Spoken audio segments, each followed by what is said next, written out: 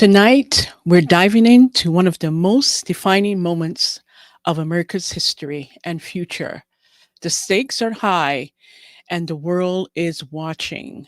Will we see a shift in leadership or a continuation of the current path? Tonight, I'm going to be joining the Patrick Beck David event, and I'm going to be streaming it here live as they have a panel of experts that's going to be giving us updates of what's happening with the election results and different expert opinions. And I want you to join me on this at this time. So let's get right into it and get this show started. All right, guys, to everyone here in the hangar and all the people at home, welcome to Valuetainment's Election Night in America. One more time, everybody, let's go.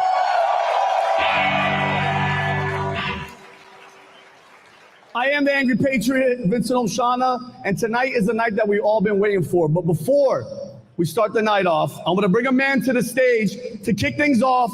He's the man behind the PBD podcast theme song, Sweet Victory, all right? And he's gonna perform it here live. You guys ready to see it live? Come on, guys, I wanna hear. Are you guys ready to see it live? Ladies and gentlemen, put your hands together right now for our main.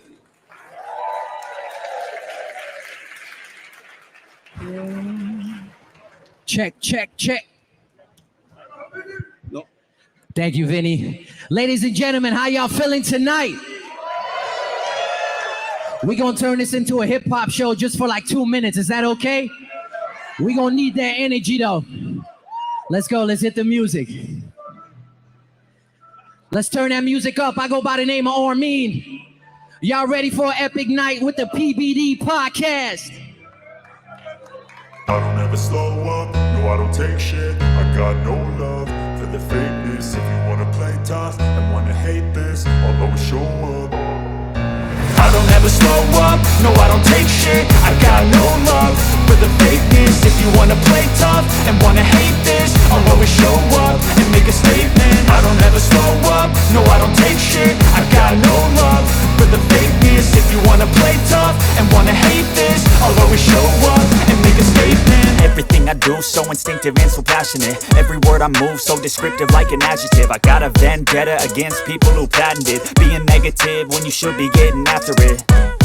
I got facts over tracks, this and that. Spitting slow, spitting fast, I could roast, I could gas. Think I'm okay at last, but I don't know if that can erase all the past. And the pettiness, a reflection of the emptiness. Hilarious, you think you're worth my time, you're delirious. Mysterious, because you hide behind a fake exterior. Inferior, you know I'll always be a bit superior. Get off of me, this ain't no humble brag. I want you to hear words, you can say them back. I want you to feel free from the chains at last, and to believe in what you got, it was built to last, yeah.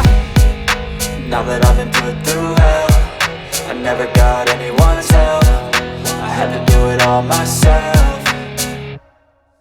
I don't ever slow up, no I don't take shit. I got no love for the fakeness. If you wanna play tough and wanna hate this, I'll always show up and make a statement. I don't ever slow up, no I don't take shit. I got no love for the fakeness. If you wanna play tough and wanna hate this, I'll always show up and make a statement. Gonna learn the consequence of being incompetent. Mental health is confidence, dreams and some honestness. I'm not here to save the day, that's for you to take away. I could play a million mind games, but instead I say something not illogical, something that is topical. Rub it on and watch it go, make yourself unstoppable. Dreams are irresponsible, but they're always possible. If you just believe, you could be so remarkable. Thoughts in my head, a collage and they spread. I'll be great one day, going off of my meds. No, I'm not giving up, no, I'm not giving in. I will make it to the top, taking off in the wind. I gotta make it, I'm saving every day to taste it. I'm patient, but my mind, it can hardly take it. I'm chasing a dream that I've had for several ages. A vacant, modern kingdom for the taking.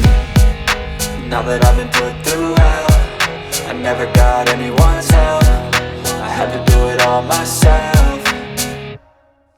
I don't ever slow up, no I don't take shit. I got no love for the fakeness. If you wanna play tough and wanna hate this, I'll always show up and make a statement. I don't ever slow up, no I don't take shit. I got no love for the fakeness. If you wanna play tough and wanna hate this, I'll always show up and make a statement. I don't ever slow up, no I don't don't take shit. I got no love for the fakeness. If you wanna play tough and wanna hate this, I'll always show up.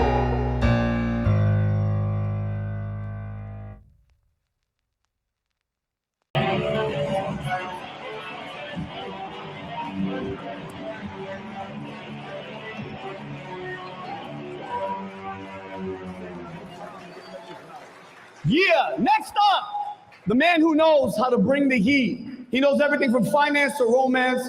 He's one of Miami's most eligible ambassadors. He went from broke and woke to rich and voting for Donald Trump. Give it up for Adam Sosnick!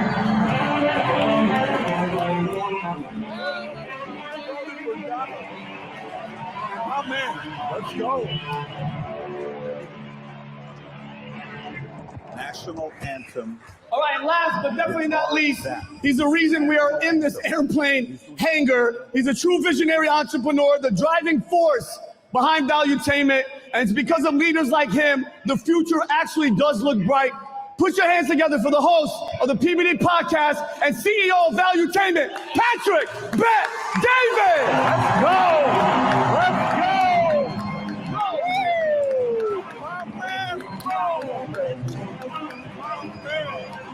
Let's go. Let's go. How you feeling? How you go? All right. Okay. By the way, first of all, can you guys hear me or no? Let me tell you, we just bought this property 6 weeks ago. We're like, why don't we just do a podcast at the other place that we have?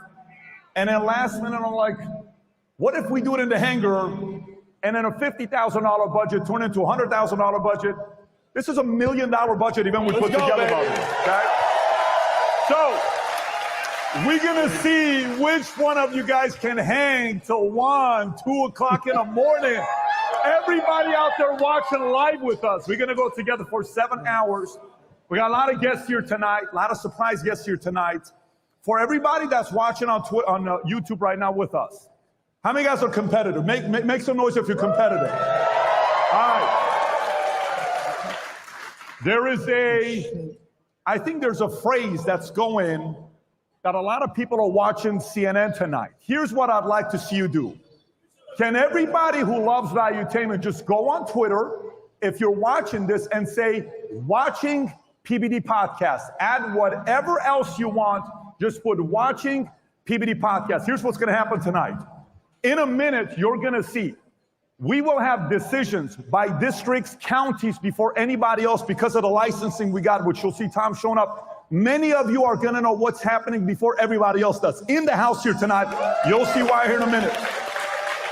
And before we get into it, you guys know how much. Make some noise if you love America, by the way. Make some noise if you love America. Oh, I love this country. Oh, I love this country. I love when Armin got up. Absolutely. Absolutely. Louder. Louder. Louder. Let everybody hear you. Yes. All right. I love Armin and we see each other. He says, Pat, what if I write you a song? I said, come and do it. What do you have? I hear the song. You got to be kidding me. Flies out. We put the song in the beginning of PBD podcast. He gets up and at the end he says, USA, USA. Fires me up. So tonight, I got a connect from a guy named Zach. He says, Pat, I would like to come and open up for you on election night. I said, Zach, what do you do, Zach? He says, watch this video. I watched the video. I give it to our crew. They're like, Pat, this guy's sick. So tonight, we're going to do the national anthem. If everybody can stand up, we're going to do the national anthem in a unique, special way. And some tells me you're going to love it. Give it up to the one and only Guitar Zach.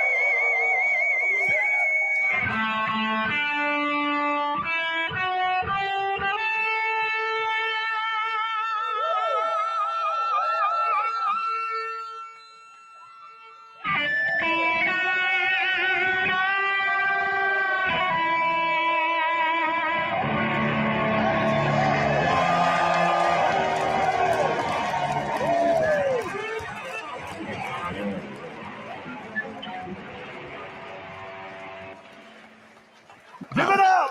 Guitar Zach. Yo. I love the voodoo child. Zach, unbelievable. What was that? Great job, buddy. Absolutely. Grab seats, everybody. Grab seats. Let's get started. Folks, to get out there, go tweet it out. Watching PBD Podcast. We got a lot of things we're going to be covering tonight.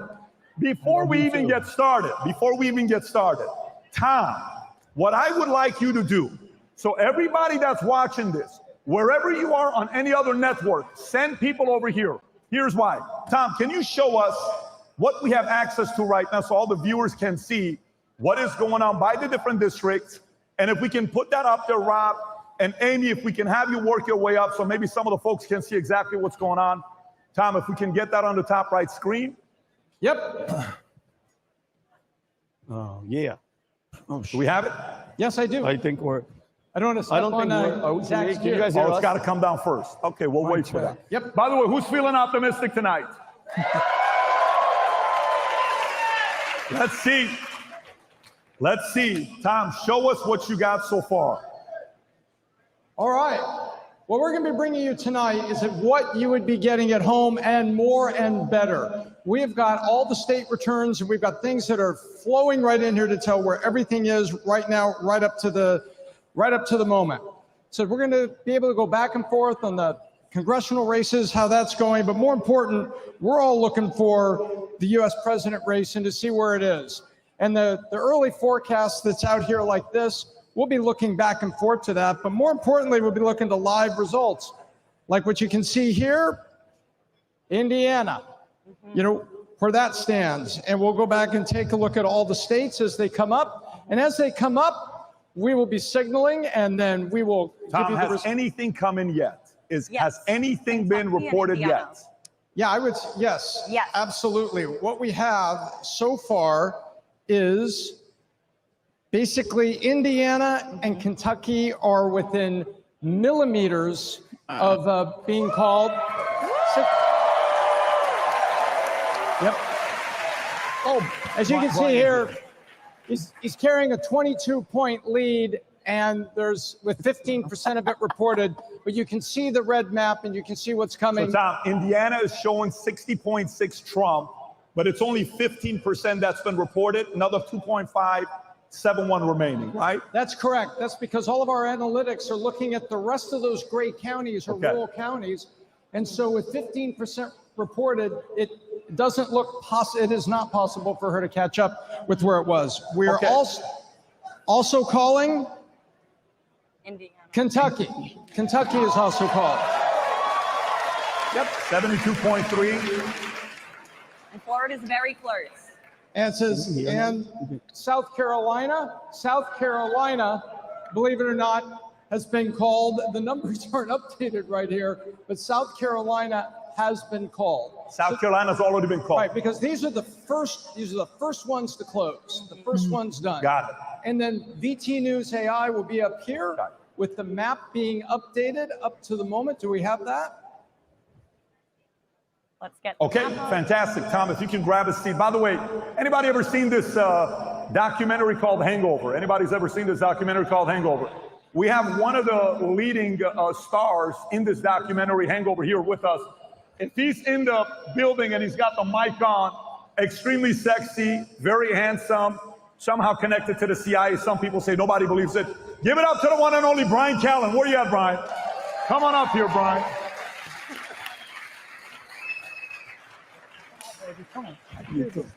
Grab a seat, grab a seat. Come around. Let me give you guys a few things that we have seen so far that I don't know how much of it you're watching closely. This is what we know so far. Let me read this to you. Okay.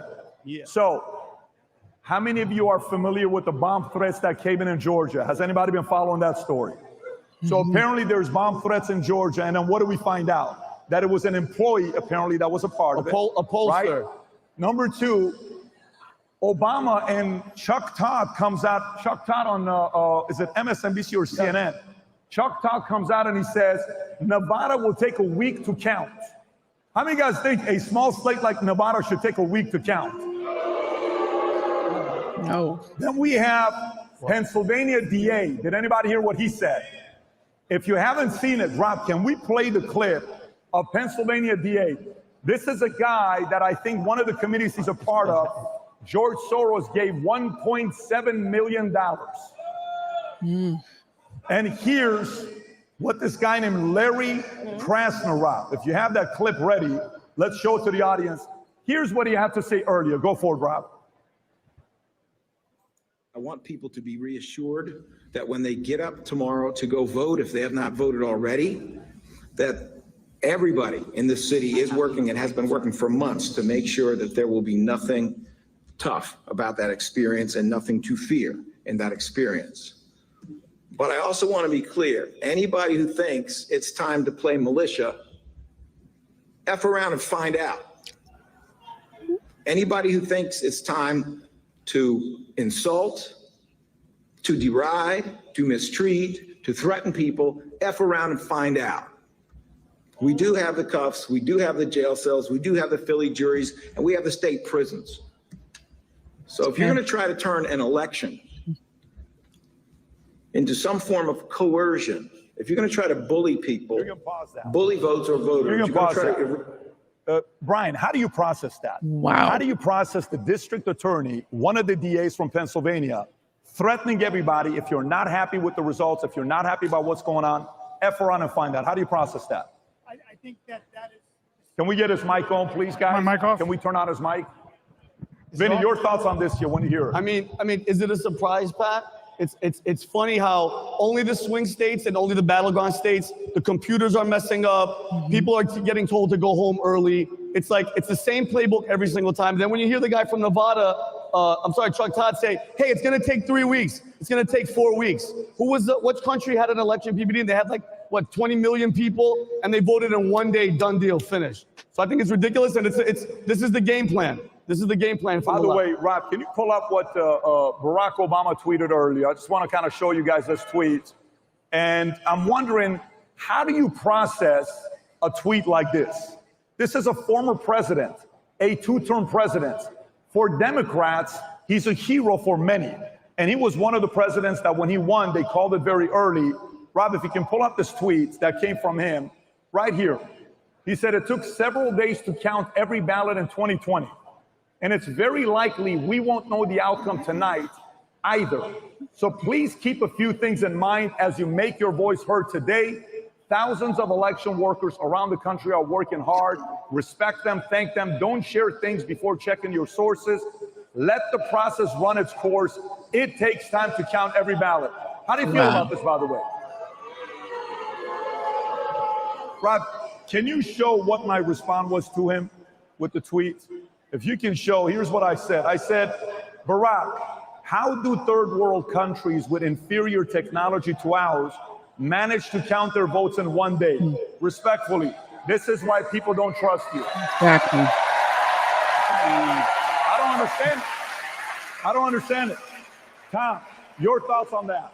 Should it take that long for the greatest country in the world to count it? Nope. I think it's obscene. It's an insult to the technology that America's built. It's an insult to the backbone of America, which has been honesty and integrity. And we've been getting it right.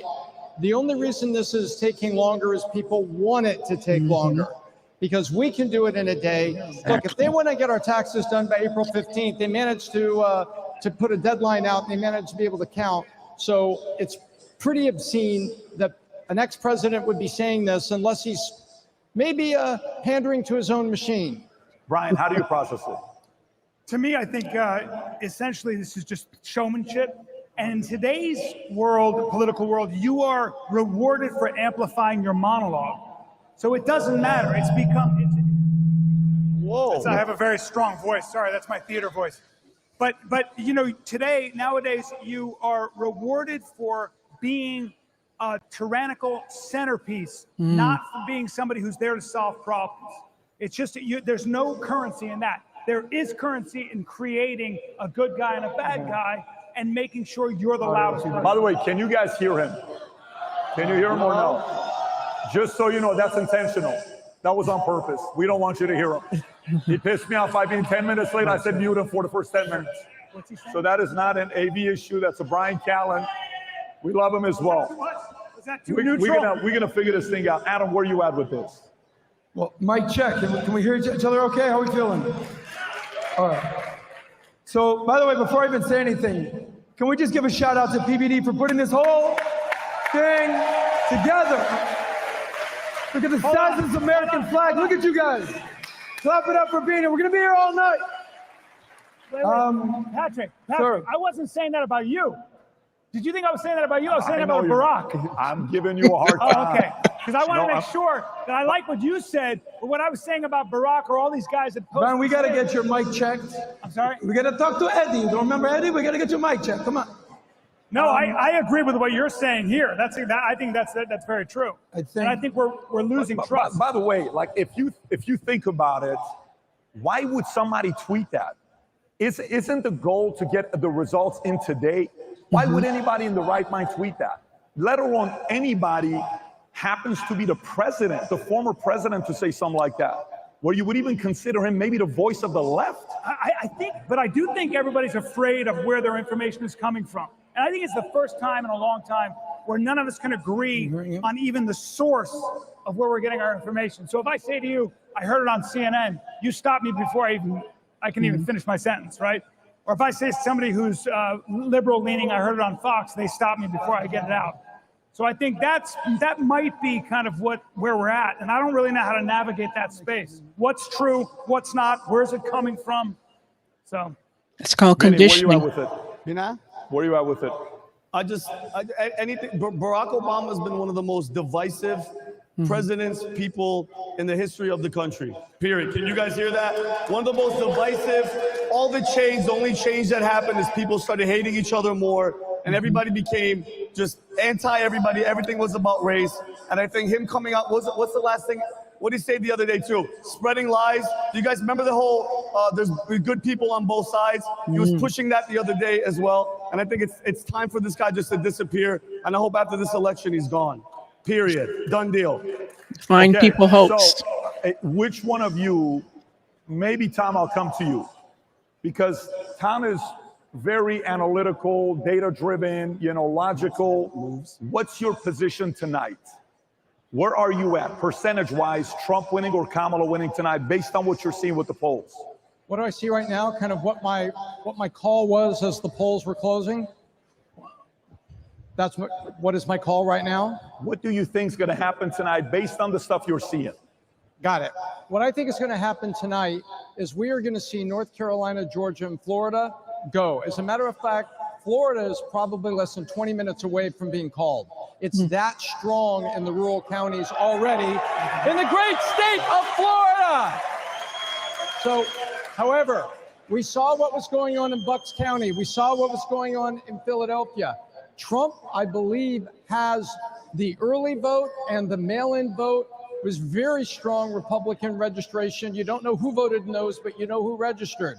And what we see here is, I believe Pennsylvania should be Trump's, but I don't trust Philadelphia and I don't trust Bucks County, because if they call Philadelphia, the mainstream media knows they're calling the race. So I look at Pennsylvania and look at the Democrat machine in Philadelphia wants to hold back that state, but I think it holds back the inevitable. That's how I see it. Adam, As far as odds tonight, what do you think is going to happen tonight? Okay. Well, we're going to call some people out real quick. Can we go back in history just a second? Sure. Okay. Audio okay out there, guys? We doing okay? Yeah. Make some noise if you're voting for Trump this time around. I know we have a huge Kamala base out there. Make some noise over at the Kamala camp. Awesome job, guys. I think in 2020, a lot of people don't understand that Joe Biden was actually the favorite. I think due to COVID and just sort of, whether you want to blame it on the media or blame it on Trump, a combination of both, the country was sort of over Trump. But it's almost like a breakup with an ex until you start dating someone else and you're like, the ex actually wasn't that bad. He might have told me the things that I was uncomfortable hearing, but he was right. You're starting to see a lot of things out there saying Trump was right. Have you seen this thing out there? Trump was right. So this time around, Vegas has Trump up 60% to 40%. Vegas has Trump up 60 to 40. So it's basically the exact same odds Biden had with Trump last year. Trump has a little bit of better odds than Kamala this year. Okay, so did you guys hear what he just said, or you want me to repeat it? Who heard what he said? Did anybody hear what he said? Okay. Vegas, by the way, just so you know, the AB team is figuring out, it's great on YouTube. You guys, they're going to figure it out in the room. Vegas odds last time in 2020 had Biden winning. Vegas odds this time has Trump winning 60-40, a bigger lead than what they had last time with Biden winning. Right. Wow. And that's Vegas. Vegas doesn't like to lose money. To kind of just, to put it in pollster terms, everybody knows the race is to 270, right? So if it's a football game, if you've ever bet on football or basketball, any sports out there, maybe I'm admitting I had a problem at one point in my life, there's something called the over-under. So Trump's over-under, if you want to place a bet, is 280, meaning they're expecting him to win by at least 10 points. Kamala's over-under is 256. So I say this all the time. I don't trust Pew. I don't trust Quinnipiac, ABC, NBC, CBS, Fox, none of it, because they have no accountability. Who has accountability is Vegas, because if they lose, if they're wrong, you know what they got to do? Pay up. So FTM, follow the money. Vegas has their money on Trump. Wow. How many of you have been following the podcast for a few years? Who's been following it for a couple years? How many of you have seen the evolution of our friend here, Adam Sosnick? Who's proud of Adam? What's happened to him the last 2 years? Can we all on three say, I'm proud of you, Adam? 1, 2, 3. They're proud of you, buddy. Thank you. They're very proud of you on what's going on. And I just posted a video on Instagram showing, I said, shh, don't tell anybody.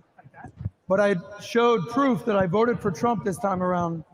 Thank you. I think what it comes down to is if you told me in 2020 that I was going to vote for Trump, I would tell you that you were crazy. Oh, I'm not going to vote for that guy. If you told me in 2024 that I was going to vote for Kamala, I would tell you that I'm crazy.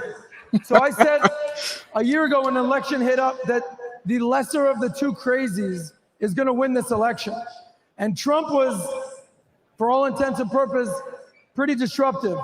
And then whatever's happened with the Democratic Party, it's unrecognizable. If you've ever voted for Clinton, or if there's older people here, JFK, the Democratic Party is completely unrecognizable.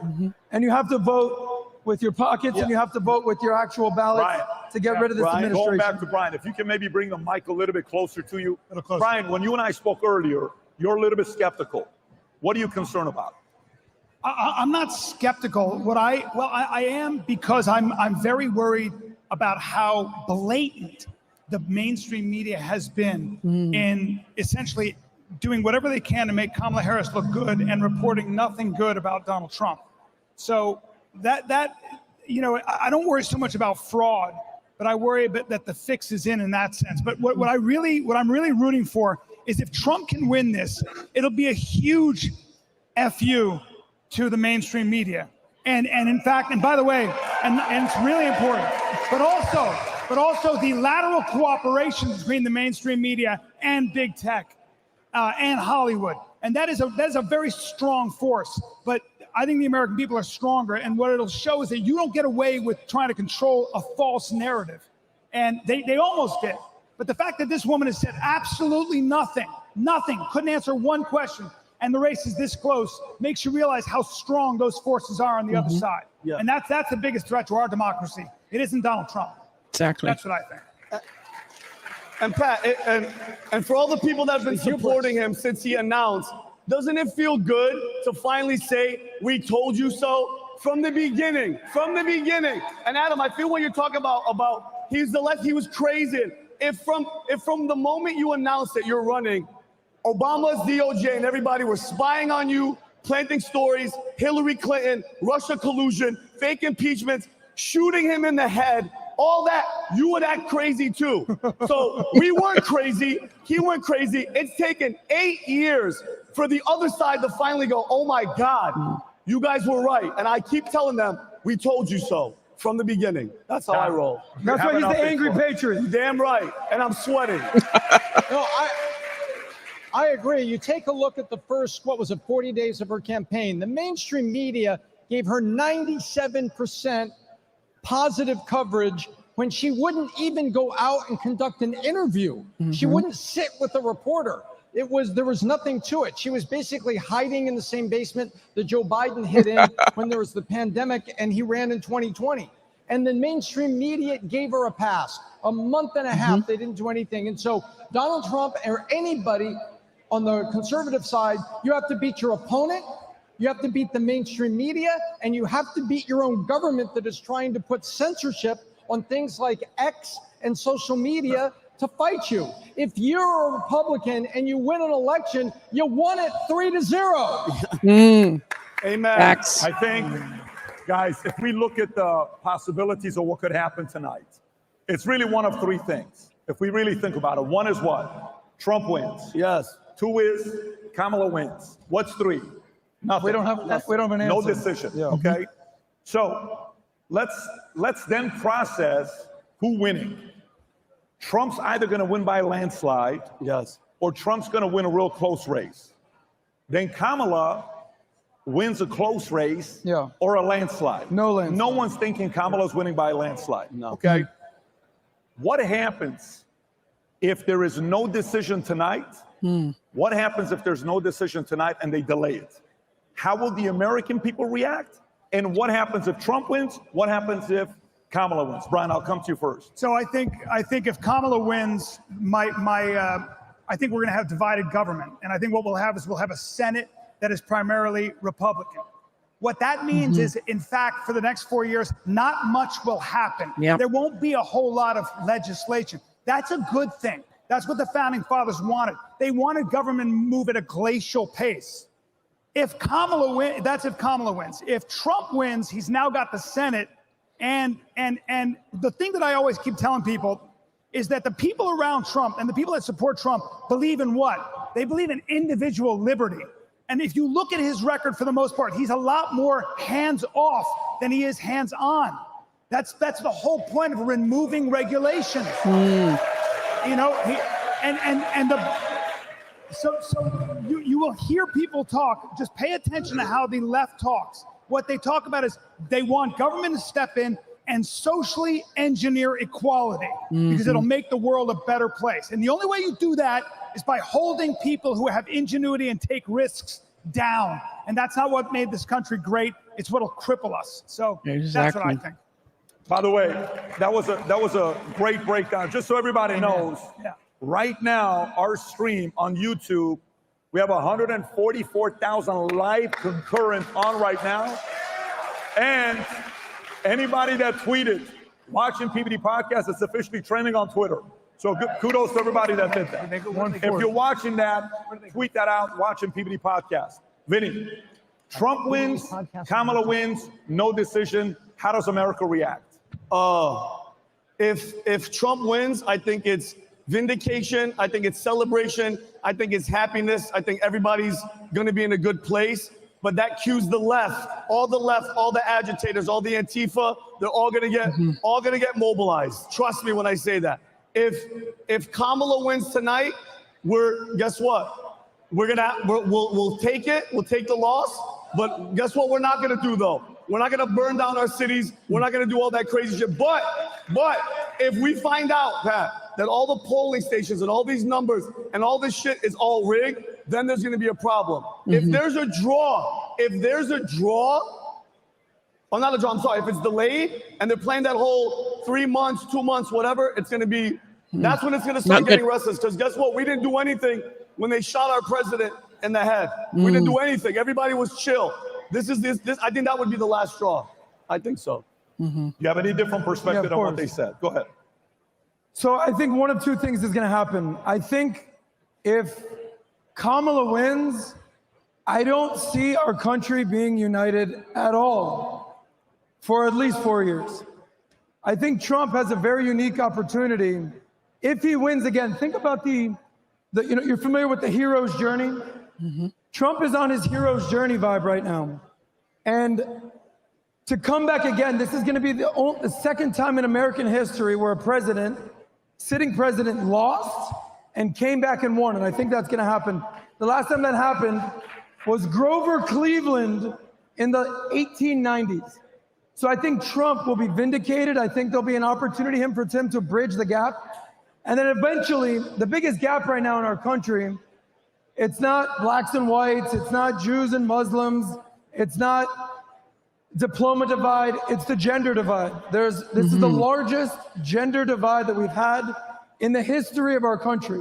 Trump is up, I think, 18 points on men, and Kamala is up 16 points in women.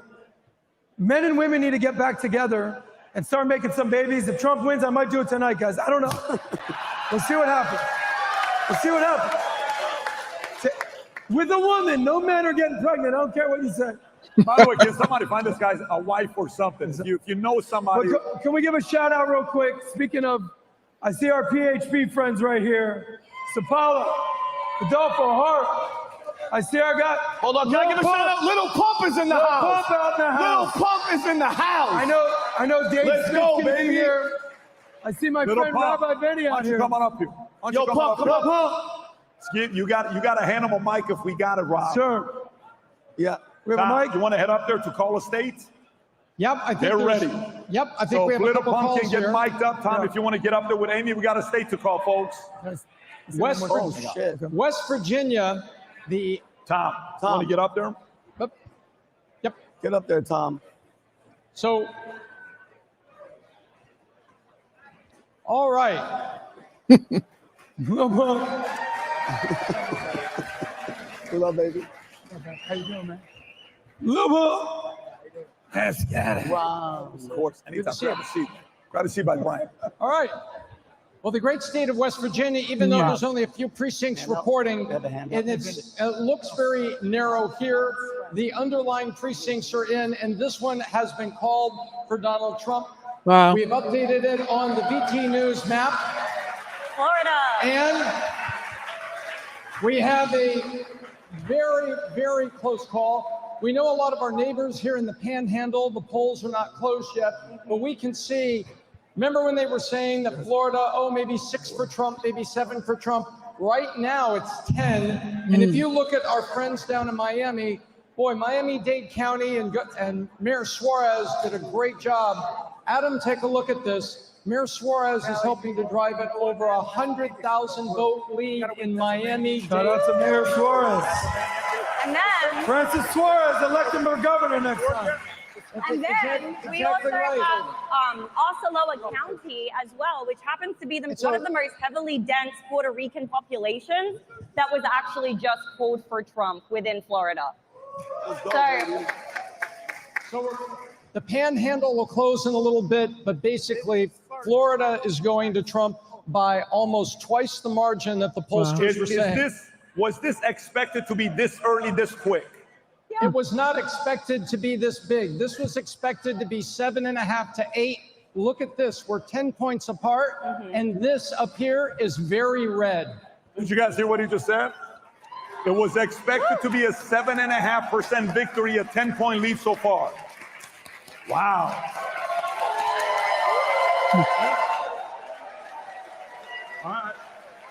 So right now, remember, this can move through the night, but right now, statistically, it's about a 64% probability right now. Remember, some very big states may be held back from being called. Did you say 64% probability of winning a state or winning the whole thing?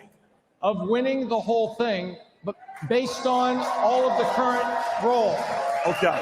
But remember, if magical things happen at midnight, that changes. If what? If magical things happen at midnight, that changes. One more there? If something those- happens by midnight. You know those vote dumps we saw in Georgia and in Philadelphia? Those are the cities we're concerned about. Okay. So what's about to be called next? Like, what are the next ones we're looking at the next hour? The next states are coming in the eastern seaboard here as we have polls are closed and we'll be able to see progress. We see here they've actually got no precincts have officially been reported by the Secretary of State in Pennsylvania. So all the states are different, but you know what? We are here in Florida with a governor that insisted that the systems work as fast as technology would allow. And you can see, Pat, Florida has already counted 62% of its votes. Pennsylvania has reported 0. Pennsylvania has reported 0. Pennsylvania has reported 0. Okay, fantastic. Thank you for that, Tom. And Amy, do we have a mic for Little Pump? Yes, he has it. Little Pump, how you doing? How you doing? I'm doing good, man. How about you? I like your three-piece suit. You look great. Thank you, sir. Thank you. So how you feeling? Why are you supportive of President Trump? Why are you supporting him? I'm supporting because he speaks the truth and he says what's on his mind and what's on everybody's mind, and we want freedom. We don't want this shit to be like one of those countries where you can't say whatever you want. We don't want censorship. We don't want none of that. And I'm gonna tell a story, to be honest. 4 years ago when I endorsed Trump, I lost 4 million followers. I lost $20 million deals. And guess what? I did not give a fuck about that because I stand on what I stand on. Did I pronounce it right? You're a very important audience because how old are you? You're 24 years old? 24 years old, yes, sir. 24 years old. Have you always been a Trump guy? And if no, when did it flip for you? I'll be honest, it probably started in 2020. I was sitting at my house and I was on my couch just chilling. I made a video. I was like, you know what? I love Donald Trump because I heard about the whole tax thing.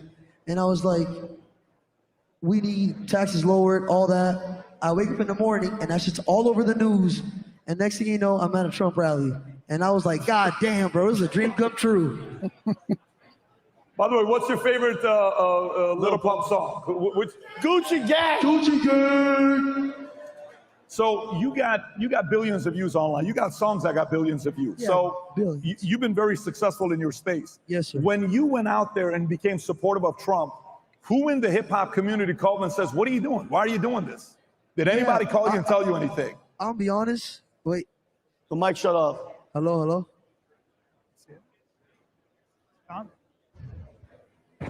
Hello. Can you guys hear him? Yeah, You hear him? Yeah. You guys hear me? Yeah. Good? All right. So yeah, what I believe in is like, everybody has their own opinion, right? So like, I have a lot of friends that stopped talking to me just because I endorse Trump and all that. And I'm like, it's our own opinion, bro. It shouldn't be nothing personal. And, you know, like, I lost a lot of shit just because of Donald Trump, but I don't care about that, bro, because I want this country to be great again. You know what's happened this 4 years. It's been shit, bro, and we want Donald Trump back in office, baby. It's great to see the different industries, different folks from different backgrounds, but they're sitting there saying, wait a minute, I'm interested in this. One of the stories, I think I got a call from Vanity Fair asking a question about, hey, what do you think about Barron Trump's strategy of helping his father with his friend Bo get on all these younger podcasts to get the younger men? What do you think about, what do they call it? The Bros podcast, something like that. They're calling it, right? What do you think about this? I said, I think Kamala should do it. Why isn't she doing it? You know, it's a strategy, right? I mean, Kamala got, what endorsement has Kamala gotten so far? J-Lo? Yes, J-Lo, Taylor Swift, which I went at her. Everybody. And they don't understand this, but they have a big following, and they're over there like endorsing this, and that's gonna ruin our country, and that's what they don't understand, and it's horrible. I mean, I love the perspective that you got the courage to get up there and say that. Make some noise, everybody. A little pump. Awesome. Thank you. So I got a question for you guys. Thank you so much, boss man. My man, appreciate you. I got a question for you guys. So in the last 90 days, let's go July 13th. A lot of different things have happened. And by the way, I'm curious to know how you would answer this yourself as well. We were talking about this earlier with the elite folks that we had lunch with. There's been a lot of different events that have happened. You got the assassination attempt. You got Elon Musk coming out and saying, I endorse Trump, and they did that live that got 1 billion views. You got Joe Rogan. You got RFK coming out and saying, I'm going to be on this side. You got Tulsi Gabbard. All of these events that has happened. What would you say is the single most important event that's tipping the election? If you were to give 3, 4, 5 lists, what would it be, Brian? What would you say? I would say, first of all, when the left talks about how Trump incites violence, the last time I checked, they tried to kill him twice. Okay, so let's put the blame where it actually belongs. But forget that. Notice who actually supports Trump and who supports Kamala. It's the people that support Trump have built something. They've spent a lifetime building a brand, building a business, creating wealth, creating a product that people want, and creating employment. And those people pay a price when they're wrong. Those people have to come into contact with objective reality. Take a look at someone like Tim Walz or the people that are supporting that, we call them the ruling elite. Do they pay a price when they're wrong? No, they don't. They make their living with their mouth. They don't make their living with their hands. They're not having to get the food out there in time. They're not having to compete. And that is a very important distinction to me. So for me, I think what resonates for me is when I look at Elon Musk, when I look at Joe Rogan, all these guys who have built something on their own, taking risks and being honest about it. That's who you should always put your sort of energy behind, because I think that's closer to the truth than the other stuff. The other side all they're good at doing is controlling a narrative none of us believe in. Is it weird when the news talks about how this is going on and this is going on, and the rest of us are living in the real world and we go, I don't see it. I don't see all the stuff they're talking about. So I just think at the end of the day, it becomes madness. All the events, everything happened, all the stuff we've heard. What are the top 5 most influential things that's going to be the tipping point of the 2024 election? 5, just off the top of my head, I think number 1, and this is no joke, and I think everybody will test, Elon Musk spending $46 billion and losing money for Twitter so we can hear everything. Because none of us would be hearing shit. You wouldn't be hearing anything. They could get away with anything if it wasn't for him, Pat. I think RFK coming to our side. I think Tulsi Gabbard coming to our side. I think the assassination attempts, plural, made people go, like the first one, they were like, oh my God. And then the second guy, people on the other side. I have liberal friends. I have liberal cousins that were like, oh my God, you're like, they're really trying to take him out. And I said, yeah, who is they? It's not a lone wolf guy. It's not some kid on a roof that all of a sudden, everybody in the Secret Service, all law enforcement, everybody, U.S. Marshals, everybody forgot how to do their job that one day. I think where's that at, Pat? 4? I don't know. I think that's it for me. That's it. But Adam, Elon's number 1. Well, I think Trump is just due. So we were at by the way, if you get the chance to roll with PBD to the World Series in a jet, when he asks you what you're up to, just be like, yeah, I'm available. So that was awesome. But I'm going somewhere with this. So Aaron Judge, who is likely to be the AL MVP, he was doing horrible the first 4 games, right? Like, what was his batting average? He was batting .93 and we said, you know what? He's going to hit a home run tonight. And he did. Why? Because he was due. I think if you look at Trump, just overall, guys, I don't know if you know this, Trump hasn't won an election since 2016. Now you might say, well, what happened, this and that. He won in 2016. They lost the midterms in 2018. They lost, allegedly, the election in 2020. They lost the midterms when there was supposed to be a red wave 2 years ago. We know that, right? The Dobbs decision. I think Trump is just due. There's also something else that I think that nobody's has brought up, and it's kind of out of left field. And it's this guy called Dylan Mulvaney. And when this guy... By the way, a fun fact, I think I need to tell him. I don't know a lot of people. I don't want to tell him. It's a little embarrassing. Tell him, Pat. Tell him. It's okay. I don't know a lot of people who in their cubicle have a small little poster of Dylan Mulvaney. Adam does.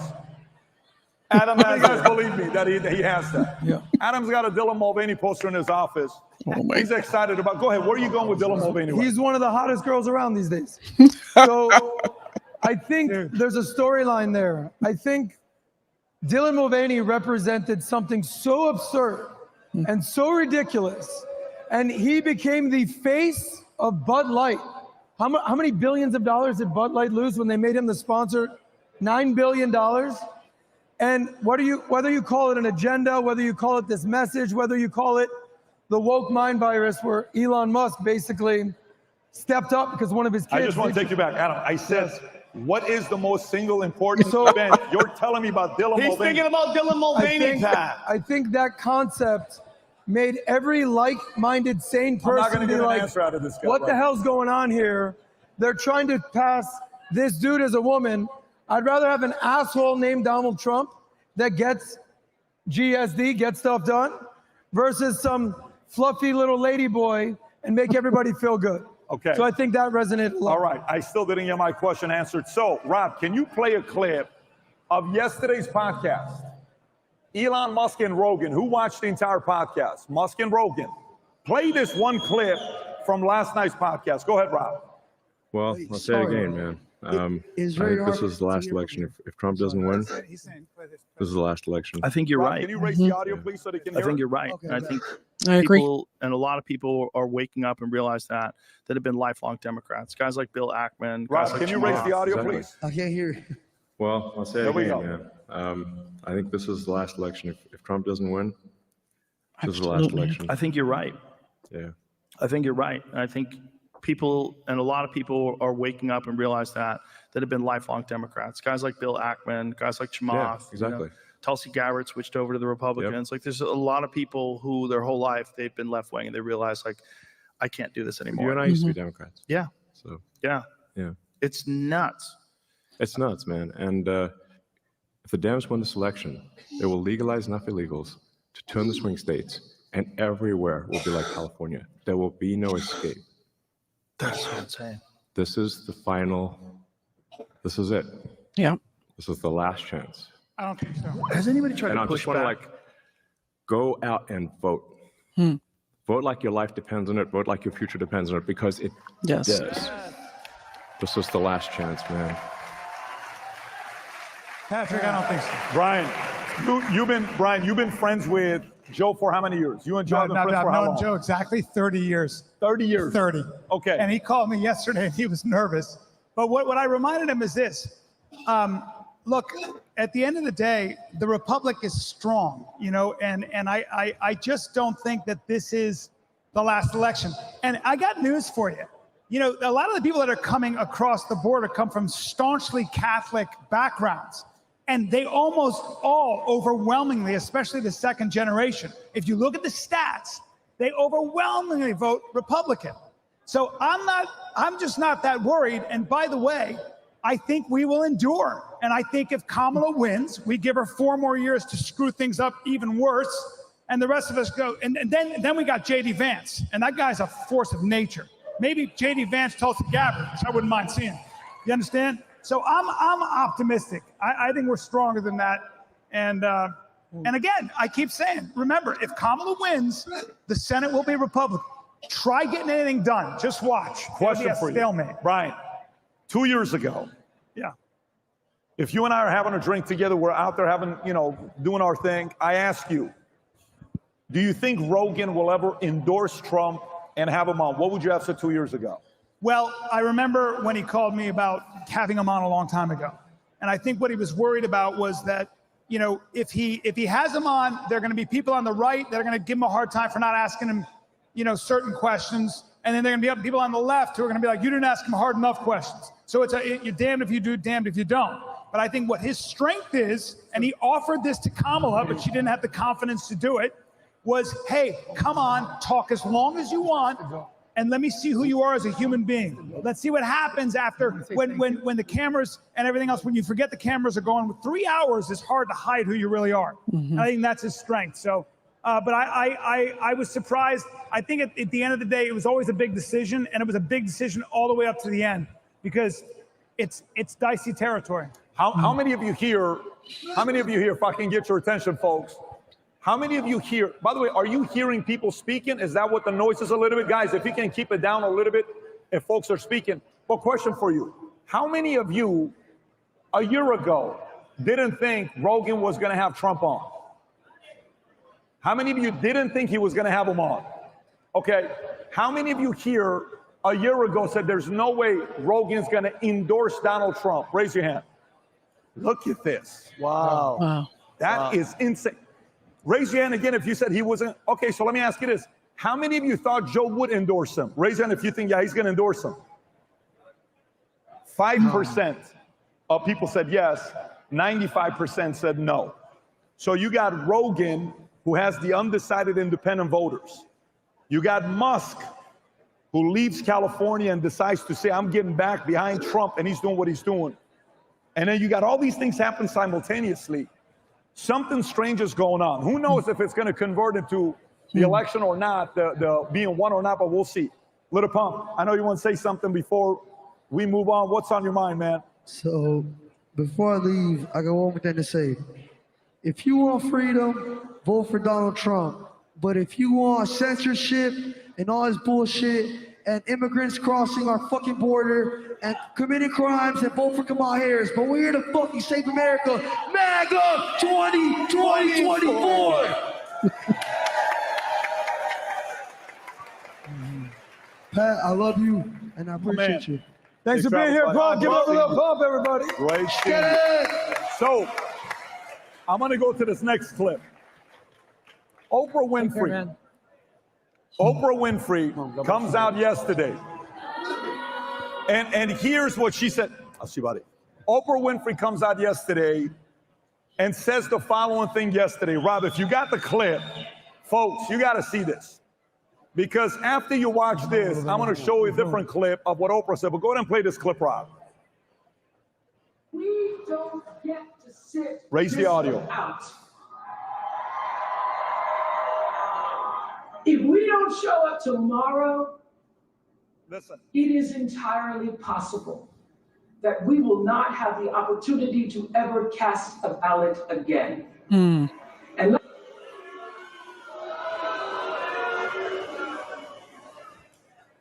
by the way, this is the same person that said this to Trump nearly 40 years ago. Go ahead, Rob. This sounds like political presidential talk to me. And I know people have talked to you about whether or not you want to run. Would you ever? Probably not.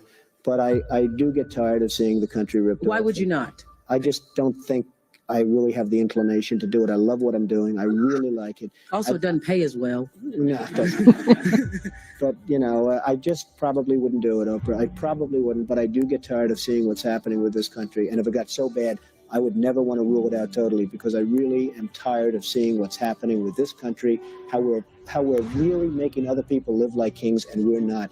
You've said, though, that if you did run for president, you believe you'd win. Well, I don't know. I think I'd win. I tell you what, I wouldn't go in to lose. I've never gone in to lose in my life. And if I did decide to do it, I think I'd be inclined. I would say that I would have a hell of a chance of winning, because I think people, I don't know how your audience is, but I think people are tired of seeing the United States ripped off. I can't promise you everything, but I can tell you one thing. This country would make one hell of a lot of money from those people that for 25 years have taken advantage. It wouldn't be the way it's been, believe me. By the way, you know what's funny? Do you know the story is that at that time, it was supposed to be Trump running for office with Oprah Winfrey as his VP. Really? That's kind of how the story was about. And how do you go from that, being a good friend, to saying if he gets elected, what's the level of Oprah Winfrey to be able to influence any votes today? Do you think she's able to flip, or does she get the same audience that listens to her? I think Americans are more and more I think a celebrity endorsement can be a liability. Most Americans realize that someone like that is so out of touch, has zero in common with anybody. So when was the last time she flew commercially? Really? Like you're going to take your cues from somebody like that? So I think it's just incredibly condescending. And it's very interesting to me that the left has always tried to garner as much support from celebrities that are totally out of touch. I mean, I think it's actually, I think it really does work against them. It really does. I mean, Okay, so let me ask you this. If Oprah doesn't work for you, how about J-Lo crying? No. Anybody saw J-Lo crying? Yeah. Does J-Lo crying influence you? I mean, she's in pain, guys. She's emotional. Rob, if you have a clip of J-Lo crying. I might get emotional. I don't want you to. I just. Don't be fooled by the rocks that she's got, but play the clip, Rock. Go ahead. She looks good. She's scared about Diddy. I promised myself I wouldn't get emotional, but you know what? You know what? We should be emotional. We should be upset. We should be scared and outraged. We should. Our pain matters. We matter. You matter. Your voice and your vote matters. And look, don't be afraid to make people around you uncomfortable. Invite people around you to be the change, to go out there and vote. Nobody likes having tough conversations or talking about politics, but trust me, I've been in some of these rooms. I see the way power works in this country. They love it when you do nothing, okay? A non-vote is an agreement. It just makes it easier for them to do whatever they want, whatever serves them. And this election is about your life. It's about you and me and my kids and your kids. Don't make it easy. Make them pay attention to you. That's your power. That's your power. Your vote is your Rob, if you want to pause it. Do you believe her? Nope. No, not at all. Do you believe what she's saying? Do you get the reaction that she's being genuine, or do you think she's just reading a teleprompter? Mm-hmm. Vinny, what do you think? What do you think people are reacting when J-Lo talks to what she does? By the way, am I the only one that just sees somebody that had, is it just me, or that once Diddy's list and everything came out, everybody that was talking with Diddy, you know what that sounded like to me? When will we know? I know Diddy has probably footage of me doing God knows what, and I was involved with a lot. Please vote for Kamala, because they'll probably protect me when shit hits the fan. That's what it is, bro. And yeah, you guys ready for a fact? You guys ready for this? Donald Trump was endorsed by RFK, Tulsi Gabbard, Elon Musk, Joe Rogan, Tucker, Dr. Phil, Buzz Aldrin, everybody. And guess what Kamala got? The Diddy list. Period. That's the Diddy list. Usher, remember Usher? Usher was like, Usher was on The View and he was like, I don't get into the politics thing. He probably got a phone call and he came out in a robe dress and he was like, vote for Kamala, please. It's a joke. It's a joke. I don't trust any of them. Tom, period. Do you have an update for us? Yes, we do. There's a whole set of updates and a couple of key Good in one. progress. Get up there. Right. Get up, hey, give it up for Tom.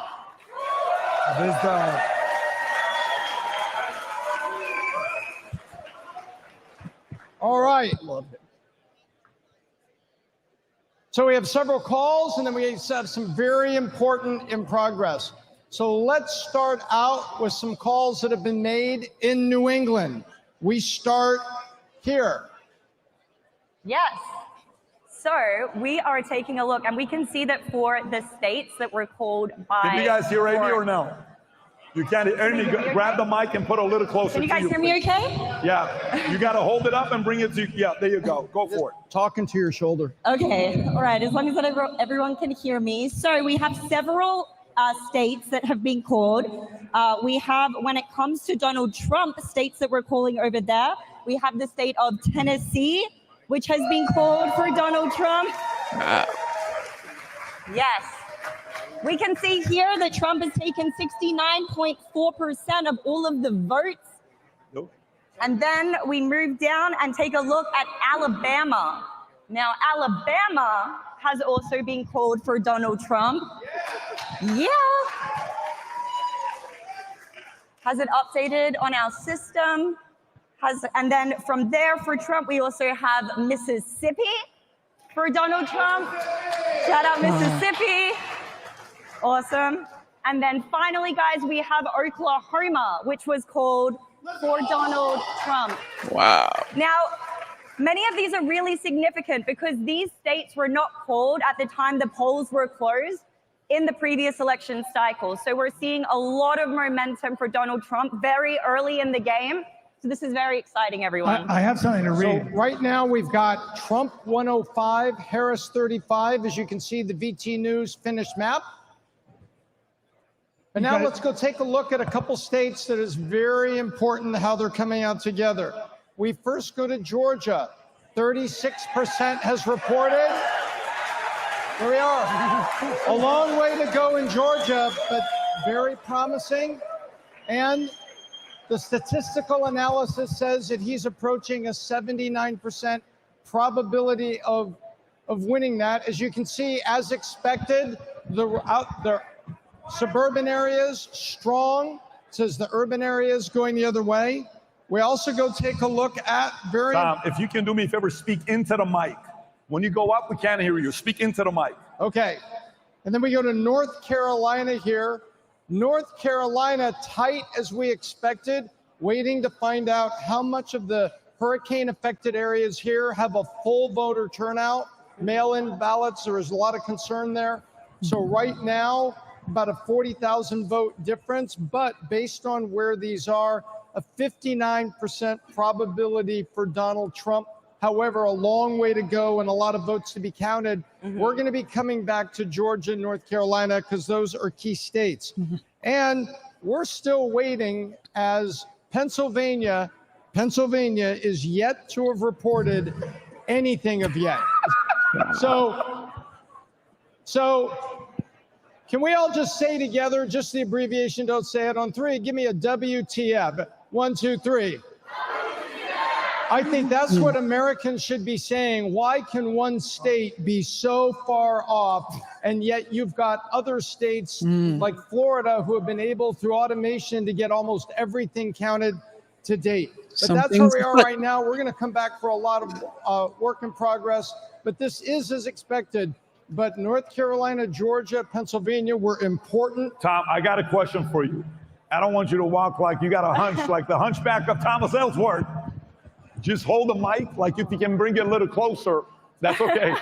At what point, which states, if he wins, which 2 or 3 battleground states you could say it's over with? Pennsylvania is a huge one. Pennsylvania and North Carolina. Pennsylvania and who? And North Carolina. And North Carolina, but also Wisconsin. I'll read you something that Clay Travis just tweeted. Listen to this. Trump just flipped the gambling odds in Wisconsin. He's now favored to win 6 of the 7 swing states in gambling markets. Keep voting, pour on more steam, and sprint through the finish line. Damn. When the gambling odds are that strong, that's interesting. Holy moly. Good. Awesome. Good. Yes. Thank you, Tom. Thank you, Tom.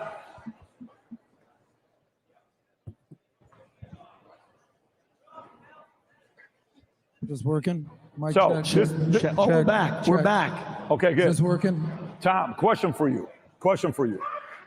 A lot of people, how many of you, when you're talking to your friends and family, a lot of the people that are your, folks you work with, or maybe they want to support Trump, they're like, look, I'm convinced there's going to be cheating. I'm convinced this is going to be stolen. How many of you have friends that believe that? Raise your hand if you believe. Okay. How effective is it when you hear these stats that Laura Trump and others have hired 5,000 lawyers to make sure everyone is being held accountable? Do you think their administration has done a good job preparing lawyers to protect anything that could happen that's illegal? Yeah, Tom, take mine. No, I think that's good and prudent, right? When the Chinese start lining up ships and Air Force bases right near Taiwan, you take them serious. What we have seen is something we need to take serious, and I think getting those lawyers ready to challenge things, we have to be ready. It's almost like to have a fair election, you have to show that you are going to act swiftly and strongly to make sure it's fair. It's almost like, in defense, that the best defense of a country is to show strength and willingness to take the step. And I think having the lawyers ready tells the other side, we're watching, we want fair elections, and we're going to protect it. We talked about it earlier today. Ronna McDaniel getting out and Laura Trump taking over. Because if Ronna McDaniel was in, no lawyers, no nothing. She's in the establishment. I think him appointing getting Laura Trump in there is absolutely fantastic. And again, I'll keep going back to X. You wouldn't be seeing any of these videos of people complaining and people saying they're closing the lines, we can't leave. People bringing camera phones and showing I'm hitting Trump and it's hitting Kamala's name on these voting machines. So I think one of the biggest moves was getting Laura Trump in there because she means business and she's not playing games, and that's what I like. You know, a story that nobody's talking about, something that's really interesting is I think what's going to happen is if you look at how the mainstream media is behaving, they are very, very worried. The money starts talking because people, so let me give you an example. Let me give you a stat. Washington Post over the past 4 years has lost half its readership. They lost $70 million last year. Jeff Bezos owns the Washington Post. He bought it for his daughter. That's why he's saying, hey guys, nobody is reading your articles because nobody trusts you. And the New York Times, you know why the New York Times, the great New York Times, you know why they make money? They're crossword puzzles. Nobody is reading their stories either. Maybe a couple pockets on the coasts.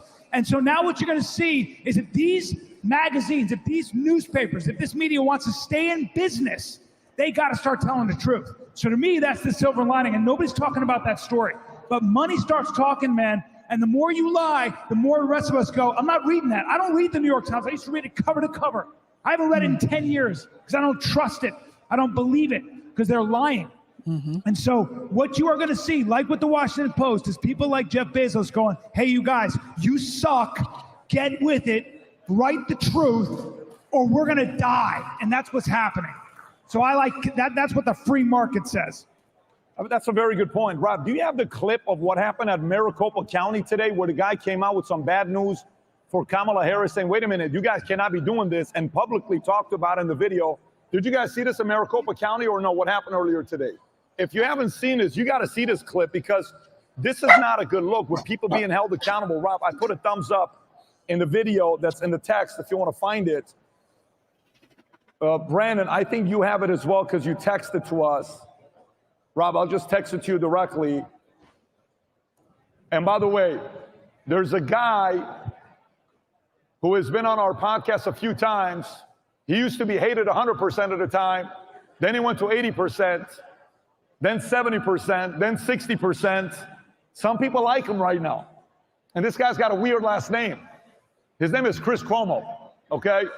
He may join us in a few minutes. Let's see what he has to say. Hang tight. While we're getting him ready, I want you to watch this video. Go ahead, Rob. This is Maricopa County. Let me say it to you before he says it. Maricopa County officials just announced bad news for Kamala Harris and the Democrats yesterday. Go ahead, Rob. Show this clip. Of those approximately 1.4 million ballot packets, we have sent approximately 27,000 to curing so far. Now, what curing is that's the process by which we attempt to contact the voter if we cannot match the signature. We have cured about 15,000 so far out of that 27,000. We have until 5 calendar days after Election Day in order to cure as many of those as we can. Of those approximately 1.4 million ballot packets, we have sent approximately 27,000 to curing so far. Now, what curing is that's the process by which we attempt to contact the voter if we cannot match the signature. We have cured about 15,000 so far out of that 27,000. We have until 5 calendar days after Election Day in order to cure as many of those as we can. By the way, Tom, to the person that doesn't know what this means, what did he just say? We've cured. What does that mean to the average person? Well, to say he's curing means something is sick. And what was sick is they received a bunch of mail-in ballots. There were some signatures that they could not identify or that were improperly filled out. So they actually, in Arizona, make phone calls over a 5-day period to try to reach the voter. Did you vote here and drop this off? I'm trying to get your name and your signature to line up, and the ballot was not correctly signed. If they can contact it, then they say that sick ballot is cured and it goes in the stack to be counted. So is this bad news for them when something like this happened in Maricopa County that said we probably need 10 to 12 days to count everything? I think Maricopa had those lawsuits with Kerry Lake last time, and so they're doing the right thing and being transparent, That's saying good. we have a problem. Well, that's great to see that. When you're seeing that, all we want, if you ask the average person what they're looking for, the average person just wants a fair election. If we have a fair election, there's not a lot to be worried about. Just tell me, please. Were you going to say something? Yeah, can I see an image of that guy one more time, please? I don't know who he is. I don't know what he represents. It was hard to hear, but I'm questioning his decision-making ability. Just shave it off, bro. That hair, his hair was caught on fire. I don't know if you're left. I don't know if you're right. I know that. What I do know, Ryan Callen, is the one thing I hear of Maricopa County. Looks like I got better hair than that guy does. Prince from Britain. Yeah, he's Isn't that guy's hair like that? Henry's cousin. Is that hair? See what you're trying to. We have a lot of beautiful bald people here. Rob Gargiu. I see Siamak over here. See a guy just embrace it. Jason Statham. I don't know what he's saying. What I do know is Maricopa County. Is that the same county in Arizona where there was the Sheriff Joe Arpaio? This county seems to be a lot of nonsensical things going on. Callen, have you been following this for a while? Probably, yeah. Probably. But it's a very important county. So they say as Maricopa County goes, so goes the state. So it's a very important county. There's another guy in Arizona. I don't know if he's joining us. I don't want to, but there's a guy who maybe could take care of a few things. Which guy from Arizona? By the way, do we have pictures up there? If they're here or not? Okay. Do we have a couple of our friends ready to come up, Rob? Yeah. Can we get Ricardo Aguilar to work his way up to the stage here, all the way from Bakersfield? Ricky, if you can work your way up as well as. What happened? Ricky's coming up. Ricky, work your way up to the stage. Still awake? And if we can have Jorge Masvidal. Jorge, if you're here. One of the greats. One of the great fighters. Get Jorge. Jorge Masvidal, Adam, baby. if you can give him the mic, and Tom, if you can give him the mic, let's have Ricky make some noise for Jorge Masvidal. Ricky Aguilar. Jorge Masvidal, give it up. Give it up. That's a rare human being right there. Look at that. Wherever you want. You sit where you want, bro. What is this? Look at that. How you doing, man? Look at that. I'm producing estrogen. I'm producing estrogen as I stare at him. So, Ricky, I'll come to you first.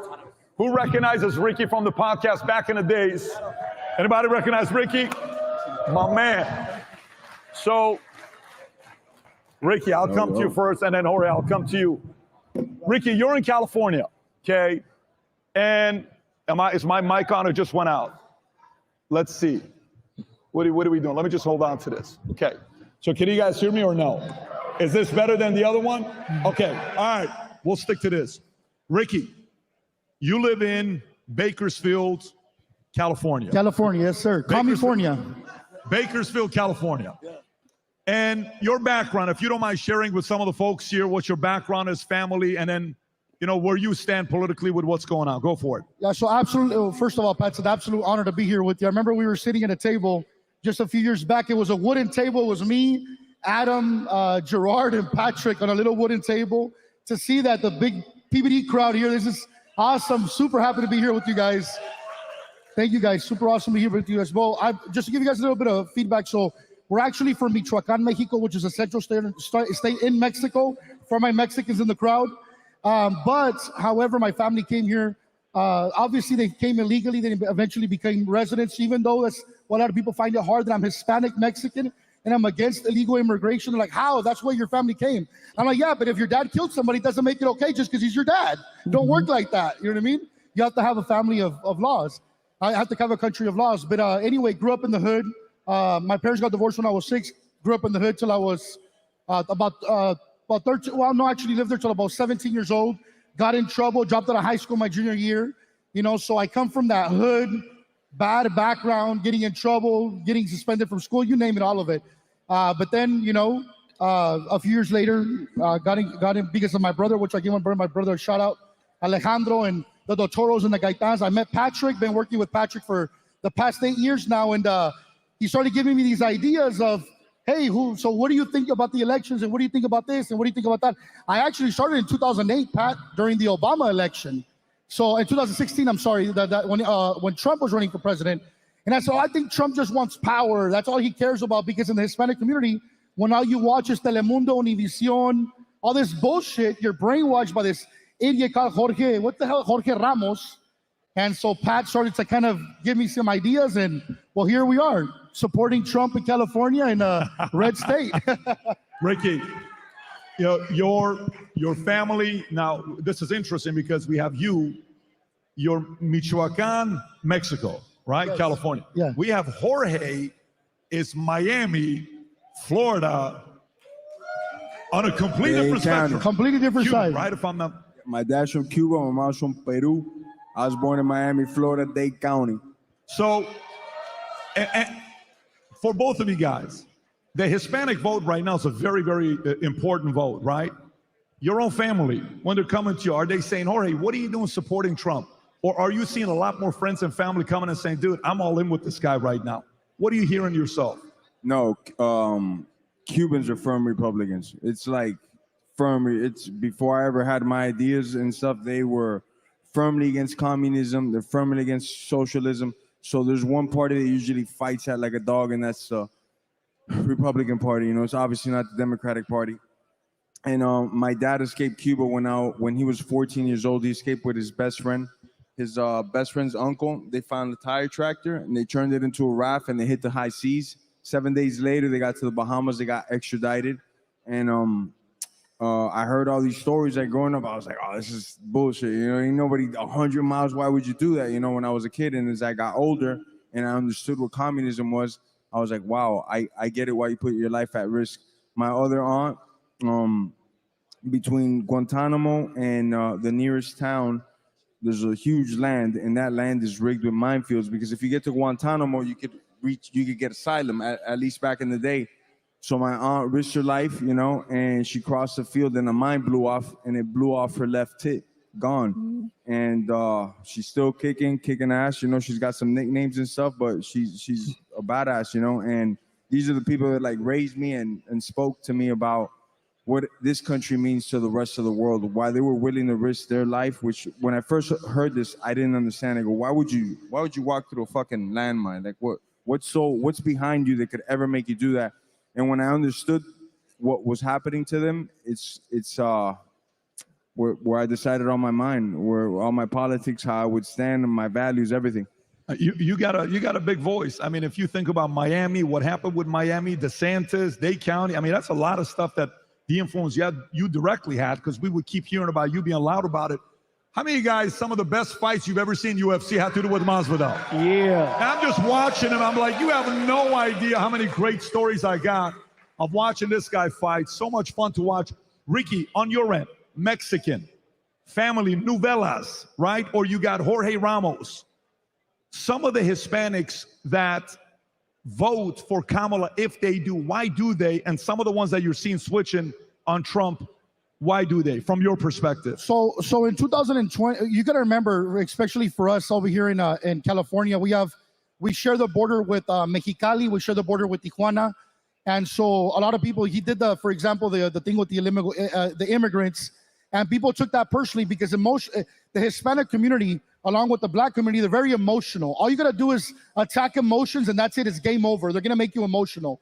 And that's what Jorge Ramos did. What a lot of people don't know is that his daughter, Paola Ramos, was actually part of Hillary Clinton's campaign when she was running for president. So obviously he wanted to support that because he wanted more access to the White House, things that the normal Hispanic sitting at home would never know. And so anyway, but now in 2020, a lot of them were voting Democrat. But I'm very proud to say, Pat, that to my friends back home and to all my friends, even people that follow me on social media, and they're sending me messages, hey, I'm voting for Trump. Hey, bro, in 2020, I thought you were crazy. But you know what? The past 4 years have been a shit show, and we're tired of it. So they're making flags. Trump 2024, no more bullshit. So that's where we're at right now. And amen. And just to bring this up, I was FaceTiming my wife earlier, and she got emotional. And she says, babe, when you're up there, don't forget that you're representing all those Hispanics that are tired of the bullshit, that came to live the American dream, that want things to be done right, that even though Mexico is our home country, this is first, America first. You're representing America first. And that's what we stand for. So just like George, hey, we're Hispanics and we're willing to take the bullet. Screw it. You know, F it. We'll take the bullet. Call us whatever you want to call us. But little by little, we know that eventually the blindfold will come off and that you're going to see what's happening. So again, we're having a great turnout with a lot of the people. However, there's still about the emotional. A lot of the Jorge Ramos, he went down a little bit, but there's still people with the Kamala and how can you stand behind somebody that wants to take away birthright citizenship and whatnot? What they failed to forget was that Obama deported more illegal immigrants than any other president in history. What they forget is that he put the cages out there that they blamed Trump for in 2014. What they forget also is that Obama had Congress, had the Senate, had the House. He could have gave residency to the DACA recipients and chose not to do it. So don't ever forget that. Obama had the power to do it all, and he did nothing for you. And here you are begging for citizenship again, and they're not going to give it to you. They just play to the emotional tonality. That's Ricky. Do we have Michael Chandler in here? If we can get Michael Chandler to work his way up, and I want to get a couple other people to come back next. Jorge, I'm going to come to you here right after this. Who would like to hear from a couple former mobsters to see what the world of politics looked like for them in the 80s? Maybe a Sammy DeBull Carvano and a Michael Francis. They're somewhere around here. We're going to have them come up here in a minute. Mike, if you can come up. Adam, if you can give your seat up to Mike. Jorge, I'll come to you. Why are you a supporter of Donald Trump? Why do you like Donald Trump so much? 2015, 16, I started seeing him do his thing, and he said one thing right in the beginning that caught my eye, and that was he said nobody was in his pockets. He said he was in all these politicians' pockets. He got him to do whatever he wanted to do, and nobody was ever in his pocket. He paid everybody off. So he was coming into the game with his own ideas, his own thoughts, and nobody could buy him. When I heard that, I was like, this is a man that if he says what he's going to do, it's going to be the best thing for us. There's no secret corporations behind him. There's no foreign governments backing him up. This is one person with his own thoughts, and he loves America, you know. So that's since how long I've been rocking with Trump, man. I love this guy. And by the way, you know, can you imagine if somebody trying to tell Jorge, don't vote for Trump? I wonder, like Jorge's gonna say. Do you guys see that one clip when Tyson's like, "What are you gonna do about it?" Rob, do you have that one clip where the guy is like, "Listen, Mike. I mean, I'm not gonna do nothing about it. I just don't know if I, support your decision to want to vote for Trump." Rob, if you got the clip, pull that up. Meanwhile, we have. Is this it? Go ahead, watch this, folks. Here's another one of those BMFs in the world. Go ahead, Rob. I'm voting for Trump. So what somebody's going to do about it? I don't think anybody, I'm going to disagree with you. So what? What are you going to do?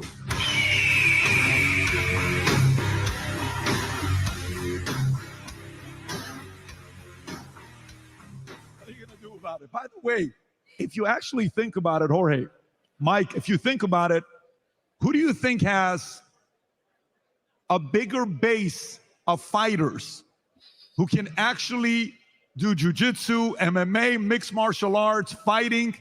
Kamala Harris or Donald Trump? Who do you think's got a bigger camp of fighters? Trump. Mike. Yes. Before we even talk politics, I got a selfish question for you.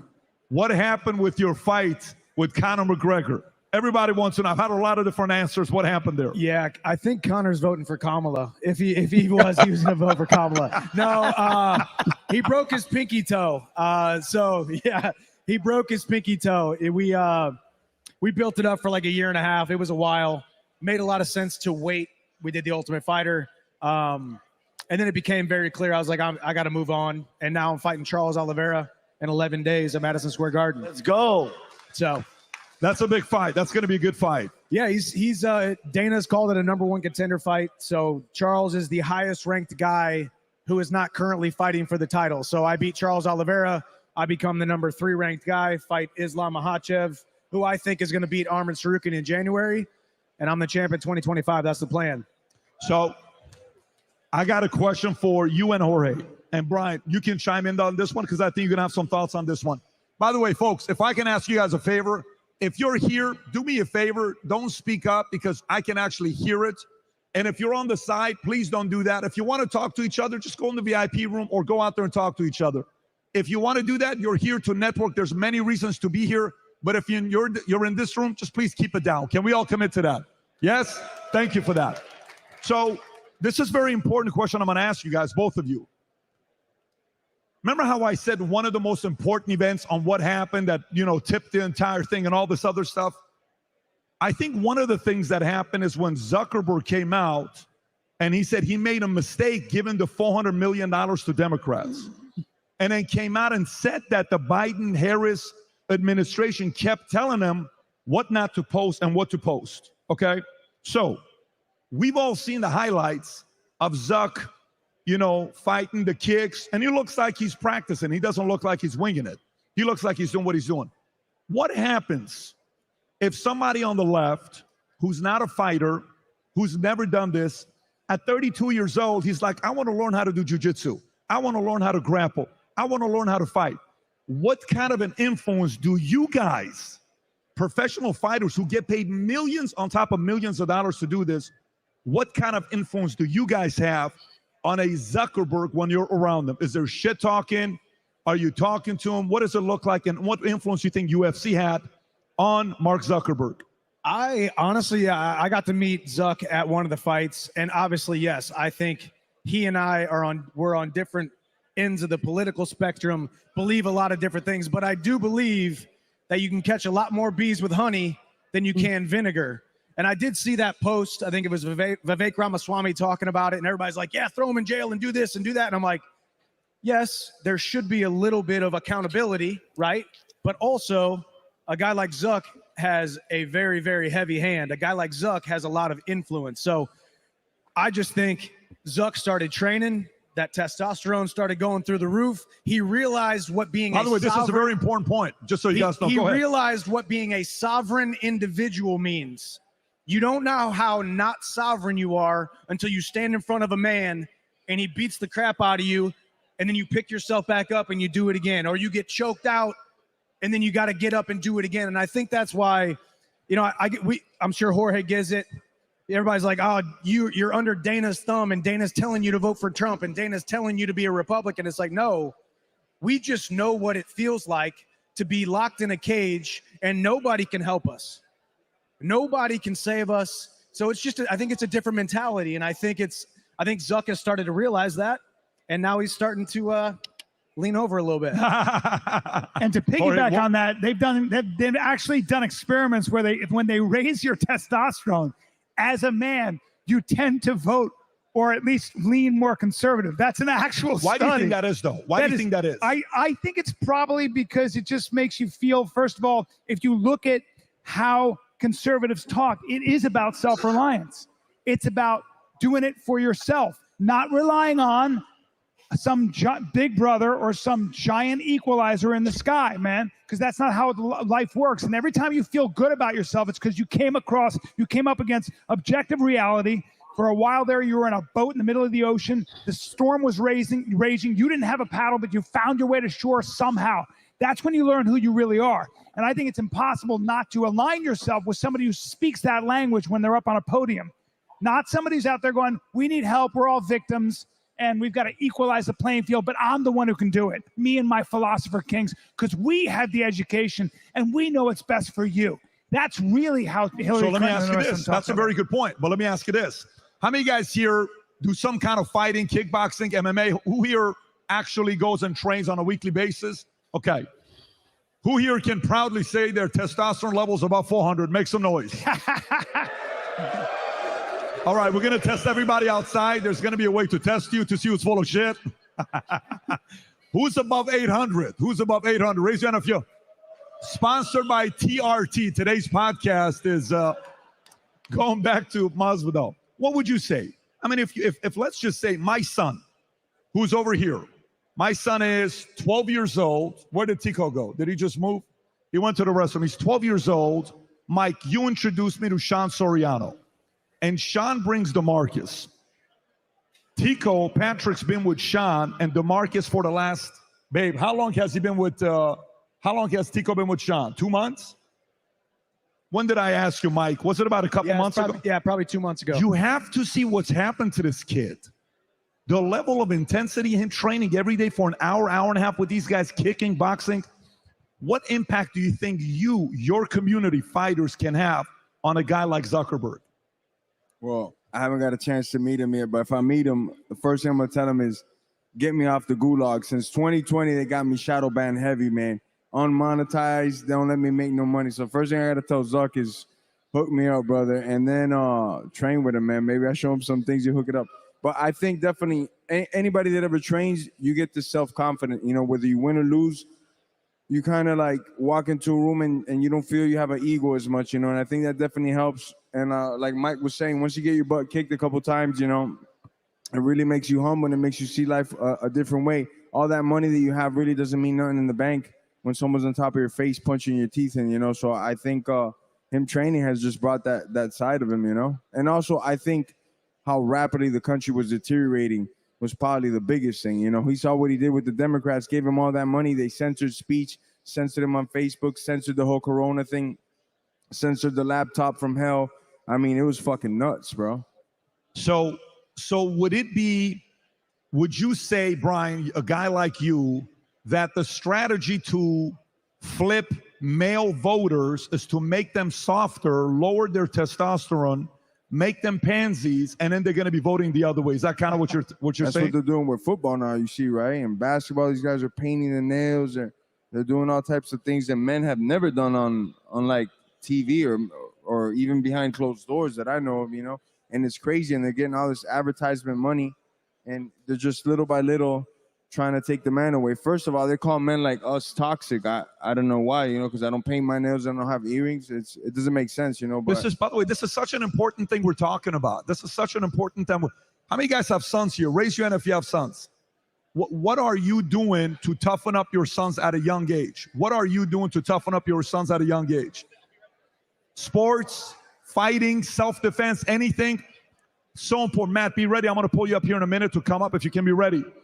Rob, if you can pull up this clip. Who loves RFK's Make America Healthy Again campaign? There is a clip, I believe it's from September, Rob, that you're telling me. The clip from September of RFK talking about fluoride. If you don't mind playing this clip for the audience to see it, if you can raise the audio really loud, that'd be great. Go for it. And on day one, we're going to declare an emergency like we did in COVID. But it's going to be a chronic disease emergency, and we're going to get the fluoride out of the water. We're going to get the chemicals out of the food. We're going to get the chemtrails out, the chemicals out of the chemtrails, and there's 1,000 ingredients in our food that are banned in Europe. And we're going to get rid of all those chemicals. And I know how to do it. And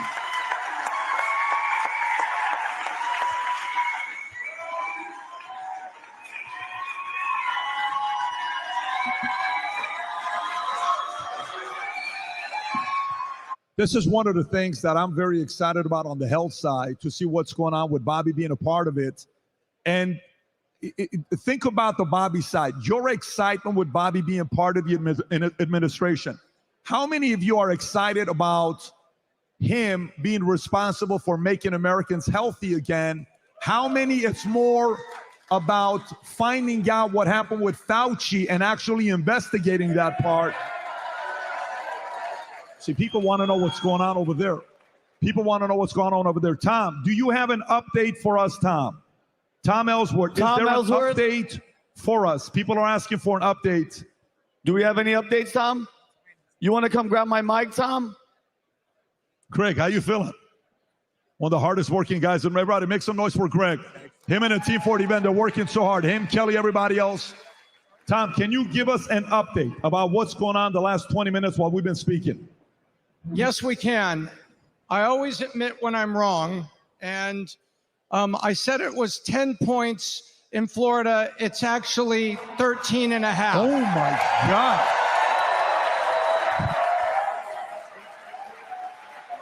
Wow. Tom, that's not 13, that's 14. That's 14.4. Yep, and by the way, let's take a look. What percent has reported? 99%. Under the leadership of Governor DeSantis and our Secretary of State, they have delivered to us not only safe elections, but they've delivered to us results at 99% within 2 hours of our polls closing. Why can't the other 49 states do that?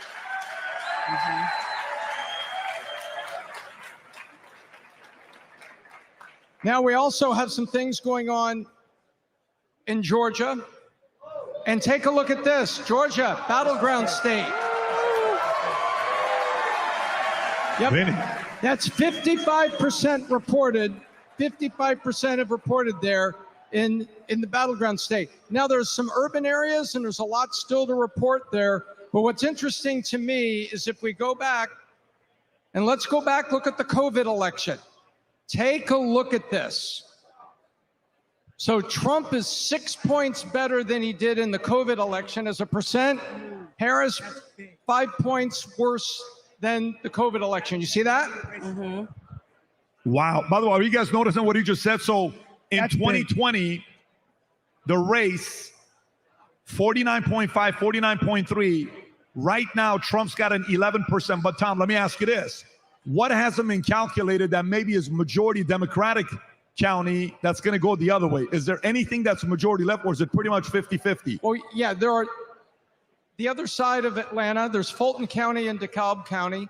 And so there's urban areas there, but there's a lot of red areas still to go. Can you go into Bucks County? Is there a way to go to Bucks County? Yes, we can. We can go to Bucks County right now. But right now, the probability for Georgia, 85% probability right now. Wow, that's huge. That's very big. That's huge. That's huge. So you're saying there's a 82% chance he'll win Georgia? 85%, Brian. All right, so let's take a look at what's going on right now in Bucks County. So we can see that. Can you guys hear me? Now we can. All right. Amy, just keep the mic a little closer. A little closer. Okay, so as we can see, things are looking razor thin. These are some super tight margins that we have right now. But let's go ahead and compare to what happened during the last election cycles. We can see that in 2020, Joe Biden was up ahead by about, 4 points. And we can see that as of right now, Kamala Harris is up ahead by quite a significant margin there.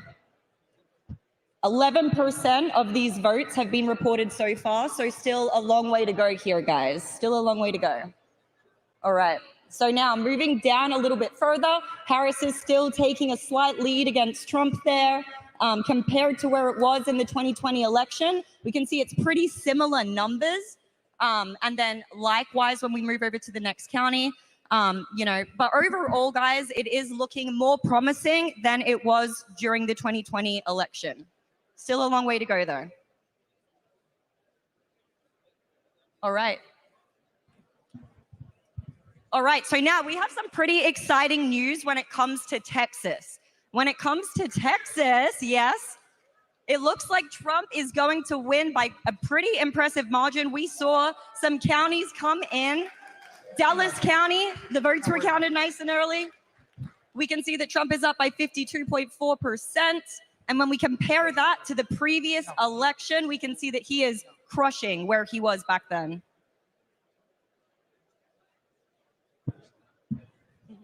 So Tom, what was that? This is half of Dallas and Fort Worth. So these are the more urban areas, which more typically lean Democrat, of course. Got it. But we can see that this time around, he's actually up ahead. Got it. Tom, can you go to Bucks County? Would you mind going to Bucks County to see what it looks like?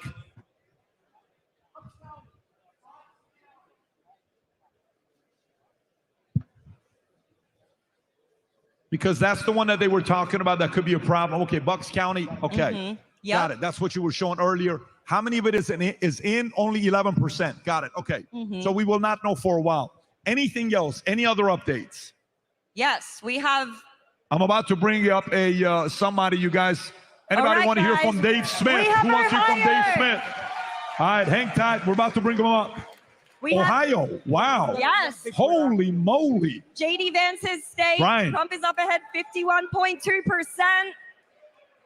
Incredible. When we compare that to 2020, we can see pretty similar margins there actually, but he's certainly up ahead right now. And we are calling this state.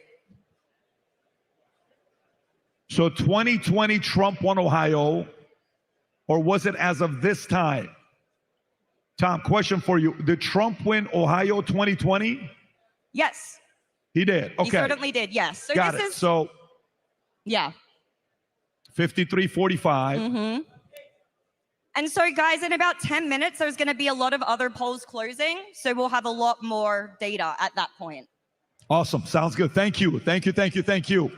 Guys, make some noise for Dave Smith. Dave, wherever you are, work your way up to the stage. Dave Smith.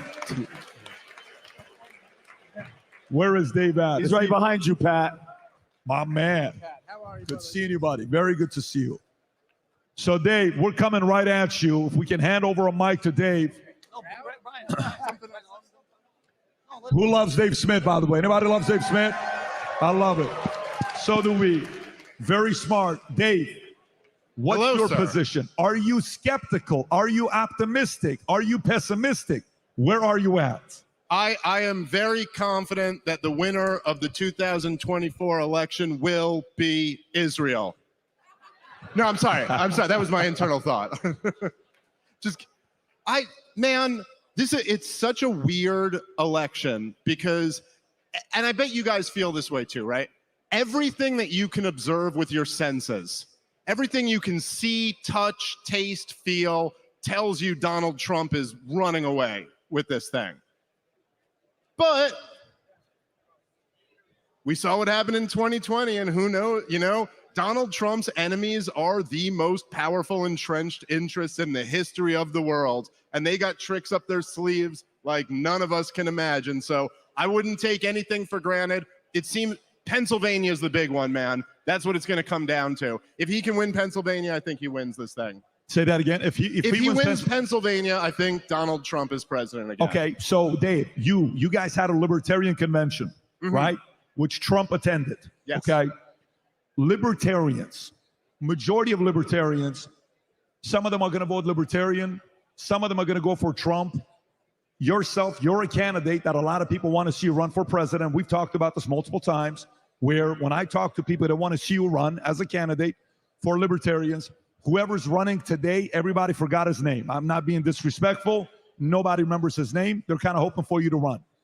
How many libertarians in this 2024 election gave up their libertarian vote and gave it to Trump? Okay, so there are, broadly speaking, there are people who identify as libertarian, and then there are people who are members of the Libertarian Party. In terms of like libertarians in America, I think the overwhelming majority voted for Donald Trump. Overwhelmingly. And I would say amongst Libertarian Party members, even a huge chunk of them voted for Trump. So, by the way, for you, like what area, if you were to say right now between Kamala and Trump, you'll be critical with anybody and everybody, right?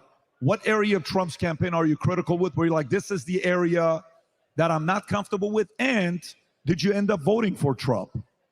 Well, I'll answer the second one first. Yes, I did. I ended up voting for him.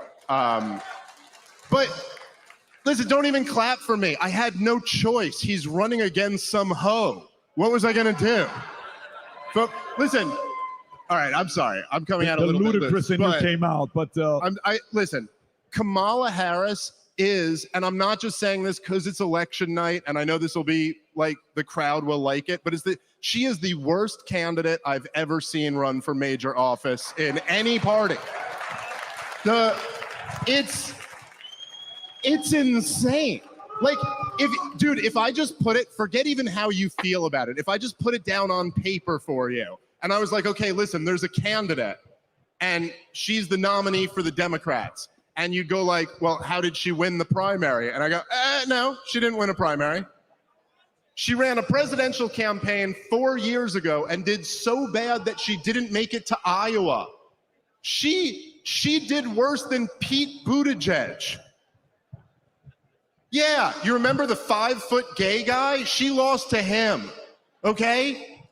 Not only did she's walked away from everything she was running on for president in 2020. She's not running on any of that anymore. She's also not running on her legacy as vice president, and she has no reason for why. Her answer to everything is that she grew up in a middle-class family, which is not special. I grew up in a middle-class family. I shouldn't be fucking president because of that. Like, look, a vote for Kamala Harris is just a vote for the machine. And Trump is not perfect. He's got his flaws. I've got a lot of criticisms of his first administration. I got a lot of criticisms of the campaign he's run this year. But he does exist. He is a real person, and we will have a president if he's the president. And if she's the president, we have what we have right now, which is no president, and the machine gets whatever it wants. And I don't know if you guys noticed, but the machine is the military-industrial complex. That's what you're voting for if you vote for Kamala Harris. And so fuck that. But you're also voting for a machine that doesn't represent you, doesn't hear you. You know, you get the feeling under this administration that complaining, it's almost like when you call Avis or a huge company, you're not getting anybody on the phone. And I think that the biggest threat is the fact that nobody actually feels represented. And she does. At least when Trump got shot and he said, fight, fight, fight, you saw leadership. Now, he is flawed. There's all kinds of things, but at least you saw leadership, a coherent foreign policy, at least when you say, I favor lowering regulations, that's coherent. That's an economic plan I can kind of follow. I still don't know what she stands for. And I get the feeling, and I think most people get the feeling that her handler said, all you have to say is you're not Trump. All you have to say is that he's a fascist, and they'll believe you, and we'll get through it that way. Just don't talk about where you stand because you don't really know where you stand. And I think that's what most people feel like. She's not a leader. She's just a mouthpiece for the machine, like you were saying. But by the way, if I could say something. After you say that, I want to come back to the three of you with a question to see what you say on that. But go ahead. I want to tell you, look, Americans that are of minorities are the only people in the world that think that people that look like you actually give a shit about you. You've never left the outside world. The dynasty that did the biggest genocide was the Mao dynasty. Guess what? He looked like them. The people that Maduro and Chavez and Venezuela that ruined that country, guess what? He looks like them. The one that ruined Cuba, guess what? He looks like them. Stop thinking that because somebody's a female and they're black, they represent you. If you've obviously never seen the history of the world. Everybody that looks like you, who killed Cain? Abel, his brother. Who sold Joseph? His 12 brothers. Like, do you not understand that? The people that are going to screw you over the fastest actually look like you? They don't look like other people? Like, what part of that are you missing? It's crazy to me to sit in front of a goddamn TV and think, oh, they're black, oh, they're Mexican, oh, they're female, oh, they're Hispanic. They must have my best interest. Dude, you are a goddamn That's what you think. It's about you. And you got to understand that. And the faster you realize that, you start voting for people that have your best interest, not to share your skin tonality. Mm-hmm. Facts. By the way, Pat, who ruined Iran? Who what? Who ruined Iran? Iran. Who ruined Iran? Iran. Who ruined Iran? Yeah. Was he black? Was he Mexican? Or was he Iranian? The one that ruined Iran. Maybe I can't hear what he's Civil asking. War. Who ruined Iran? Who ruined Iran? Yeah. Who is it? I don't know. Was it a Mexican guy, a black guy? Was it a white? Who was it? No. We're not dealing with no Mexican or black guy. Who are you talking about? I don't know. That's what I'm saying. Yeah, because he looked like you guys, so I'm assuming he had your best interest at heart. I mean, listen, Kamala Harris is black. That's a part you got to read. If you're making a comment like that, you're offending a very big community in America. But I got a question for you, Dave. Here's a question for you. and you as well, Brian, and anybody else wants to comment on this. You said military-industrial complex. You said military-industrial complex. Guys, a story came out. Very important to hear this story. From Russia, here's what the story is. Trump could be assassinated if he tries to end the war in Ukraine.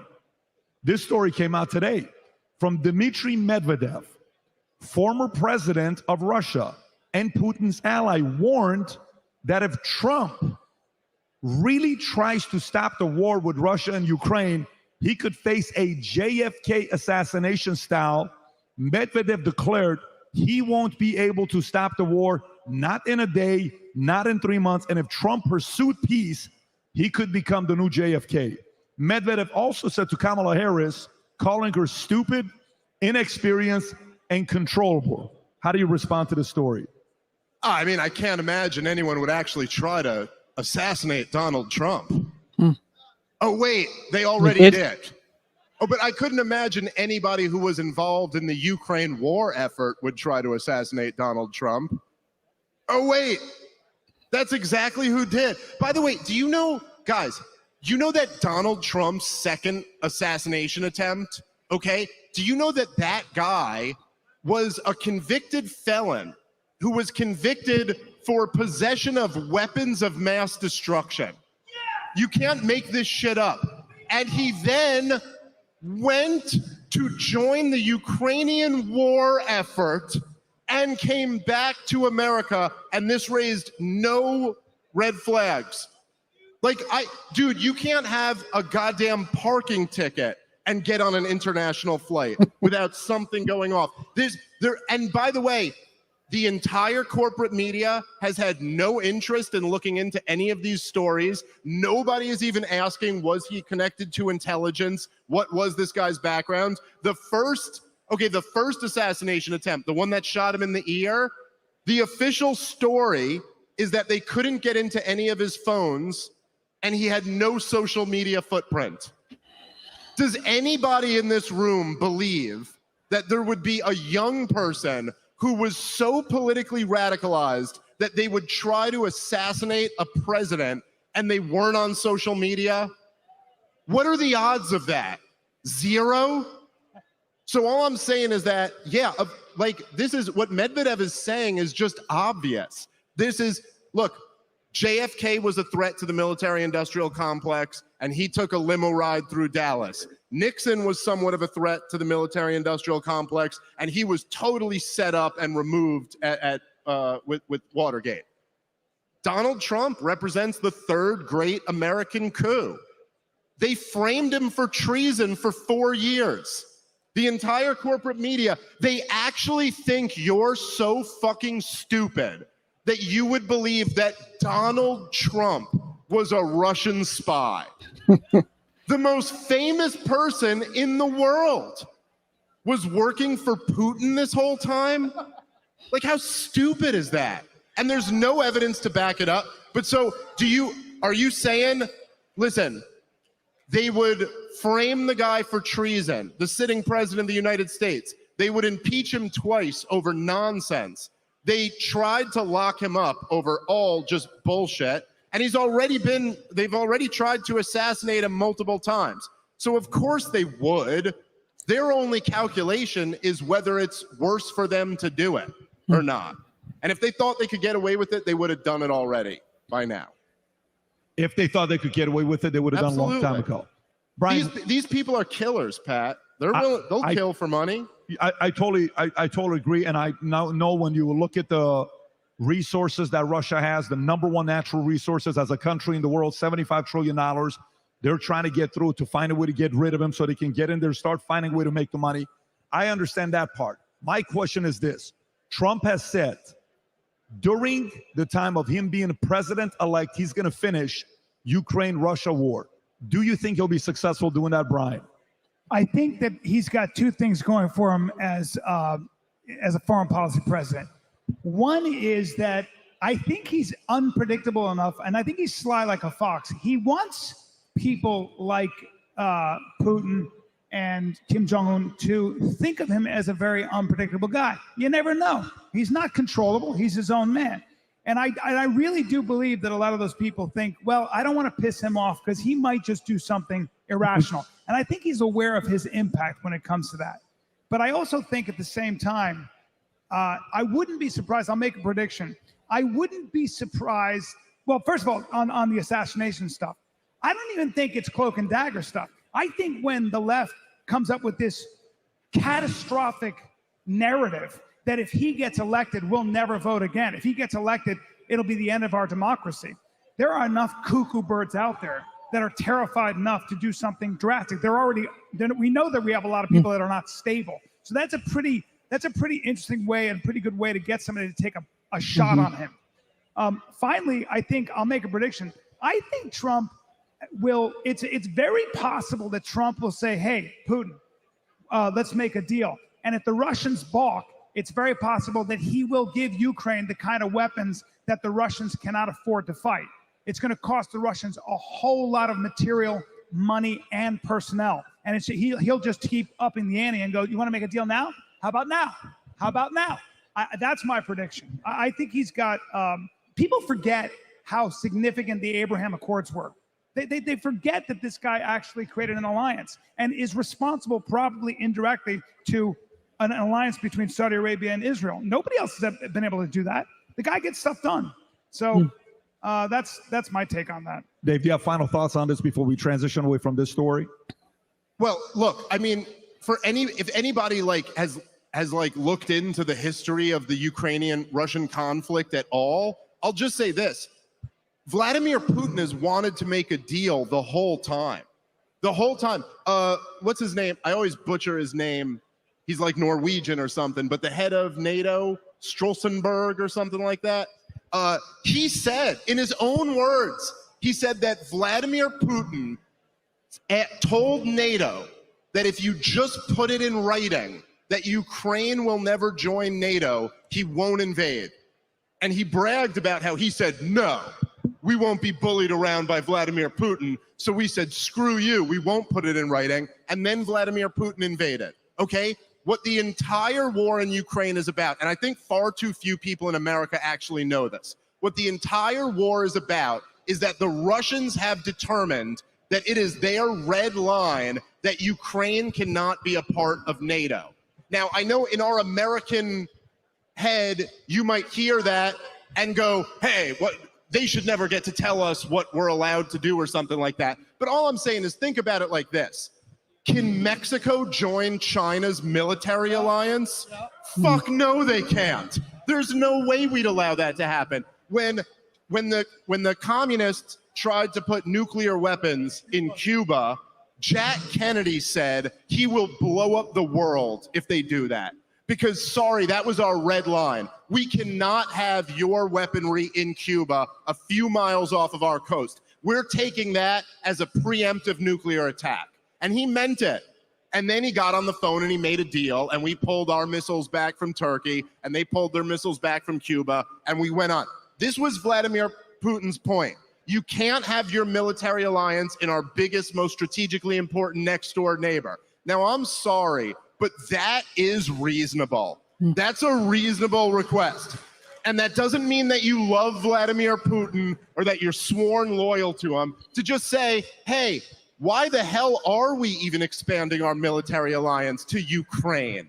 Who can? And listen, Donald Trump, he always says that war never would have happened if I was president and I would negotiate an end to this. And I got to say, I think he's right about that. I don't think the war would have happened if he was president. I think he will negotiate an end to it. I don't think he's right that Hamas wouldn't have attacked Israel if he was president. That seems kind of ridiculous to me. But he's right. If the Ukraine war could be over tomorrow if America wanted to negotiate a peace to it. Vladimir Putin's been trying to the entire time. So in other words, what you're saying is most likely Trump's going to be able to pull it off.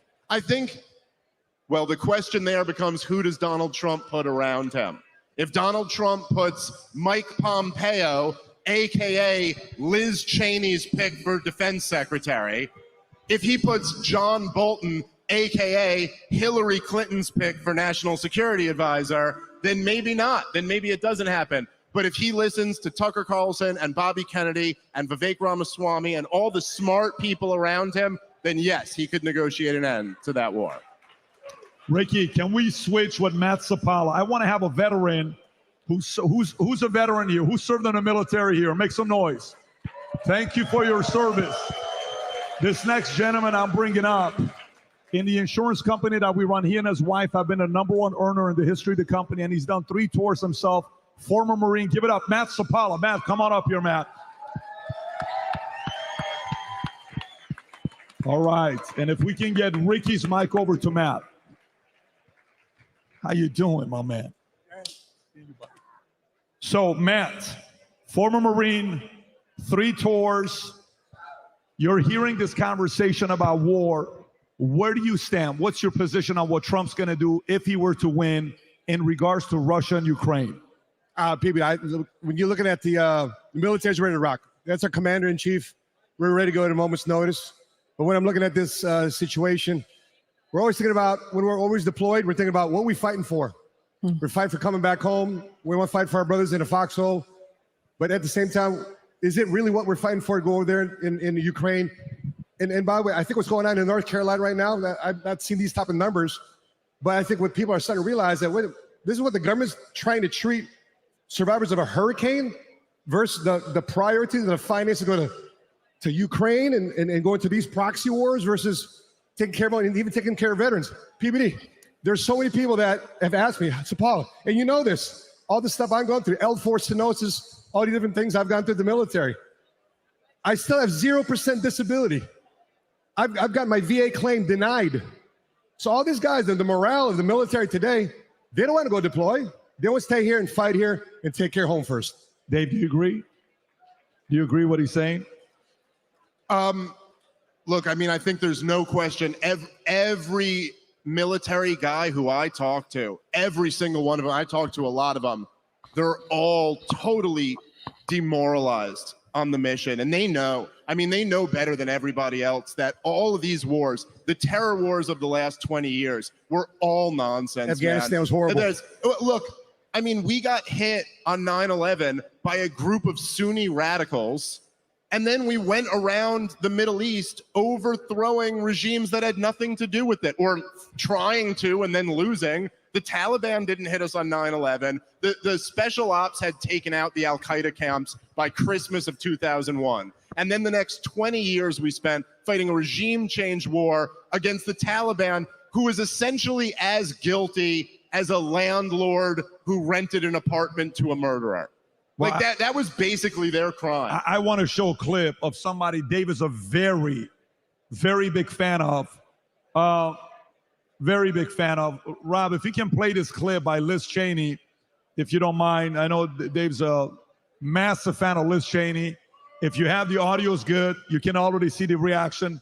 Please play this clip from this incredible show called The View. Go ahead, Rob. So I have a question. Are you also a lawyer? Yeah, I am. So you could conceivably be a great AG if this was.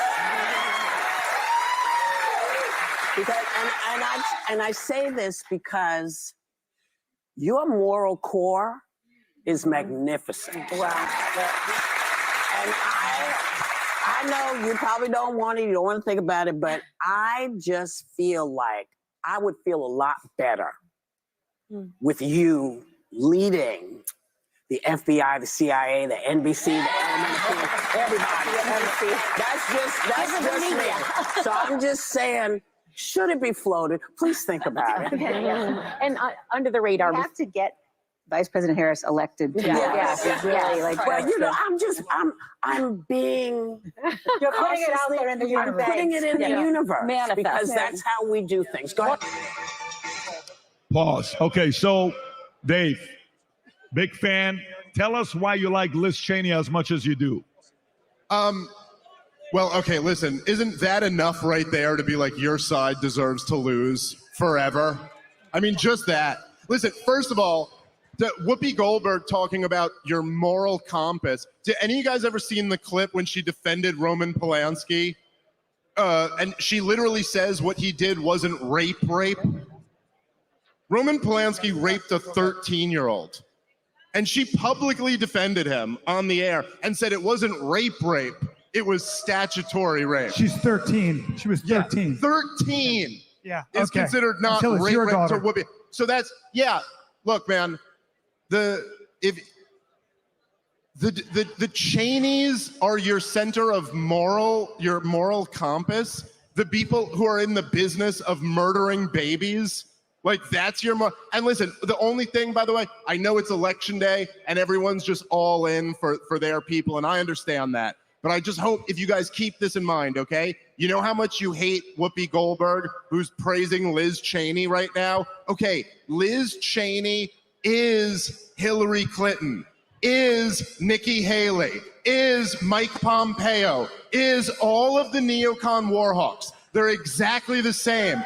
And just so you understand, who the neoconservatives are the American vanguard of the Israeli lobby. That's who they are, okay? Now, you may know that or you may not know that, but I promise you, go read some books about it, and I'm right. Fuck all of these wars. America is not threatened by anyone, okay? We have 2 giant oceans around us, a gigantic nuclear arsenal, and the most badass military force in the history of the world. No one poses a threat to us. The idea that anyone can even convince you that Iran poses some threat to the United States of America, the country that doesn't have nuclear weapons or an air force capable of delivering them here if they were to develop them, all these wars are bullshit. Fuck the wars, support peace and free markets and laissez-faire government and prosperity.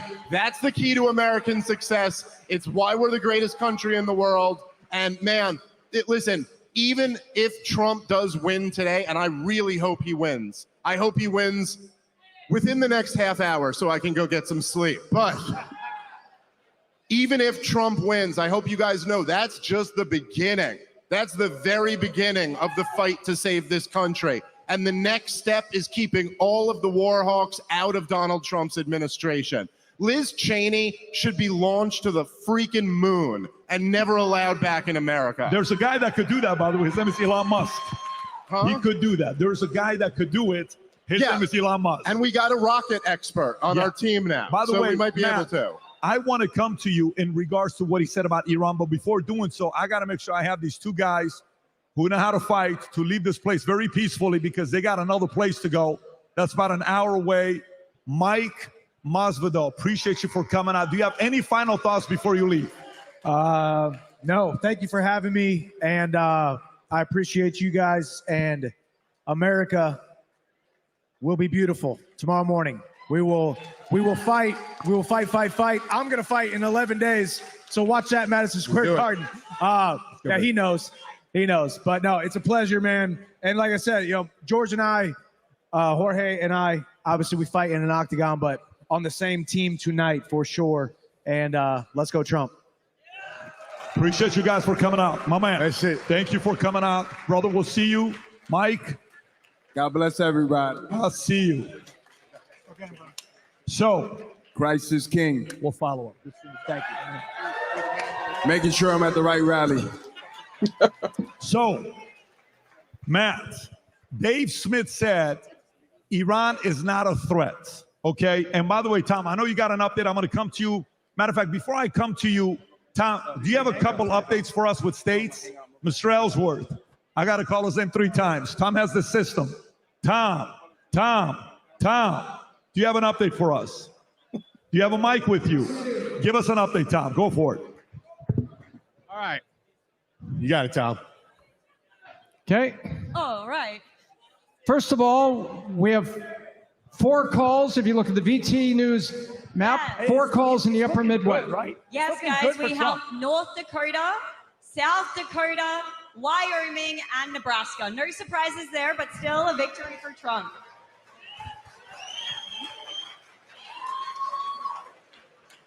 And we have some very important updates coming. Georgia and North Carolina, these are battleground states. First, North Carolina, our statistics are now up to 92% probability now.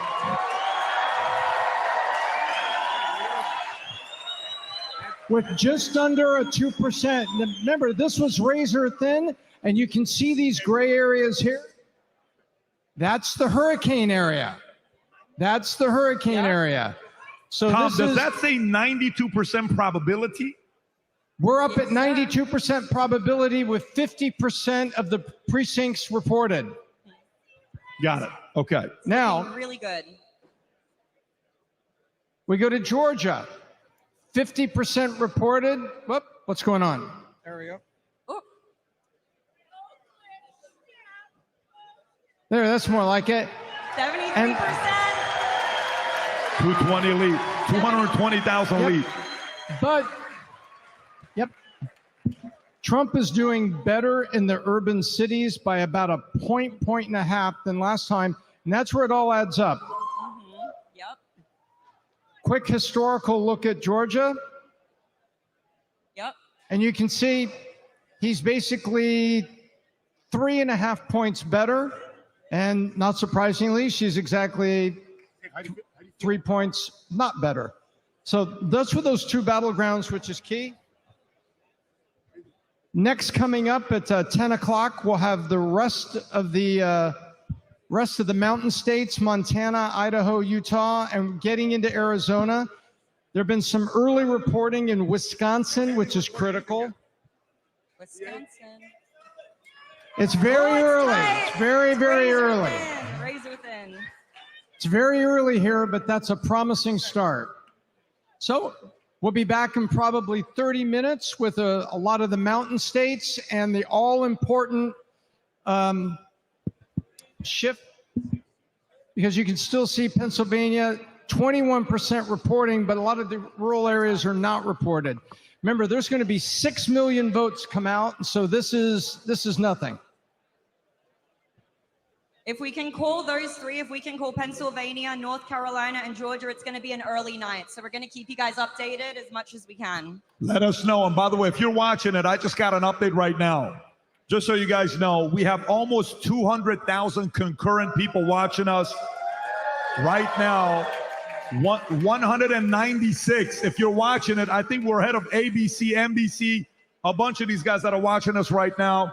And if you're out there looking at this, go to vtnews.ai to follow this closely. Go to vtnews.ai.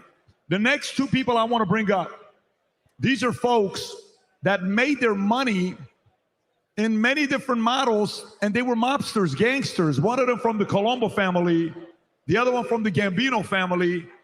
Are they in the room or no? Sam, do we have them in the room or no? Can you guys let me know if they're in the room? Yes. All right. Make some noise for Sammy the Bull Gravano and Michael Francis. Come on up here. What a strange lineup of guests tonight. Well, guess what? This is what America wants. Not a bunch of people that went to Columbia University and Yale. They want to know what day-to-day average people think like and talk like. If we can work their way up, folks, if you're worried, don't worry. This place is safe. We frisked Sammy 7 times. He's okay. Good seeing you. How you been? Please grab a seat. Grab a seat right here next to Dave. And do we have Michael in the room? Michael somewhere around here. Michael, if you can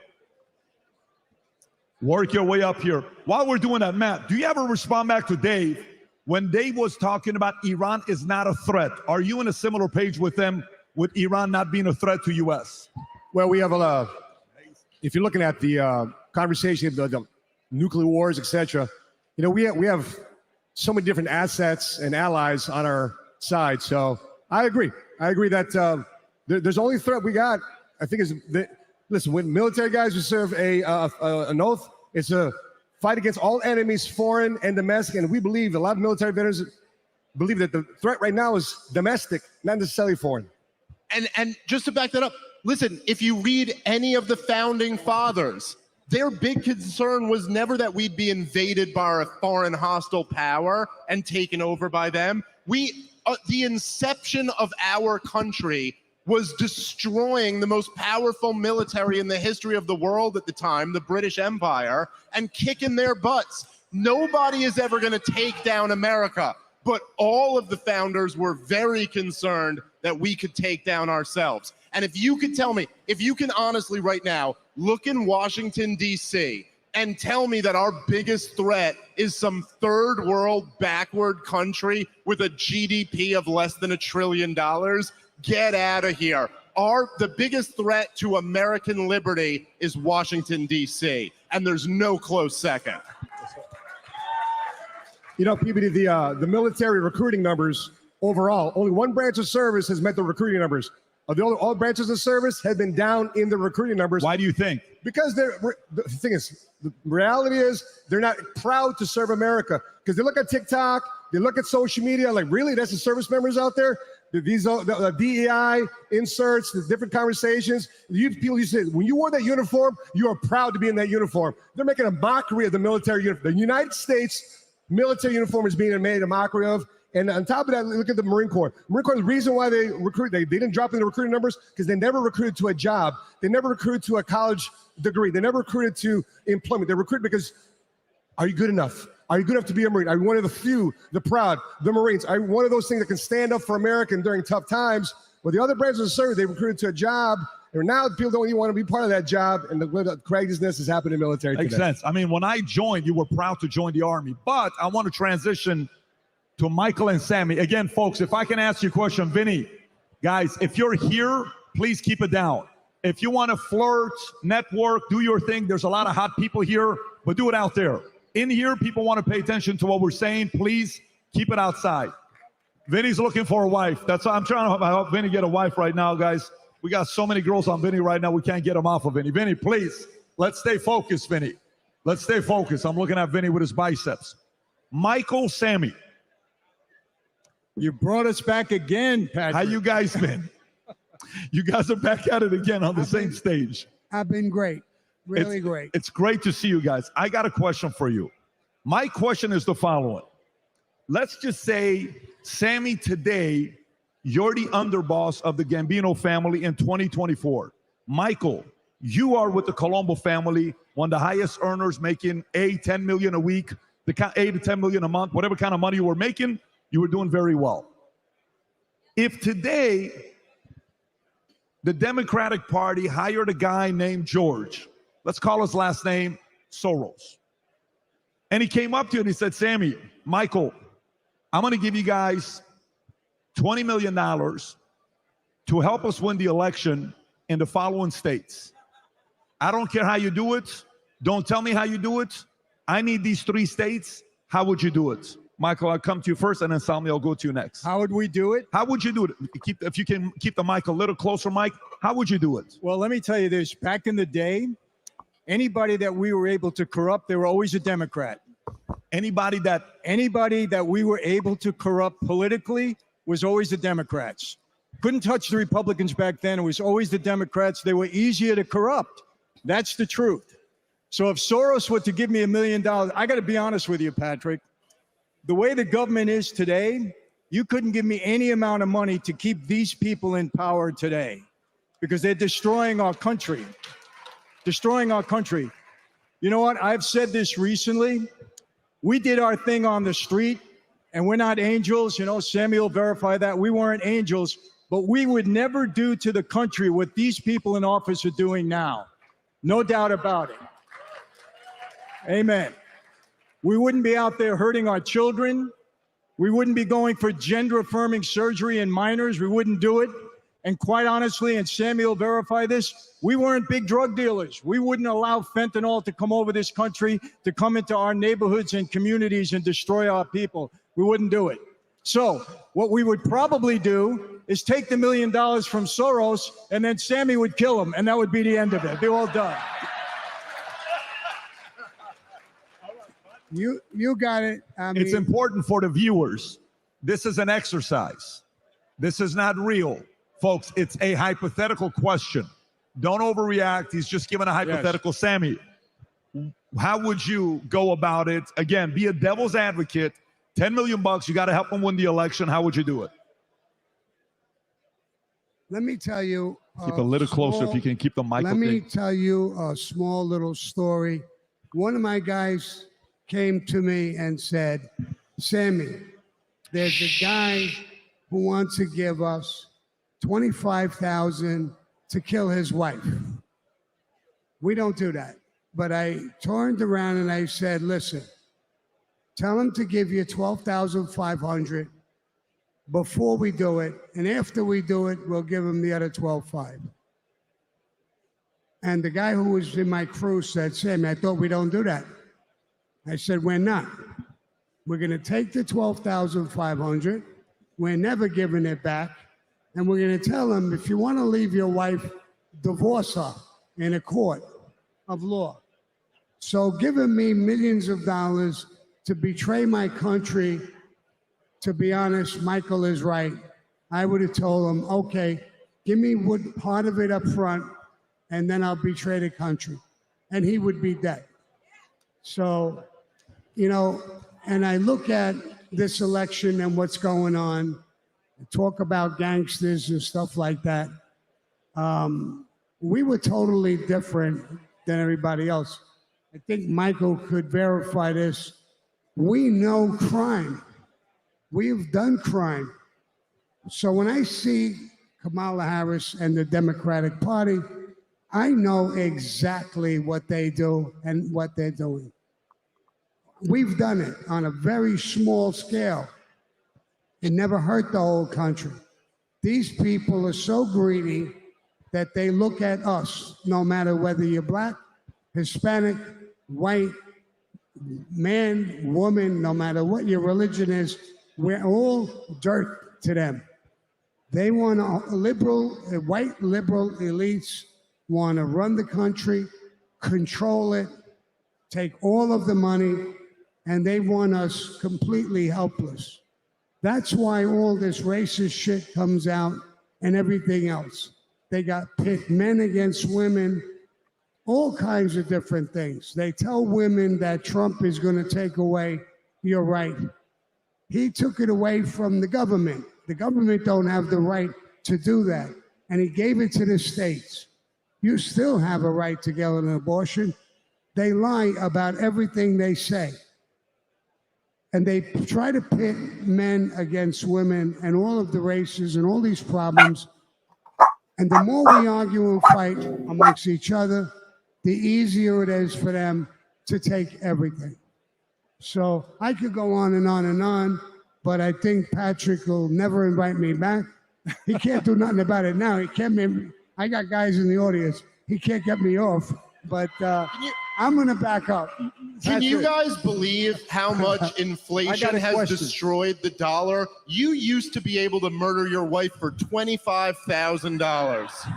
You can't even get a meeting with a killer for $25,000 today. That's a discounted price. But Patrick, That's a discounted price. I have a question to ask. I have a question to ask everyone. And I really want you to answer me on this. Show of hands or whatever. Joe Biden, the information that I have had 3 racketeering indictments, 2 federal and 1 state, 1 brought on by Rudy Giuliani. I know that statute inside out and upside down. Trump was recently, they're accusing him of going on a revenge tour, that he's going to take revenge all the people that have come after him. And somebody asked me about that, Patrick, and I said, no, it's not revenge, but it's justice. Our people in power should not be able to get away with this stuff because we as American citizens pay for it. Now, I will tell you this. I'm going to tell you this. The information that the GOP, the Congress has brought out against Joe Biden, the $27 million that went through all of these shell companies. He had 21 shell companies. I had 18. I know exactly the deal. These companies had no brick and mortar. They had no employees. They did nothing but collect illegal money. The guy is absolutely, there's enough information there to indict him for a racketeering case. I'm not saying he was convicted. Everybody gets their day in court, but indictment guaranteed. Why should our elected officials that we put our trust in, why should they get away with this? There should be a precedent set. I don't want to see him go to jail. He's too old, but he should be held accountable for his actions, just like every one of them. Let me ask you this. Nancy Pelosi, I have a little bit of a thing with her because her father was hooked up with the mob in Baltimore. Sammy, am I right? He got elected as mayor because we gave him help at that time. Nancy Pelosi has his characteristics. The woman has made $400 to $500 million. She's the best stock trader in the entire world. Okay, we go to jail for that, insider trading. Should they be held accountable for this or should they not? There you go. Absolutely. Okay, that's it. Sammy, what do you think? I agree with it 100%. Thank you. Like I said, we see this, we've dealt with it, we know what it's like, and it's right in front of our faces. And like I said, what confuses us is they have everybody arguing about something, and they just do what they got to do. I mean, they're telling people, women, you have no rights. That's the biggest bullshit question I've ever seen in my life.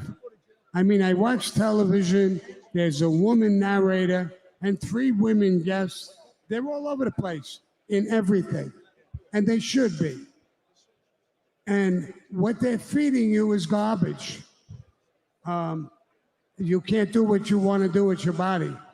That is so fake, it's ridiculous. Sammy, I got a question for you. A story came out with you that you tried to bribe Trump, but he wouldn't budge. That's right. And this story came out in New York Post, I believe, just a couple days ago. You talked about this a little bit earlier as well. You and I have spoken about this before. What happened when you tried to bribe Trump? Well, something came out in the New York Post today. Years ago, when I was in power, I was the underboss of the Gambino family. I ran unions in New York, and I was successful in everything I did. Then I turned around and I tried to reach Trump and try to bribe him to make him do some things with me. And I could have helped him with the unions, in business, all kinds of ways. He wouldn't do it. He just wouldn't do it. And it would have benefited him a lot. So finally, I gave up. And my guys told me, Sammy, let's go up his office. I said, no. Everybody around him is an ex-FBI agent. We'll go up there. We'll threaten him. We'll be in jail before we could finish talking. Fuck him. Let's just go on to the people we're working with. We don't need to do this. He was with the biggest gangster, or one of the biggest gangsters in that time. He wouldn't be bribed. So I had told the person who asked me, I said, listen, we blew him off. He was a rich guy. He didn't need to do anything. He didn't want to do anything. And he wouldn't take a bribe. He was a legitimate guy, and I went further. Did you guys hear what he just said? So he had an opportunity to do business with them, but he wouldn't take the bribe for nothing. Yeah, he would not take a bribe. He would not do anything illegitimate. And I'll tell you one more quick story. When I went down to Arizona, with my son had a restaurant, and Sammy, can I hold that thought, because we got Chris Cuomo in, just wants to give us an update from New York, and I'll come to you in a second. My BFF? We got Dave Smith's best friend on, Chris Cuomo. Chris, if you're on, let's turn on the Zoom with Dave Smith's best friend, Chris Cuomo. Rob, if you're ready, where do we see this handsome guy? Chris, can you see us? I can. I can't believe how big this party is that you're having there, Pat. Congratulations. Well, listen, I read a quote back in the days that said, experts built the Titanic, amateurs build the Ark. We're just a bunch of amateurs building the Ark. So we're going to figure out what we're going to be doing. But Chris, you're in contact with everybody. I saw a picture of you earlier voting. I just wanted to say congratulations on voting for Trump. Are you proud of your vote? I am very proud of my vote. I'll only tell you this. It was the write-in. Wow. And I can't wait for President Bet David. Chris, what are you hearing in the marketplace? You're seeing Florida. You're seeing all these things that's going on. What are you hearing? What are people texting you? What's being said on the street? Yeah. Turnout is very high. Election security has been good. This is a win for all of us. It's a win for democracy. So far, no drama. That's what matters most. Trump is overperforming where he needed to do well. Harris is underperforming where she was not expected to do well. Now it's going to come down to the blue wall. North Carolina and Georgia make that very clear. Do you think we'll get a decision tonight? Yes, I think we'll have a good sense tonight. Not on Congress, but on the presidential race, I think we will. So tonight, based on what you're saying, I got a few relatives, I'm Middle Eastern, they're in Vegas texting me, is it a smart bet to bet for this guy from New York that now lives in Palm Beach, Mar-a-Lago? Is it a good bet? Right now, you're in the money betting on Trump.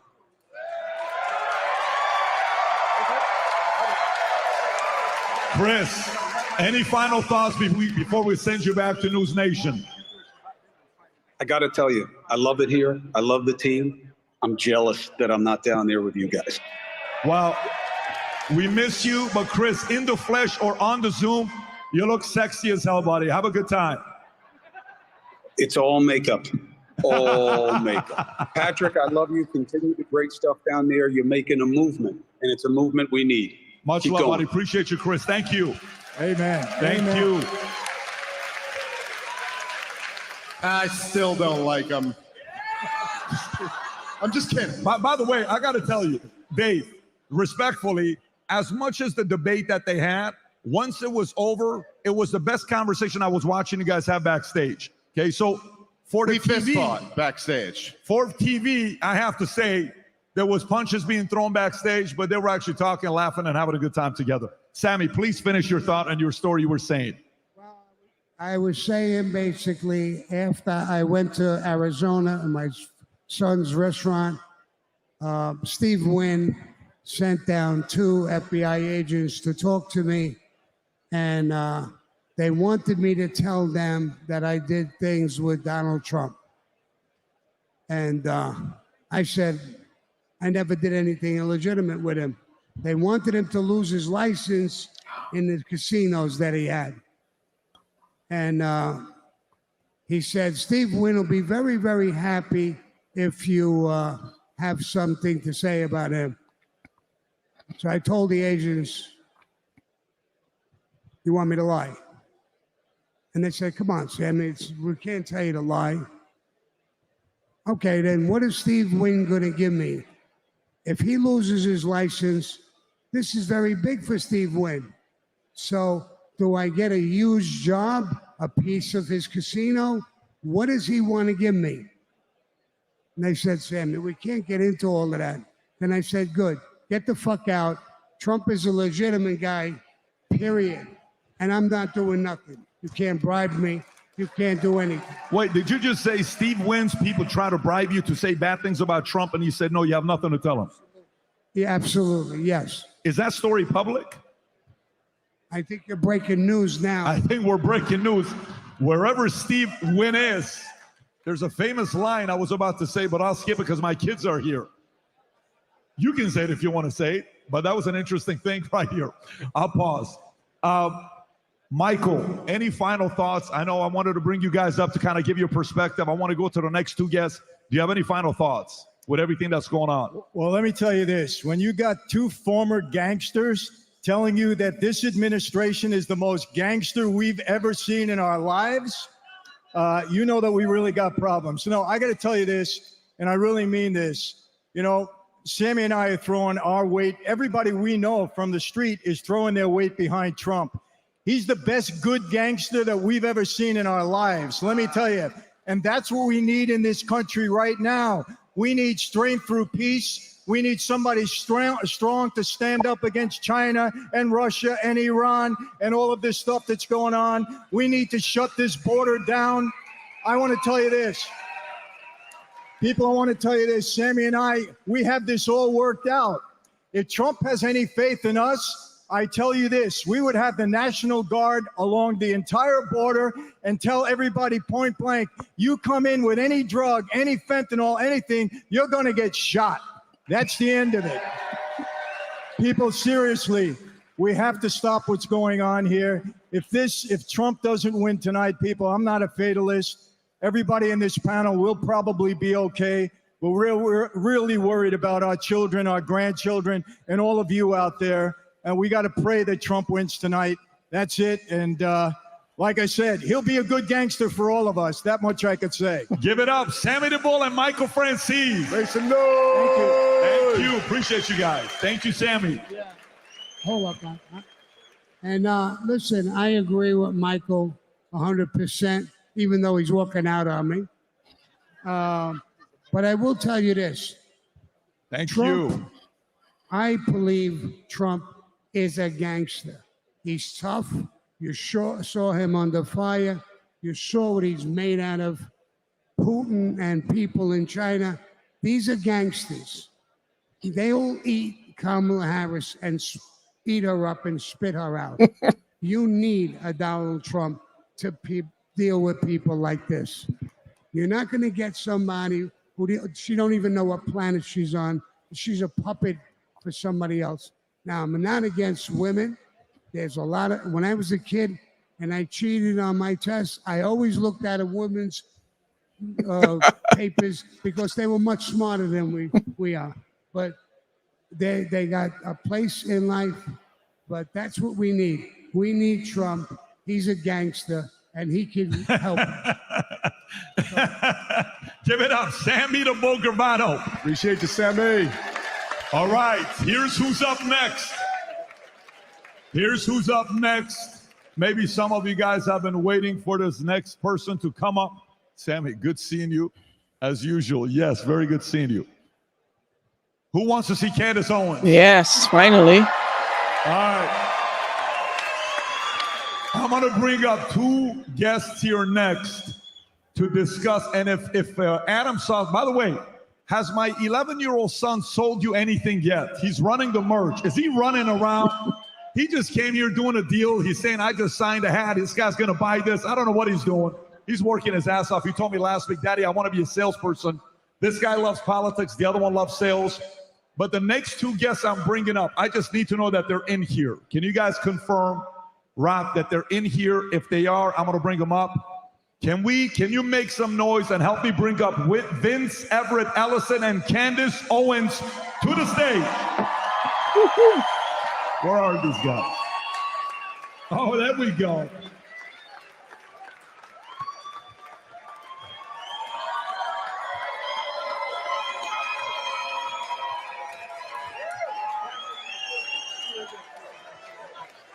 Candace.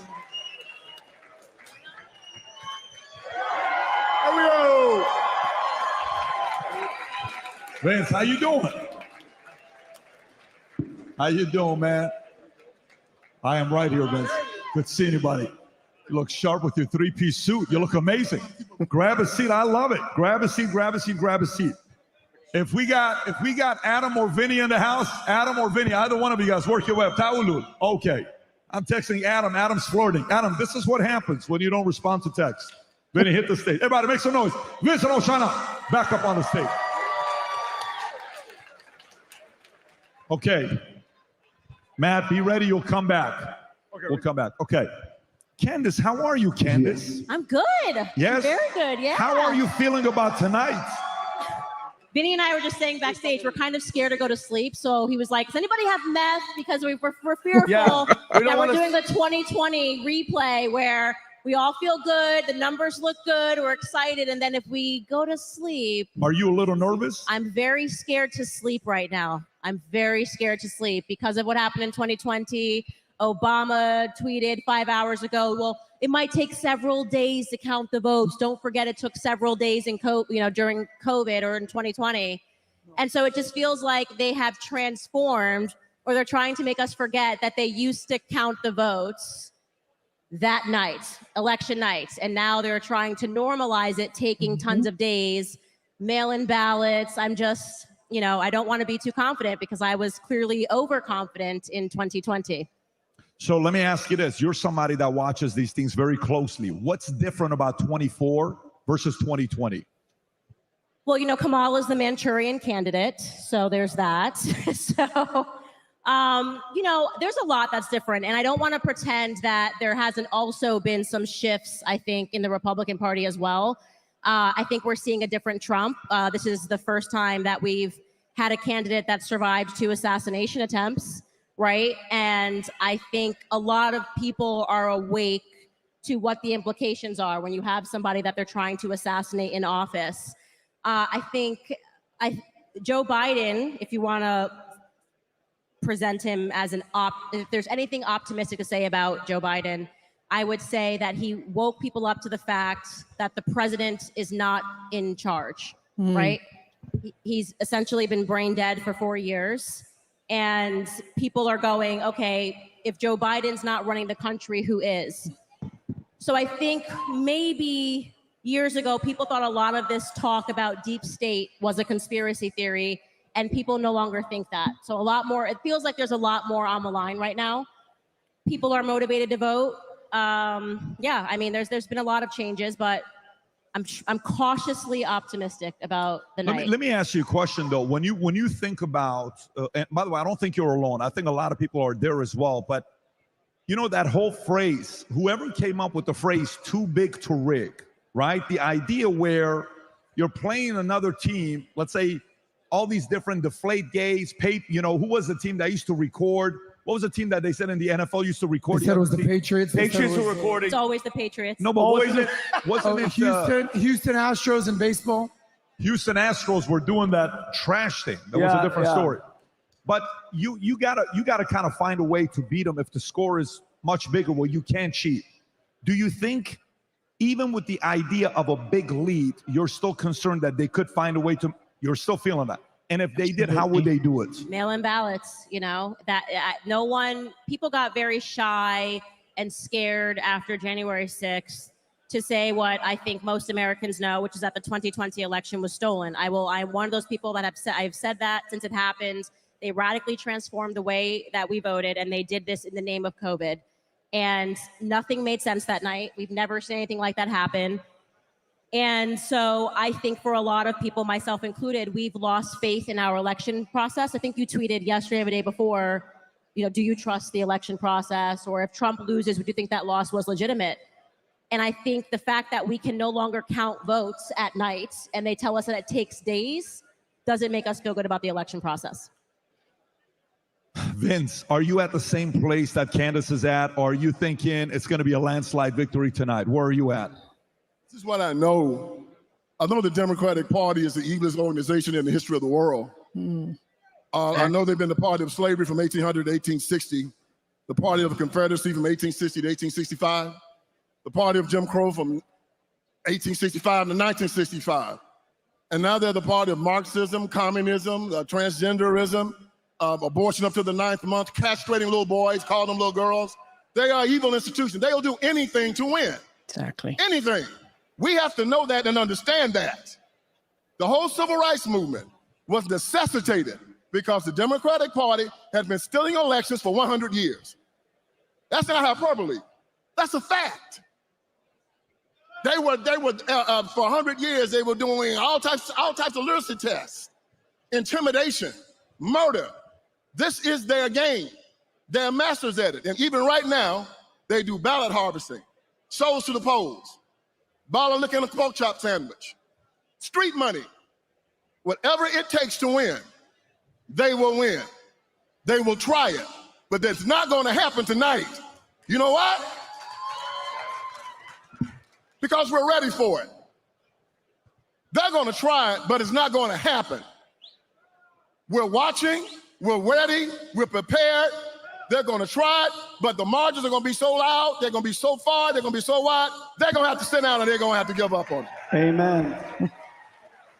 By the way, this is very important. Do you mind if I tell them your brother, your family? Are you okay if I? Oh no, we'd love to. So let me tell you guys. Vince's brother is a Fortune 50 CEO. Is it fair? Yes, Fortune 50. His brother is the CEO of Lowe's for the last 6 years.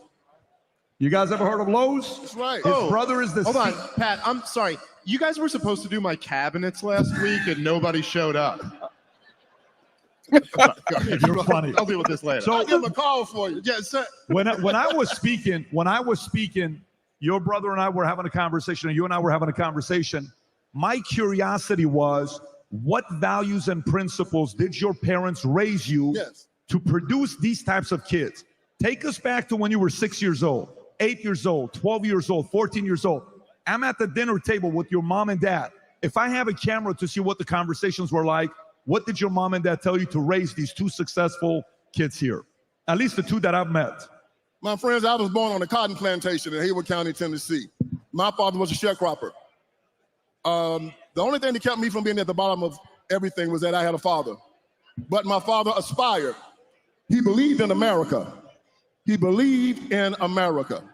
And all of our lives, he told us is one thing, that if you believe in God, if you work hard, if you bring good people to you and push bad people away, it is nothing you cannot attain in this country. My family has lived the American dream. We've lived it.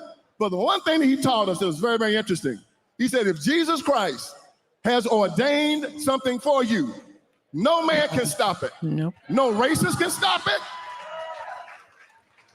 No black man, no white man. He's ordained it.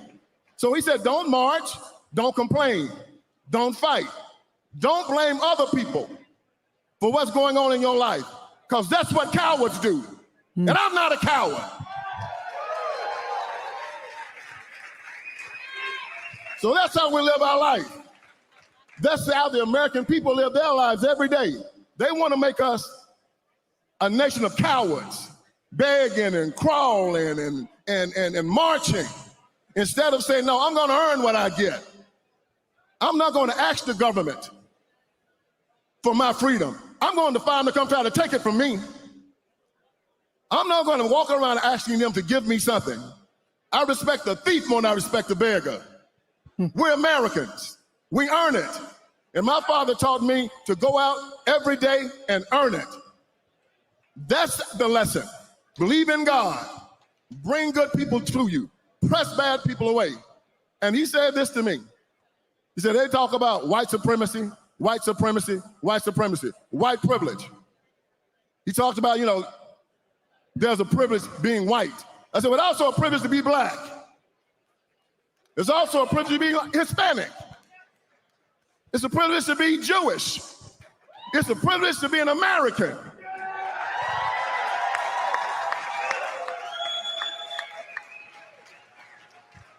So this is the night that we live as Americans. And I'm proud to be up here with you, David. Thank you. Thank you for inviting me. Thank you. Anytime. It's by the way, again, that's something anybody can pick up from your parents for raising the two kids, the kids that they've raised.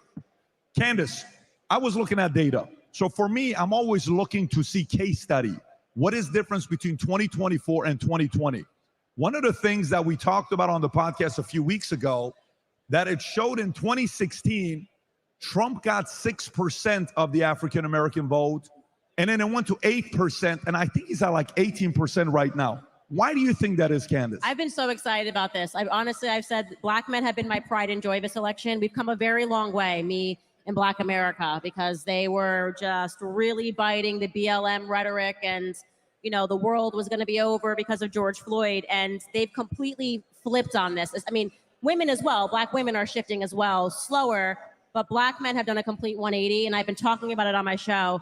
And I think it's just, you just can't keep running the same play before people start to look up and go, wait a second, my life was just better under Trump, right?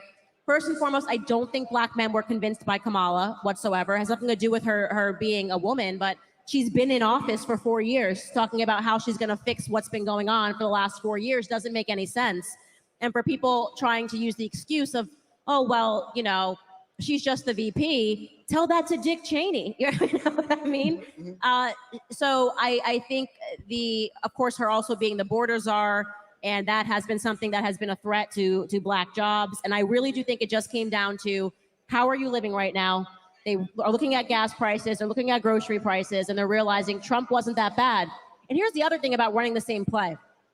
In 2016, there was a question mark, right? Nobody actually knew how Trump was going to be. So the media was able to use this propaganda. He's going to be just like Hitler. They're going to put you back in slave chains. You're going to be back in the South picking cotton. And he was an unknown. So it was like, well, maybe if everybody's saying it, because they were so aggressive. We actually had never seen the media line up in a way against, I don't think, in my lifetime at least, any candidate the way that they came after Trump when he was running against Hillary Clinton.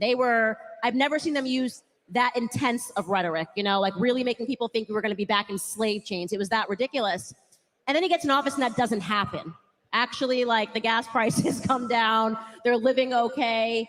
And so when they did the exact same thing, when they ran that exact same play again this time, they're like, all right, man, like he's already been president. So you can't tell us that he's going to do all of these things when he had the opportunity to do it and he didn't do it. So it's more of a common sense I think that's exactly right. But then I think there's a next step to it, right? Which is that, look, for all you guys here who are like Trump people, okay, you're going, but if you could just imagine, say, just the average person in 2020, Joe Biden had a reasonable sales pitch, which is that he could say, and you got a picture, the election is in November of 2020. So we just went through the year of lockdowns and the riots and all of this craziness. And that comes after the 3 years that preceded it of all the Russia hysteria and all of this. And Joe Biden could say, hey, let's go back to normal.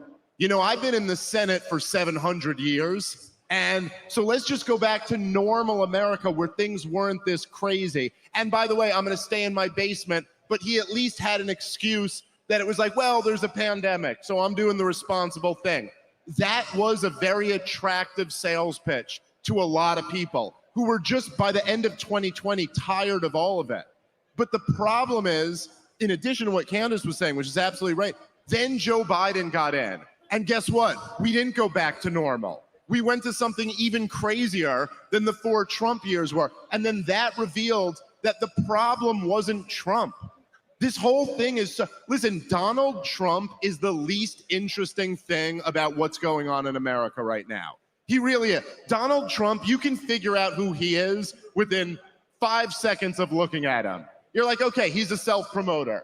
He loves to promote himself. He always is on message. He's constantly in sales mode. What's interesting is that this country got to a point where we wanted the biggest middle finger we could find against the establishment. That's what's really interesting. And when you took Trump out, that didn't go away. And it doesn't, honestly, here's the thing that I know no one wants to hear tonight. It doesn't even really matter whether Trump wins or not. What really matters is that this movement against the corruption in Washington, D.C. continues on. That's what, it's much bigger than any one person. But to your point, they don't have that pitch anymore. What are they going to say? We're going back to normal under Kamala Harris? Right. And I would also add, people really don't like celebrity endorsements anymore. I think the worst thing to be, Wait, are they calling Pennsylvania? No. Tom, are you guys you're not calling Pennsylvania yet. That's just 42% reporting. Yeah. 42%. They just threw everybody off. Hang on one second. But do you have an update for us? It's very, very, very quick. Very, very quick. He is just... Tom, we can't hear you, buddy. Tom, Mike, hold up. I'll give him closer my to mic. you. Hang on. Guys, if Tom uses the mic, Tom talks dirty to his wife very softly. We have to raise the audio with Tom. Tom's method of talking dirty is soft. Please know it by now. Let's go, Tommy. This game. I'm sorry, Tom. On behalf of our crew here, take over. Go ahead. Bailey and Brooke, I am so sorry. That's his 2 daughters. Shout out to Bailey going to Rice, but go ahead, Tom. So, as you can see, it's only 42% reporting, but as you can see, as the vote comes in Pennsylvania, he is now half a point up, and in Georgia... Stop.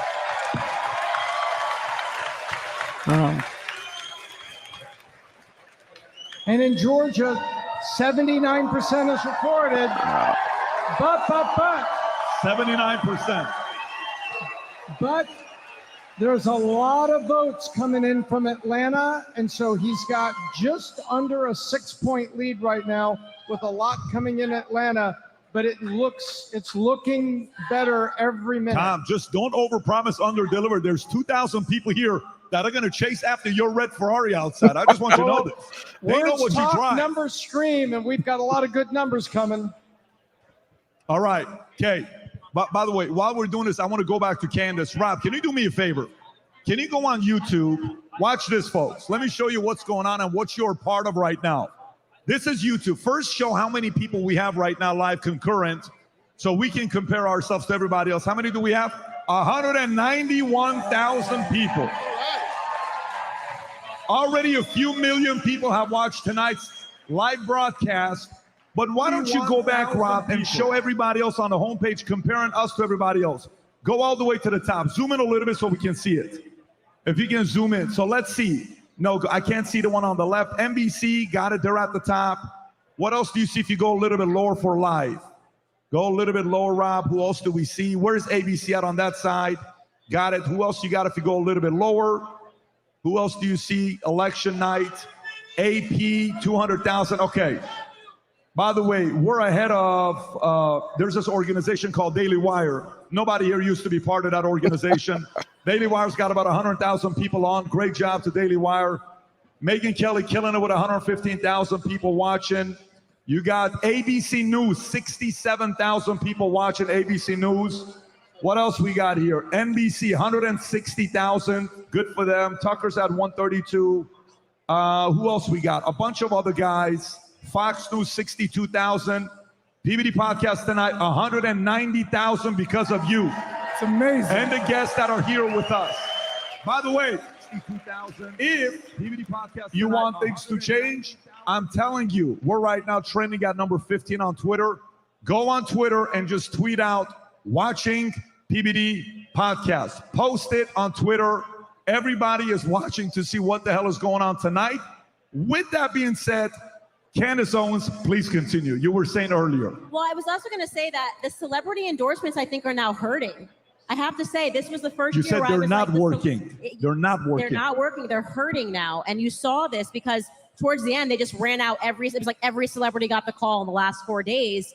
But it was really interesting to just be in the comment section of LeBron James, you know, when he is basically supposed to be the king and black men are supposed to just listen to whatever he says.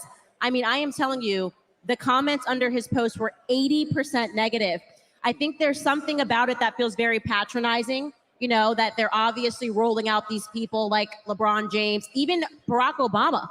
Barack Obama, I genuinely think him coming out and rolling up his sleeves and talking to the brothers wasn't a good thing. I think the brothers got a little upset by that. It's like, first off, Barry, where have you been? Secondly, when have you ever been a brother? When have you ever been in any sorts of situations that would make you relate to Black Americans?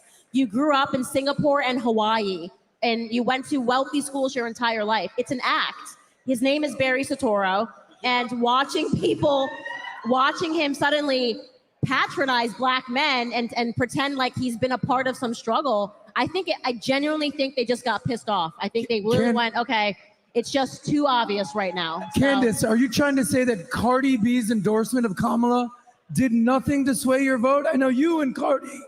Or Megan Thee Stallion. I mean, come on.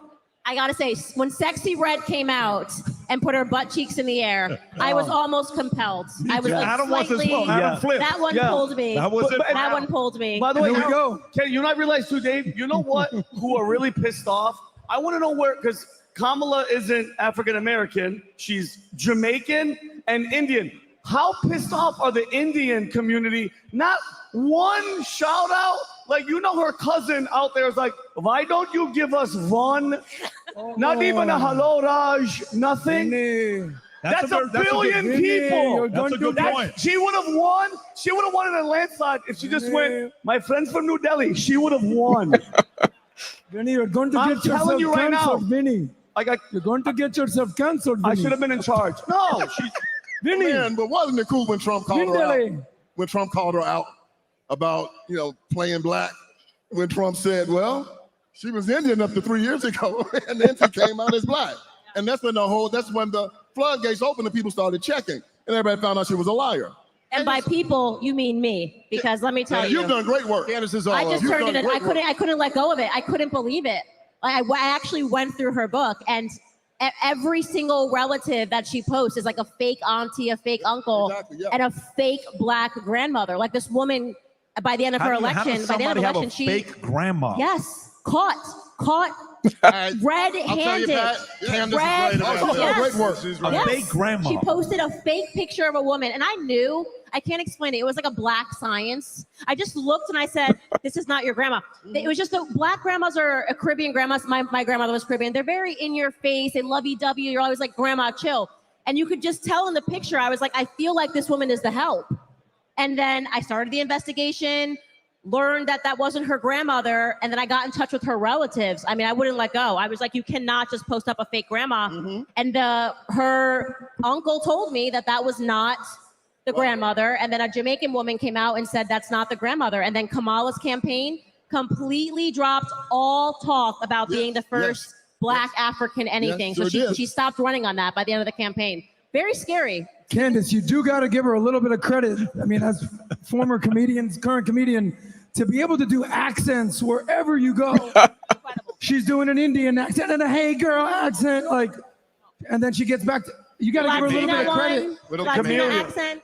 Could I just, if I could just jump in for a second, I don't feel that we sufficiently trashed Barack Obama, so I just want let's get back to Barack Obama. Could I just talk about what a disgusting piece of shit who will burn in fucking hell, who will burn in hell for eternity, the butcherer of Libya and Syria and Yemen, Barack Obama is. That every goddamn time he's campaigning for somebody else, if you're not voting for the person who he wants you to vote for, his answer is that's because you're a terrible person. Every goddamn time. If you don't support Hillary Clinton, it's because you're a sexist. If you don't support Kamala Harris, it's because you're a sexist. Michelle Obama got on stage at the DNC and goes, I know a lot of people are upset by me because when you're a black woman, people don't like when you have a strong opinion. As if the only reason we could be upset with Michelle Obama is because she's black and a woman. She's a woman? Listen, okay, allegedly.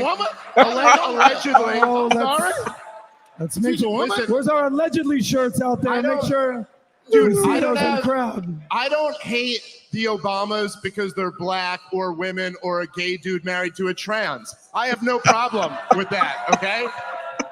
I'm a very accepting libertarian. Oh my God. But my God, the goddamn nerve, the damage that that guy did to this country, and not just with his horrible policies, but the fact that, listen, motherfucker, this country elected you twice. The first time by a landslide. And you have the nerve to turn around and act like this country is some white supremacist country.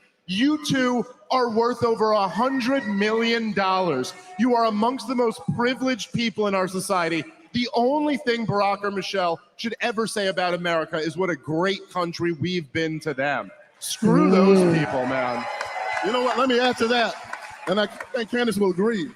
They did that because on their way out, they had to put black people back on the plantation. They had to make them believe that America was a racist nation. They had to make them believe that this nation was still a nation of Klan members that want to hang you from trees and white people that wanted to harm you. So they started the Black Lives Matter, the Trayvon Martin, the Eric Garner, the Michael Browns, and they found these very, very sad situations and they elevated them. The last one, you know, they had all the riots. George Floyd was another. You did great work on that, Candace. Great work on George Floyd. And they want to elevate these things to make us hate one another. Because the one thing they cannot do, just like the Civil War, they cannot lose their black vote. They can't lose it. And so he was given instructions to make sure that after his presidency, black people cannot walk away from this presidency believing that America was a post-racial society. So his job was to scare us and put us back on the plantation again. It worked with some, but it didn't work with us. And then there was also this element of whiplash. Like, I do think the Diddy case happened at the right time as well with the celebrity lineup, because these celebrities love Diddy so much. They're at all these parties. LeBron now famously, ain't no party like a Diddy party. And you're watching all of these victims come out, including actually majority men. I guess that's what Diddy's into. And they're speaking about the drugging, the raping. You've got a lot of proof in the form of pictures, this lawsuit. And you have these celebrities all stay mum. And then his ex-girlfriend pops up with some fake tears, J-Lo, hasn't said anything about Diddy, but now she's crying about the threat of Donald Trump. It was just unbelievable. It was like watching a sitcom. You got LeBron, ain't no party like a Diddy party. He did this whole thing a couple of years ago because he loves criminals. Every time there's a criminal, he's out there defending them. Like, he literally defended, her name, I think it was like Lakeisha Bryant, who was in the process of stabbing, Makia Bryant, was in the process of stabbing another girl. And the police officer saved the girl's life by shooting her. And LeBron James had this whole thing about Black women, I promise to do better by you, and all of this stuff. And then they're all mum about Diddy. And 2, 3, 4 weeks later, they're on their platforms trying to produce fake tears and propaganda to talk about the fact that Trump is a threat. So you could really observe the hypocrisy of Hollywood. And we all just kind of thought, you know, what were you guys all doing with that amount of baby oil at Diddy's house? I think that really happened. Well, I mean, listen, most people, when they go to Costco, they buy 1,000 boxes of baby oil. I mean, everybody does that, no? Yeah, yes, no. That's minimum. Lawyer said that, But by the way. Costco came out and they did an official statement and said, we don't sell baby oil in bulk. Like, he's buying that shit individually. And what allegedly they were saying, Candace, is that inside all those bottles, there's something that you rub on you and it makes you Let me ask a knock serious out. question, though. Let me ask a serious question.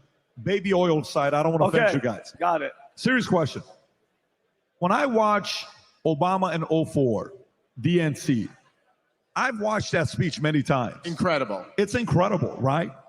And honestly, to me, when I think about Michelle, whatever she is, whatever position people have, honestly, I could care less about it. Do your thing. When it came down to Bill Clinton, you know, home fries, Monica Lewinsky, listen, that business is between you and your wife. You guys got to figure that out, and the kids. I love when Dana White had the issue that happened on December 31st, and he openly said, he says, you think I'm worried about you? What do you think's happening in my household right now with my wife that we got to deal with this? That's the right answer. That's their business. Marriage is hard. Family's hard. I'll leave that part aside. I want nothing but the best for anybody we've had as a president. I don't want negativity on anybody. But when I watch the Obamas today, especially the last 3 weeks, there is something different about it, right? They look unhappy. They look scared. They look worried. They look like they're willing to do anything for this guy not to get him because something may be exposed. And by the way, to me, it's even as simple as if you look at the policies of what Trump is doing and what Kamala is doing. If I go through my notes that's got a bunch of water on it right now, one of Trump's things that he wants to do with healthcare is repeal Obamacare. Do you think it's as simple as his fear of his legacy of ACA being removed? Or do you think there's something going on that they're afraid that if Trump and his administration gets in, they're going to do some kind of a Twitter files on FBI files, CIA files, DOJ files, and everyone's going to realize what they're doing, and that's what's really scaring them. What do you think it is, Dave? That's such a good question because it is, listen, if you look at the media and the political class's reaction to Donald Trump, it's not just that he makes them angry. It's very clear since 2016, he makes them scared. They're scared of Donald Trump. And they even have these like Freudian slips where you saw Mika Brzezinski the other day. She's like, we're all dead. We're all dead if Donald Trump's back in there. And listen, I'll say this.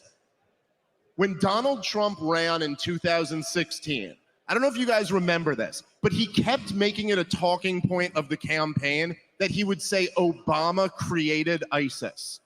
And this freaked everybody out. And all of the journalists were like, what are you talking about? You're not allowed to say that. What do you mean? And he wouldn't back down. He was like, hey, Obama created. Now, it was a little bit of an exaggeration to say Obama created ISIS. The truth is that Obama only armed and funded them. He didn't actually create them, okay? But what Obama and John Brennan, who was the CIA director at the time, did in conjunction with Saudi Arabia and Israel, Trump supporters, is they decided, because they wanted to overthrow the secular dictator, Bashar al-Assad, that they were going to fund and arm al-Qaeda and ISIS in Syria. Now that, under the legal code, is known as treason, with a capital T. arming the enemy in the time of war. And if you haven't checked, the punishment for that is death. And so when Donald Trump is running and about to be president, and he's on national television saying, these guys committed treason, maybe not in those words, because Donald Trump, you know, he speaks the way Donald Trump does, and he only has like 5 words, and one of them is tremendous, and the other one is loser. And so he just called, but excuse me, Dave Smith. He also has that one. Excuse me. That they are actually, I think, terrified that he might do, and he was also running on lock her up. I mean, now this might have just been rhetoric to Donald Trump, and in fact, I think it was. I don't think Donald Trump ever really knew how deep the swamp was when he was getting in the first time. I don't think he really had a plan to drain it, but he scared the bejesus out of those people, and they want him nowhere near power. I think they are very worried about what he might do. That's kind of how I'm processing it. I'm processing it that, you know, when somebody is being investigated or somebody is being investigated, even as simple as your kids, you can see your kids and you're watching saying, something's going on with that body language. This body language is you screwed up. Yeah. But this body language is something happened that I don't know about, that you're stressed out about. You'll see this at work environment and family and friends. But in this one, I look at his face, I don't think I've ever seen him like this before, ever. You're begging and lecturing, scolding black men that you better vote or else why would you vote for the other man? Like, how dare you vote for the other guy? You should vote for us. There's something very weird about it. Again, there may be nothing, but I'm purely a little bit skeptical that something's going on. Yeah, I was going to say, most people didn't read through the Diddy lawsuit, and I really recommend that you read through it. DJ, no, the producer's name was Rodney. Lil Rod is the person that filed the lawsuit. It was like 70 pages long, and it's really worth the read because he had thousands of pictures and all of this evidence, which made it credible, you know? Not that I don't believe in due process, but this was about as credible as it gets. But one of the most compelling elements is that what he was describing was a Jeffrey Epstein type blackmail ring that's happening in Hollywood. So on the level of the politicians and the newscasters, I think it's the fear that you're describing.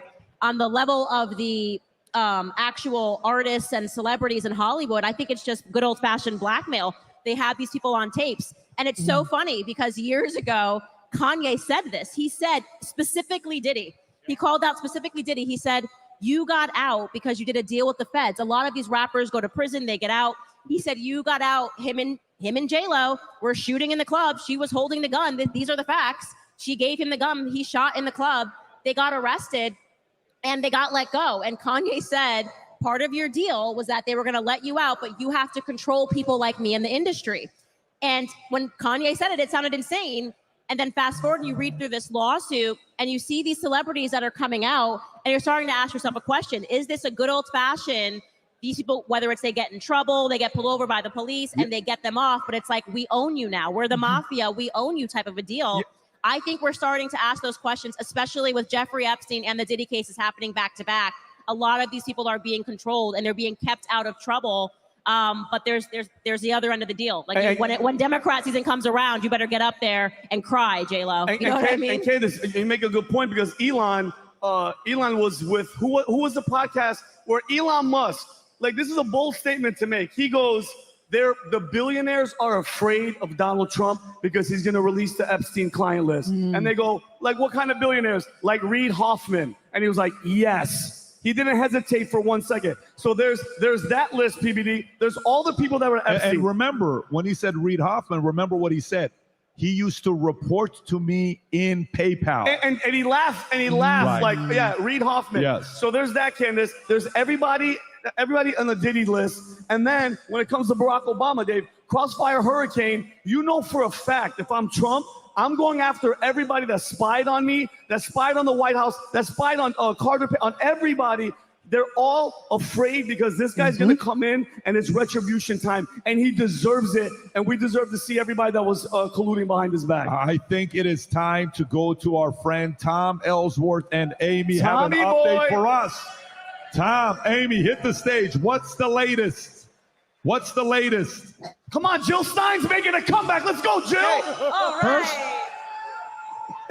First, we had right at the top of the hour. We have no surprise here, but the mountain states. Yes, we have Idaho, Montana, and Utah all called for Trump. Let's go! And by the way, so it's 270 to win, but if you look at that scoreboard above Pat, we're at 230, and it's 270 to win, and we've got, so you can see the VT They're News. too close for me, Tom.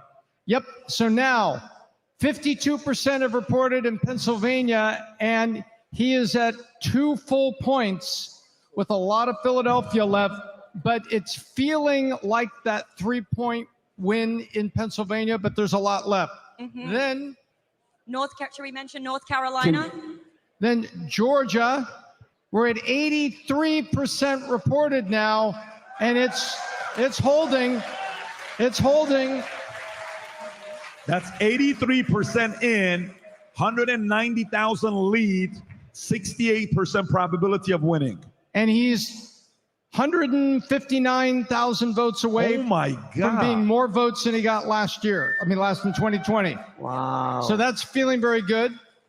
And we mentioned it, but we'll show you North Carolina officially says swing state is done. Let's go. This is Tom, a big one, guys. North And- Carolina's done. North Carolina's done. Let's go, baby! North Carolina, it's done. Wow. Are you joking? Yep. And we called it about 30 minutes before the other broadcast network. So those of you who've been watching, welcome. So, and then PVD, Arizona, they've got 52% in. Now remember, Arizona took all that heat for all the trouble they had last time. And so they've got their systems in place. And look, they've only been closed an hour. And like Florida, they had 52% reported. And you can see she has a slight lead. However, right here in Phoenix, underperforming versus last time. We'll take it to you. So she's underperforming a little bit there in Maricopa County. And when you add the whole thing up, it says, Tom, you just all of a sudden, like, you stuttered 5 times. Did something make you nervous, or what was that? No. Basically, she's underperforming what the Democrat Joe Biden did in Maricopa County. In Maricopa, in Can Phoenix. you go to 2020? Can we see 2020 Trump at Maricopa or no? I don't know if it's going to swing, but it's tight. And so right now we've got a 57% chance, because if you look at the stuff that hasn't reported, we know where that is, and it's correct. I got it. So we've got about 34 minutes before more polls close and we get to the West Coast. But we have one other quick update. Jill Stein is closing in. I'm just telling you guys right now. Jill Stein is making a comeback. Wisconsin. You look at Wisconsin, there's a lot of city left in Wisconsin. Oh, wow. But let's go, baby. 50-50. Tom, are you able to go back to the overall presidential odds? Overall presidential odds, it was the last screen. You were just there? Right there. Not on the state? No, it was this previous slide. Yeah, we're at so 71%. PBD, here, can I give you what I'm seeing here? Yeah, go for it. At the beginning of the night, Vegas, before we started announcing everything, had Trump 60% chance, Kamala 40. As you can see here, it's now increased to 71-29. So Tom, can you confirm, Tom Kornacki, that things are dramatically trending towards Trump's direction, if not a landslide? Well, right. Well, we'll know when we get there. Washington, D.C. Went for Kamala Harris, but Candace, you'll be interested in this. We called the Secretary of Elections in Washington, D.C. We were unable to talk to him because he was being mugged at the time. So, Georgia? What, Thomas? So, by the way, we just went over 88%, and we're calling Georgia. Wow. Georgia! Let's go, baby! Let's go! Cornell West! Cornell. We are at 246. Yeah. Wow.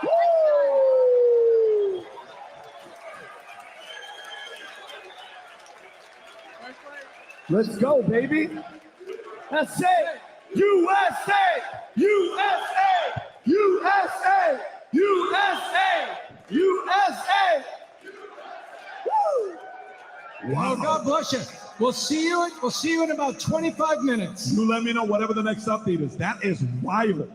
By the way, one of my favorite guests I've had on the podcast all year long. Him and I have established a relationship together. I just love his toughness.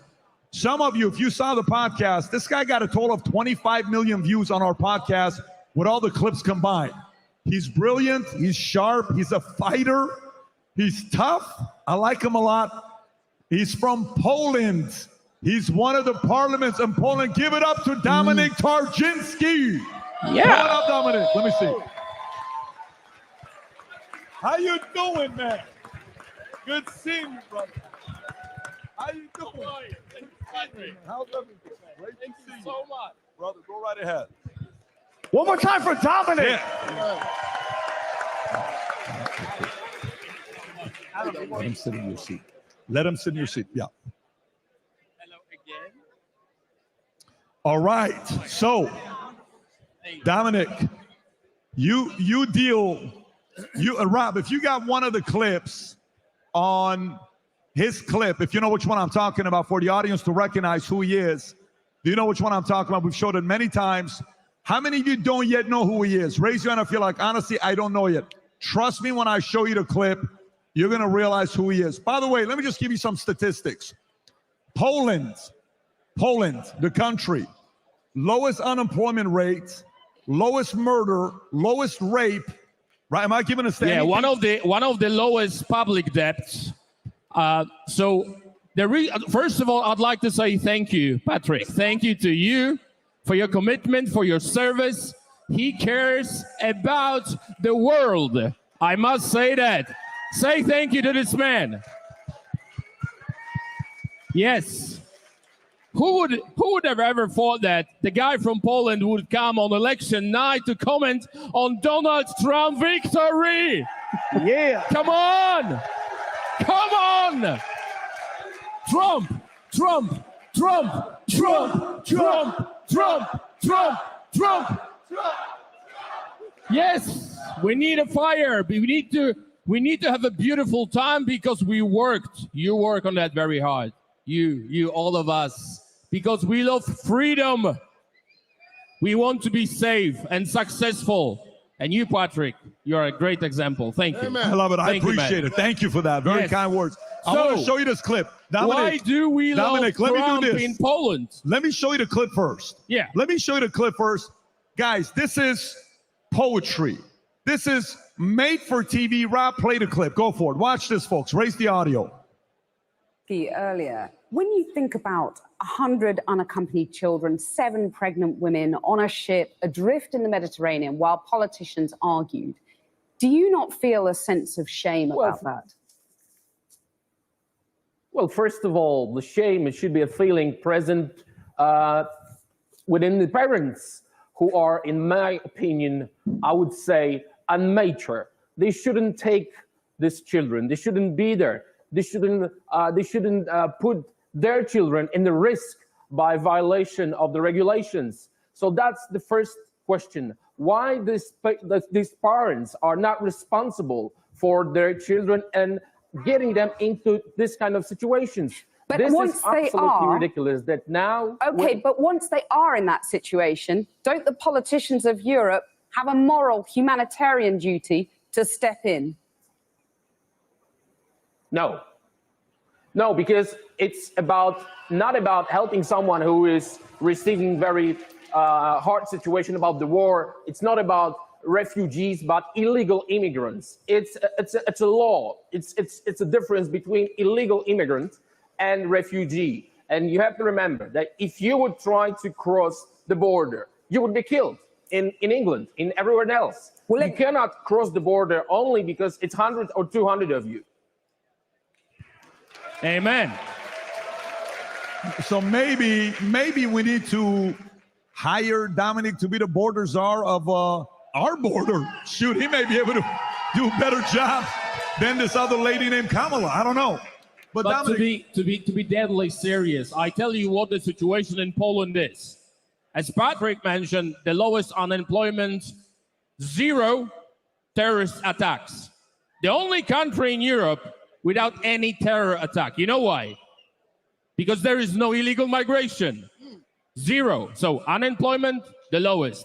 The lowest debt, public debt in European Union. 0 illegal migrants, and highest growth after COVID. That's Poland. Yes, you should clap to the Polish people and our law enforcement, because unfortunately, one of our soldiers was killed with the spear by illegals by the border, at the border, right? He was killed with the spear. We built the wall. Mr. Trump was a great inspiration, but they managed to kill one of our soldiers. So what we did in a parliament, we passed the law that we can use live bullets now. If you are trying to cross Polish border illegally, if you want to attack our soldiers, you will be killed. Amen. What's happened? The numbers of illegals dropped. What we need? We need Trump. We need a strong man. We need a man who's not afraid to protect our families. He's not afraid. And this is why we love him, because we want to be free and safe. When they ask me, why do you care about America? Why do you care about Trump? Why do you care about these elections? Because I care about my family. And this is nothing unusual. This man will change the world. And we can say, I do hope that tonight, before midnight, we can start celebrating if your machines will not fix, if your machines will work. I was listening to your discussion like an hour ago, why it takes like a week or something to count in Poland it's 6 hours. Like the polling stations are closed at 9, you go to bed, you wake up at 6 or 7, you know who the president is. No problem at all. What about, American technology? It's not about technology. They want it. They want to make it hard. They want to keep and use their chance for the 7 days to work on the results. It's too big to rig. Cheat. Not this time. So I'm very happy that I'm here because I was elected twice as a member of the Polish parliament and twice to the European Parliament. At the moment, I am a congressman for the Europe, right? And European Union is falling. And this man can stop this. All this crap, leftists, like gender, like LGBT madness ideology. I don't care who you are. I don't care who you love. Go away. Do not touch our children. Yes. Is that right? We don't care. It's like, I really like this movement. Now, during this campaign, I'm gay, not stupid. You know what I mean? We don't care who you sleep with, who you love, but do not come close to our children. And whatever happens in America, it happens in European Union 6 months later. So I know if he will stop this and he says, I'm going to stop this transition, craziness and madness, we're not going to finance it, we're not going to pay for it, it will be stopped in Europe. So what is this election about? For you Americans, it's about your family budget, inflation, World War III. It's about all of us. But there is a common ground between America and Europe, like family values, family safety, children's safety. World War III is one of the subjects. We want peace. And he promised to stop World War III. I mean, direction towards World War III. So it is important. I hope Pennsylvania, what is it now? It's 49%. If he takes Pennsylvania, we can open some nice some nice drink. So I'm happy to be here with you. Patrick. I love it. By the way, just so you guys know, very soon Dominic could be the Prime Minister of Poland. There's 2 names he is either one or two of people that want him to be the prime minister. So we may be seeing a prime minister of him being a leader of the country. How many guys would like to see that take place? Fully qualified to do something like that. So I asked this question earlier. And I'm curious to know what you guys will say. Any one of you guys can take this. Candace, you can lead the way with this. Let's say Trump wins. Rob, if you can get the Raskin video ready. Oh, this is Rob, took a bathroom break. He'll be back. Say Trump wins. He's got, what is it, 70 days? How many days is it until the speech being given? How many days is it? 70, 80 days? Something like that, because it's December 6th. If he wins. January 6th, and then you got January 20th. Yeah. Let's just say 75 days left, okay? Yeah. During the president-elect season, do you worry phase one? All right, he won. Phase two, during that 75 days, what can they do to not make it official? What games can they play? By the way, a very weird situation that Tikram brought up earlier when we were talking. He said, what happens if all of a sudden during that president-elect season, story comes out Biden is sick? Something happens to Biden. You're worried about Trump getting assassinated. What if Biden gets assassinated during that time, the attempt? Kamala becomes president. I'm just thinking about how an enemy would want to take you down. What can happen during those 75 days until he is finally putting his hand on the Bible for the second time and everybody knows he's the president? Do you worry anything can happen during those 75 days? Of course. Candace or Dave, either one of you guys 100%. Can take that. I believe they'll try to use the fact that he's been indicted so many times to try to disqualify him. Somewhere they're going to try to pull out the 14th Amendment. They're going to try to use the January 6th thing. They're going to try to use some type of foolishness to try to get the American people to buy the lie that he's illegitimate, and they're going to use that to try to change public opinion. But as long as public opinion holds, they're not going to have a chance at it. But they're going to try it. They're going to say the January 6th committee said this, and therefore he's illegitimate. And we are going to try to go in front of the Congress, and we're going to try to pull out the 14th Amendment about the Insurrection Act or something to try to delegitimize the election. They're going to try it. It's not going to work. Well, I would just say, like, use history as a guide, right? So, well, first off, your point about Joe Biden. Look, Joe Biden, this could happen any minute. Joe Biden is so far past the point of being incapacitated for the job that Joe Biden is so old and senile that at any moment he might be removed. I mean this, that could happen anytime. They already said he's crazy. They already have the power of the presidency. So if Kamala got the power of the presidency, I don't think that changes the equation drastically. But I look at what happened last time. When he won the election in 2016, essentially what they did, right, was that, I mean, they had been spying on his campaign the whole time. They ramped up the investigation, and then they swarmed him with these all the people who double-crossed Donald Trump, all of the awful appointments that he put in. The weakness that Donald Trump has is, everybody says this, supporters and critics alike, he's very subject to flattery. Donald Trump is an egomaniac, and if you tell him how great he is, he loves you. And so what you're going to see is a bunch of never-Trumpers attacking Donald Trump, and then you're going to see a bunch of people like Mike Pompeo, Liz Cheney's pick for defense secretary, going up and bragging about how loyal he is to Donald Trump and telling Donald Trump how awesome he is. So everybody who's a Trump supporter, it's our job from now, assuming he wins till January 20th, to make it clear that we do not support Donald Trump putting any neocon warhawks in his cabinet at all. I agree. None of them. Zero. I 1000% agree. I think they already have their option B ready to go, which is an infiltration of the Trump campaign, this populist movement. I have been genuinely shocked to see how accepting he has been of the never Trumpers. And this idea is that it's unity.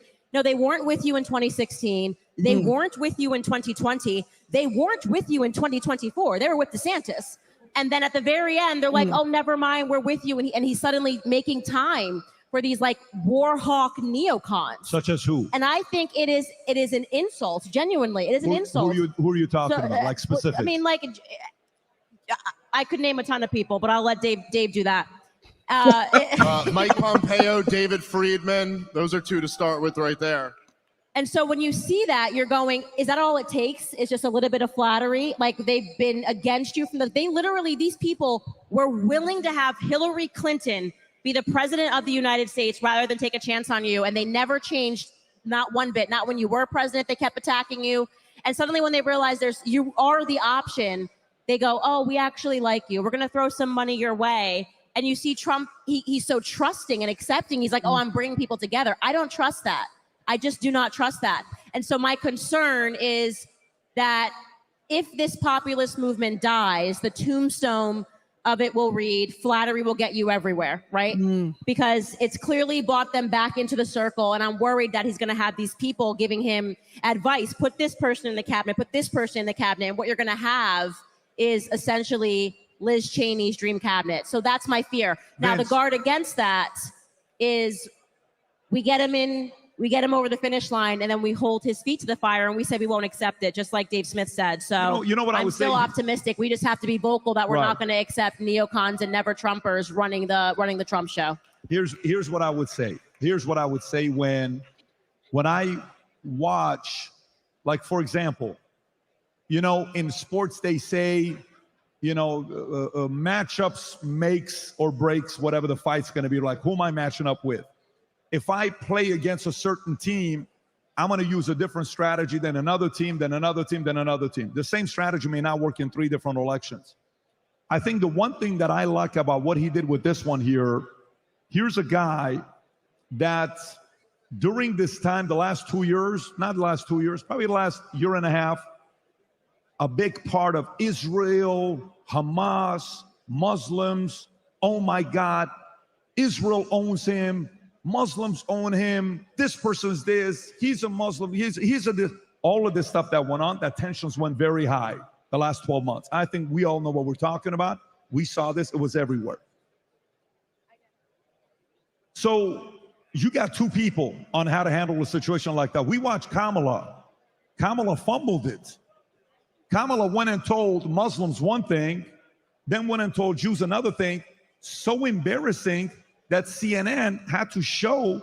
Have you guys seen this clip that CNN had to show the fact that have you seen this clip that CNN showed both? Oh my God, Rob, Candace hasn't seen it. We have to show this clip.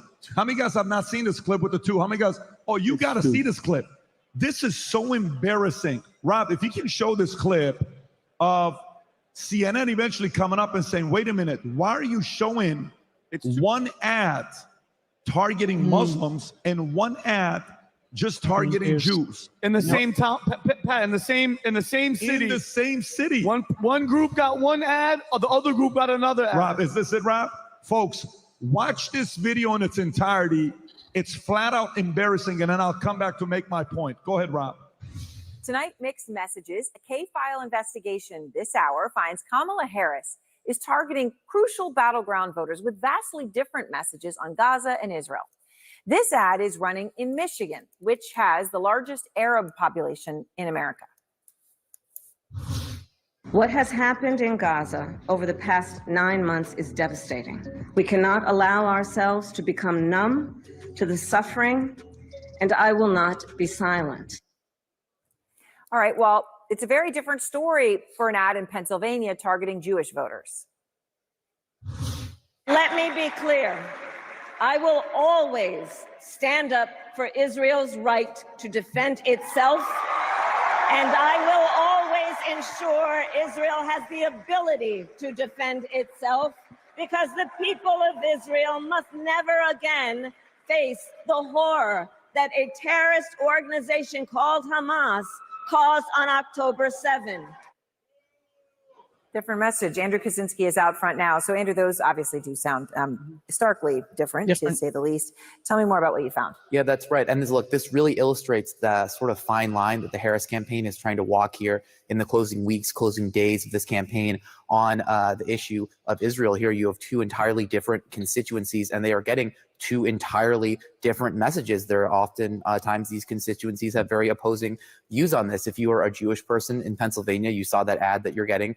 You are getting that ad that talks about how strong she is in Israel. If you're a Muslim voter in Michigan, you are getting that ad on Facebook that's talking about how she won't be silent on the issue of Gaza. Now, what's really interesting here is that ad that we just played, the one that's going to Jewish voters in Pennsylvania. Now, it sort of sounds like those two clips of her talking about Israel are together, but they actually cut part of it out. Take a listen to what they cut.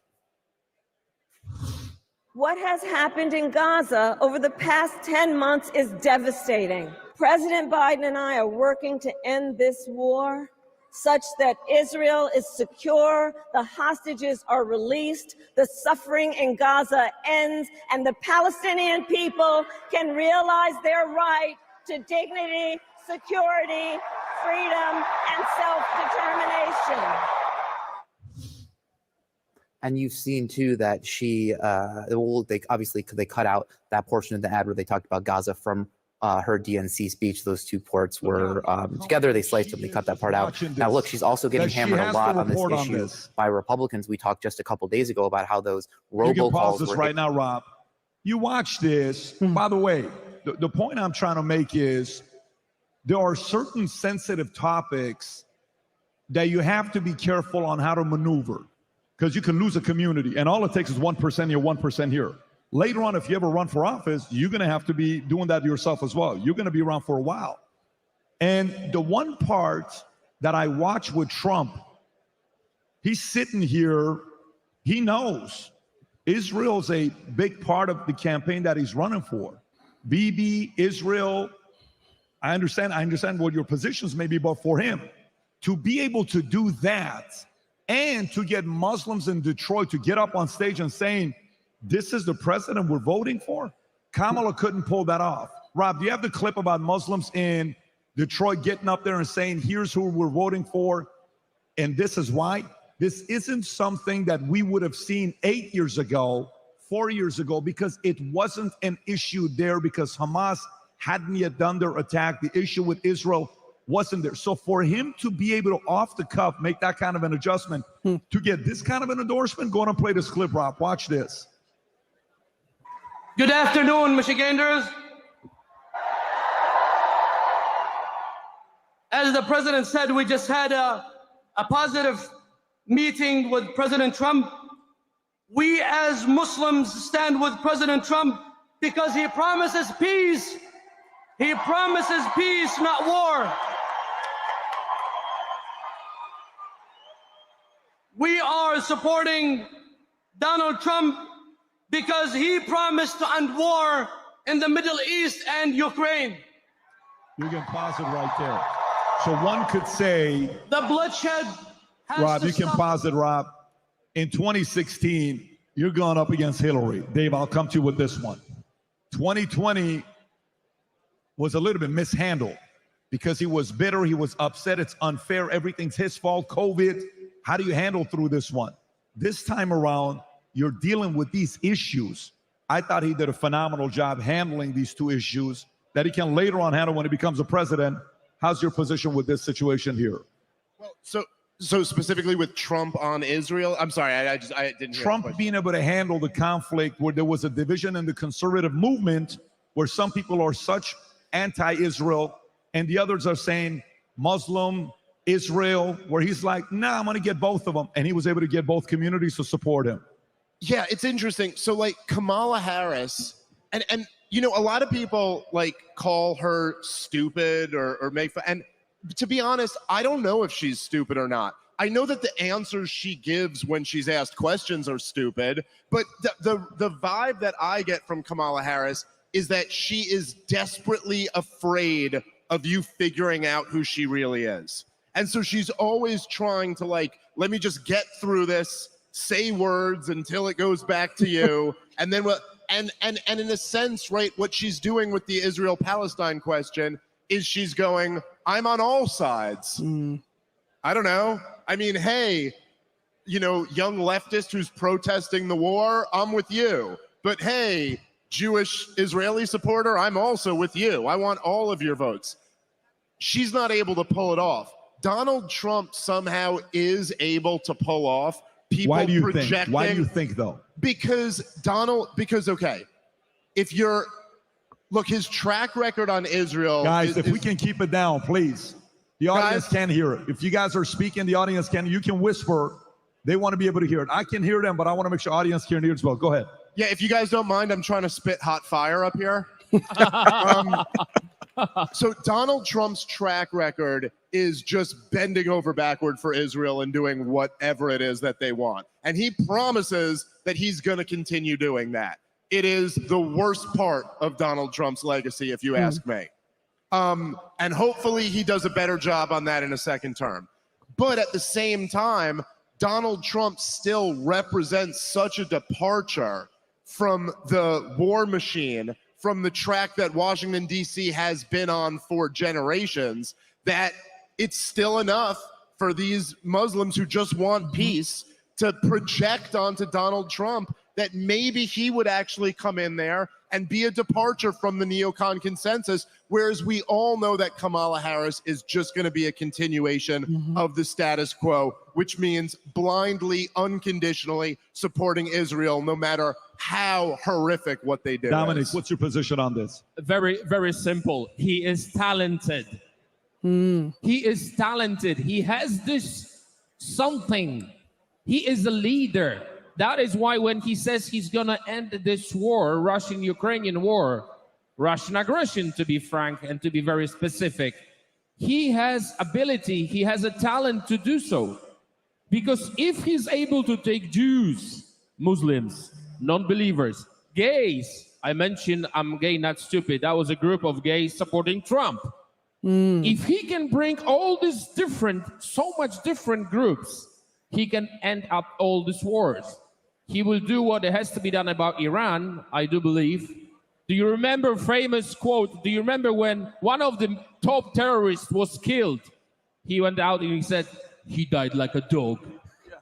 He was very straight about it. No one really, the free world did not expect President of the United States, even President, to come out and say, ladies and gentlemen, this older man was lost his life. No, he says he died like a dog.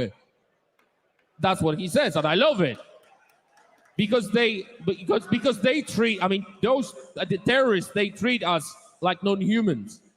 Non-believers, non-humans, let's kill them all. So he died like a dog, and I love this quote because he's very straight. That was argument against him, that the language he uses is not diplomatic, that he tweets mean tweets, that the way he speaks, it's not for the president. He's the president of the people. He doesn't have to do that. I mean, the amount of money he owns, he says that many times, I would be somewhere on the beautiful sunny island, not Epstein Island, but on some island, and I don't have to do that. So I would answer and I would describe it as a talent. And she has this, she has this primitive laugh. This laughter is just irritating everyone. And he's coming, you know, he's coming in, he's getting into the room, and you feel this sigma. You feel the man, you feel the guy who's not afraid. And now in 2024, we need someone who is not afraid and talented. Okay, I want to come to Candace, but before I do, there's a guy that wants to say hello to everybody. Rob, if you're ready, bring him on. Some of you guys may recognize this guy. Let me know if you recognize him or not. Rob, if you're ready, if it's in the Zoom, let the man in. He's in a cage. He wants to be free. Do we have him on? I think Joe calls this man a national treasure. Rob, if you have him on, just show his face. The moment his face shows up. There he is. Woo, Alex. Yo, man. Alex, you're the man. Poland loves you. Alex, how you doing? What's happening? How you feeling about tonight? I'm watching the Second American Revolution take place peacefully. Even if Alex, they steal this, there's no reversing it. It's explosive on the street. It's everywhere. All the liberals that are good people are joining us. There's a global realignment, populist, anti-globalist being elected everywhere. Every broadcast has been fighting tyranny for so long, like yours. It's just exploding.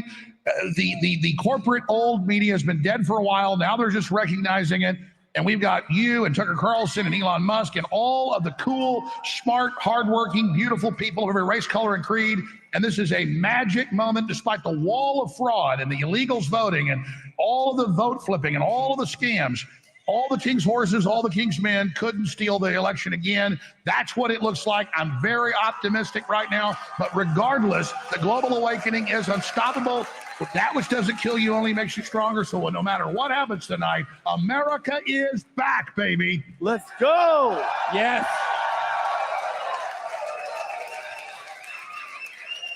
Alex, anything that you're concerned about? Is there anything, though, that's going on that you're a little bit paranoid or nervous about, or you're pretty steady optimistic? Well, look, I'm always optimistic when humanity's waking up, but the globalists are openly trying to accelerate war with Russia. They are openly trying to expand wars in the Middle East. They're flooding our borders. They are trying to consolidate power and control for their great reset. And so, yeah, we've got a lot of opposition, a lot of problems, a lot of powerful forces. But before, America was asleep. Now America has woken up. The sleeping giants rubbed the sleep out of its eyes, and it's focused, and it's learning fast, and it's very, very angry. And they've already tried to kill Trump twice. Do we lose him, or is he still on? Is he on or no? Okay. Is he frozen or no? Okay, Alex. I'm here, Patrick. We got another show dialed in, another show disconnected. We'll reconnect with them in a minute. A lot going on here. I love it. We had General Flynn break in earlier. Well, go do your thing, Alex. Great to have you on here. Take care, buddy. We love you, Remember, Alex, Poland loves you. We love you in Poland, man.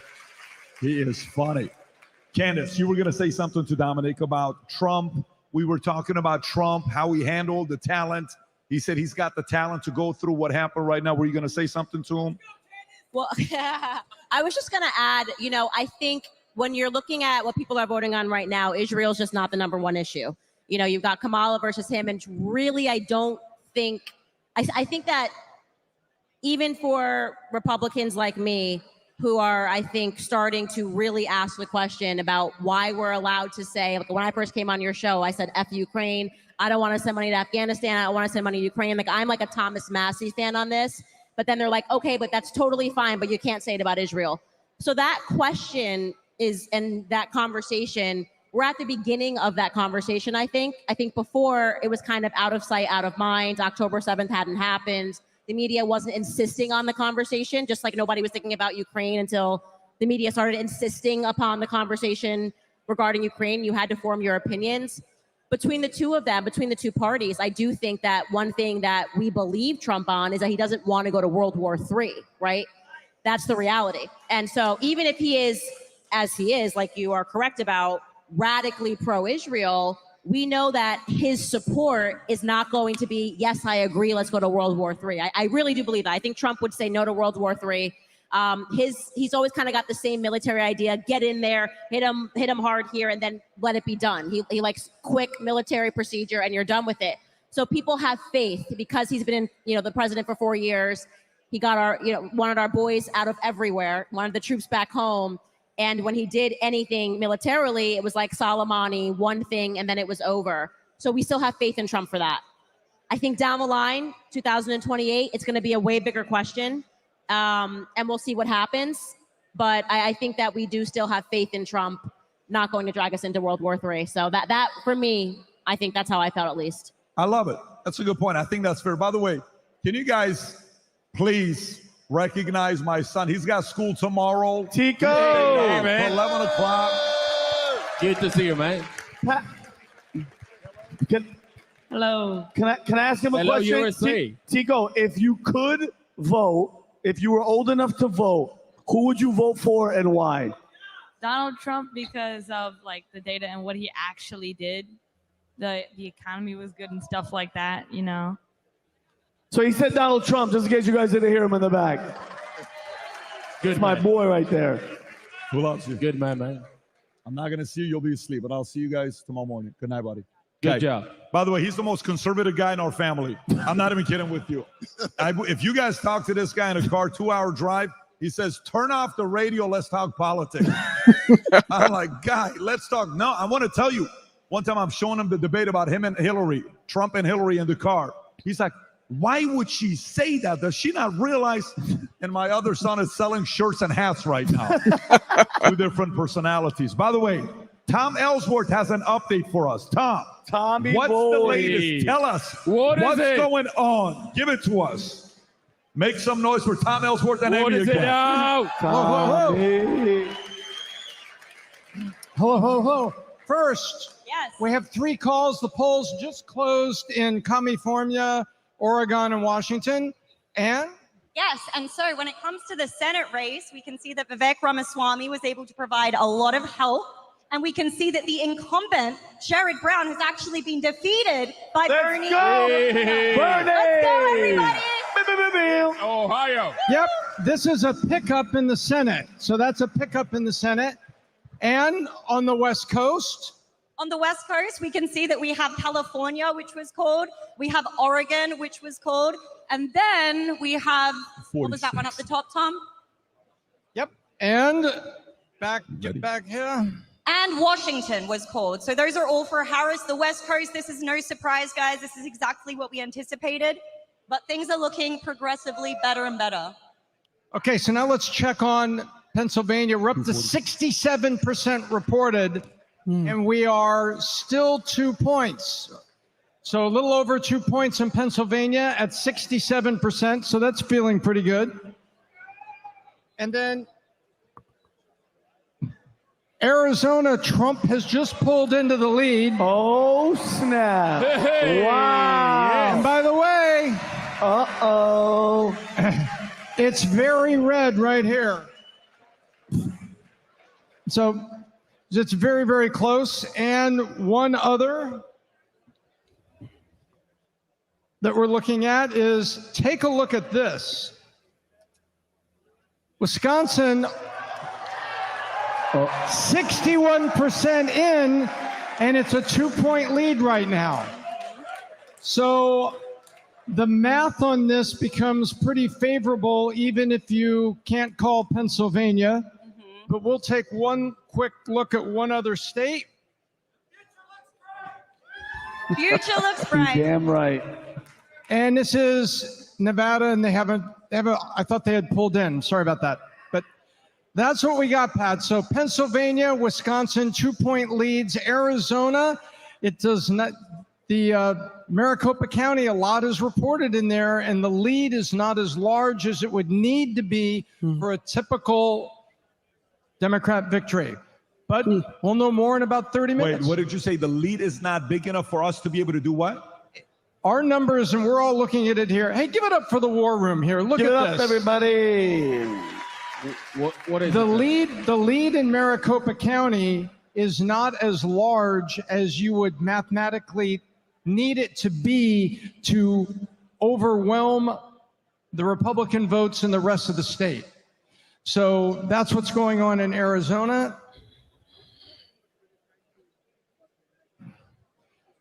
So you can see, take a look at Maricopa County. See, that's only 2 points. And so the rest of the state is 24,000. Yep. Yeah, it says 24,000. However, it says 54% estimated reporting, and the probability rate is still for Trump 57%. So there's a ways to go here, but there's an awful lot of red country out there. Got it. Got it. So that's where we are. So we're sitting at 246. And so in 30 minutes, we'll also have an update on Senate because it's looking to be a nice evening in the Senate. Anything you're concerned about or no? Like, are you guys watching what the market is saying right now? Is people, Rob, are you guys seeing how the market is responding to it right now? Is anybody panicking yet? No, there's no panicking, but there's actually a strengthening dollar overnight in Hong Kong already right now. I saw a clip that says, unfortunately, Kamala didn't have enough time to present herself to America. I don't know if you guys saw that clip or not. She had 4 years. Dana Bash. It's not 107 days. She had 4 years. Yes. Not mentioning her previous career. She had a whole life to do so. If you're not ready, don't run. That's it. What kind of? Also, look, even in her very short time being a candidate, she was doing her best at first. As soon as Joe Biden went out and she came in, that's when she was polling her highest. The more she presented herself, the less we liked what we had to say. That's why there was not many interviews. She was so proud of her being, prosecutor. Not many people were. She was very happy about it. And obviously she was from middle class. That was her argument, her offer to Americans. I'm coming from the middle class and all this. What kind of future is? I mean, most of the country is a middle class, or aspiration is to be a middle class. What kind of argument is that? I can't understand. I couldn't believe that every single interview, when she was asked about the economy and her plans, she was starting, as you know, I'm coming from the middle class, and it's ridiculous. For us, everyone is laughing at her in Europe. I'm serious. I mean, even liberals like Democrats, they obviously do not say so on the television, but when I talk to them on the plane, because we travel a lot, they're like, no, God, no. They are embarrassed. And that is the problem for America and for the free world. If we really see America as a leader for the free world, it is an embarrassment for all of us. That is the problem. Well, listen, let me tell you guys what my phone is right now blowing up. My iPad is blowing up right now. Did you guys see what Bitcoin just hit? Bitcoin, can you pull up Bitcoin? Bitcoin just hit $74,000. Wow. All-time high ever. So what they're saying is the market is saying they're leaning towards thinking Trump's winning tonight, so everyone's buying crypto. Everyone's buying Bitcoin. That's wild. Who knows? Candace is not convinced. Candace is buying gold tonight, not crypto, not Bitcoin. She's a little nervous. I'm Candace, just scared you gave me to a sleep. look. I'm just scared to sleep. As long as we all stay awake, we'll be Who's okay. more scared, you or George? Who is it, more him or you? I think we're probably equally scared to sleep. Yeah. He messaged me. I mean, I gotta say, guys, I do, and I don't mean to be the bummer here, but like, this is not over yet. No. And I'm just saying, as I'm sitting here looking at the map, Pennsylvania is what this is all coming down to. Like we've been saying all night long. Now, Trump could still win without Pennsylvania, right? He would need a combination of maybe Arizona, Wisconsin, and Michigan. It's very unlikely that he pulls off Arizona, Wisconsin, and Michigan. It's much more likely if he gets it goes through Pennsylvania. And I'm just saying, Pennsylvania, it's as of right now, what has he got, a couple 100,000 vote lead? 70,000. So we got 59% to 41%. That's what we're at right now in terms of the election. Now, I'm not saying that looks good for Trump, but that's far from spike the football Trump is territory. 51.1, Harris 47.9, 70% of the ballots. So it's not that bad. But all that matters is the Electoral College. And it's so. Well, look, I'm going to tell you something, going back to Ms. Harris. Their biggest problem was that they really live in a bubble, and they are around a bunch of stupid liberals all the time, and they really think that the American people are stupid. And so she believed coming out saying what you were saying, I'm from the middle class, would be enough. She believed that people were stupid enough to believe that she actually had the talent to be president of the United States of America, and that Barack Obama coming out sticking his little skinny finger in black people's faces telling us, you better vote for him, boy, was going to be enough to get it done because it always has been before. But they don't know it's a new day in America. And you don't tell us what to do any longer. So it's going to be a rude awakening for all of them tomorrow. I believe that this is a new day, and we're going to wake them up. Let's hope you're right. Yeah. Brian, you stepped away for a few minutes. They told me you were crying in the corner, then you were happy. Which story should I believe? The one crying or the one laughing happy? I'm in a wait and see moment, but the air just got sucked out of this room. I don't know why. You guys are all low energy. And but I understand because it's not over. It's not over. So, that's one thing. That's one of the beautiful things about this whole republic. Well, let me show you this. I think you guys may enjoy this. Anybody knows who Joy Reid is? Yep. You guys know Joy Reid? Yeah. Unfortunately. She had Donald Trump's haircut. Rob, if you can show this clip of Joy Reid. Is this video from right now? This just happened right now. By the way, if I wasn't here, I would be home watching MSNBC. It's the only time I ever loved to watch By the way, them. if you're interested, Comcast is selling MSNBC as of yesterday. Ooh. If you're interested in buying MSNBC, Rob, play this clip of Joy Reid, just to make Dave Smith happy, please. It's a pure Project 2025 in miniature in Florida. And that kind of extreme, sort of extremist, right-wing, fascist type government in Florida, does that make it a more attractive place? It's a pure. Wow. But they're not creative. She's not they're just so uncreative. They just keep repeating the same talking points over and over again. It's unbelievable. It's like there's a script that they hand out in the morning and they all read from it. And that's the problem. They're not talking to anybody, right? Hey, man, if you want to know the contempt the left has for Black Americans, you turn on MSNBC and look at Joy Reid and Al Sharpton. They are the worst people in the world. And they have made them the spokesman for Black America. That shows you the contempt they have for us, that we will listen to such terrible people. They are nothing but race baiters. They're contemptuous. They're terrible. And as soon as we get them off TV, the best. They're going broke anyway. Let's just break them. And Dave, if I may, the worst thing is that they think that most of Americans are waking up in the morning and they're thinking about abortion. Let's have an abortion. That's their main concern. Every single time. So because they use this argument as a weapon during this campaign. They don't know that the most of Americans are thinking about the inflation, the bills to pay. They think in their brains that the most important subject which will give them a victory is abortion. Killing of babies. This is what they think. And this is the most scary part of it because they are out of control. They think that killing a baby is the most important thing for the Americans.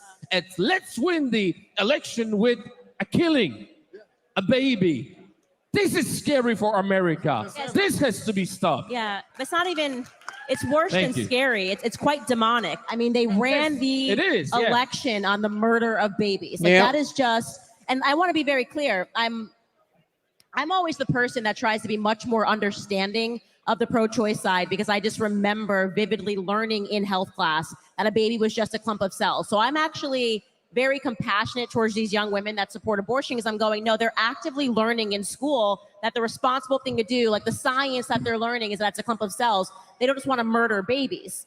But then when you see them now become so radical, they've even lost their own side on this because most of those girls are not thinking like, wow, well, I wouldn't stake my entire life and like, I must be able to abort my child. Like there's something about that is very scary, especially when it's a woman that's running, right? She's got no kids. She's got no kids of her own.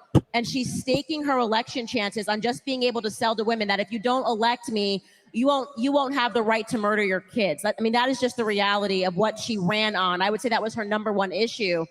And what I will say is that no matter what happens tonight, but especially if Donald Trump wins, they will not run this same game again because they went full bore. I mean, they had Taylor Swift with an effing cat, right?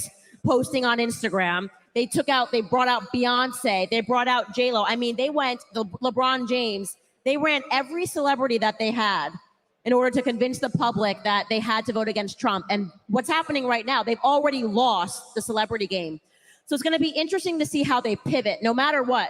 That I think we have now fundamentally changed the way that we have proven that people are fundamentally changing the way that they vote, especially Black men. That is the kill shot to the Democratic Party. So if LeBron James doesn't work, if Beyonce doesn't work, if Taylor Swift and her cat doesn't work in a soppy post about, childless women with cats, what are they running on? Yo, and listen. What are they going to run on? I gotta say, I love. By the way, Candace, that's embarrassing. as you guys know. So I'm not just blowing smoke here. But if Donald Trump does win this, and the exit polls show that Black men, which it looks like that Black men really did walk away from the Democratic Party. What you and Kanye did changed the fucking world, man. Like that is really incredible. This was the Democrats' most reliable voting bloc since the 1930s, man. That is an incredible thing. If they actually woke up and were like, oh, we don't need to just be unconditionally supportive of the Democrats who have delivered for them nothing but disaster And everywhere that they touch. And the other thing that you say, what are they running on? They're running on destruction. Think about this for a second.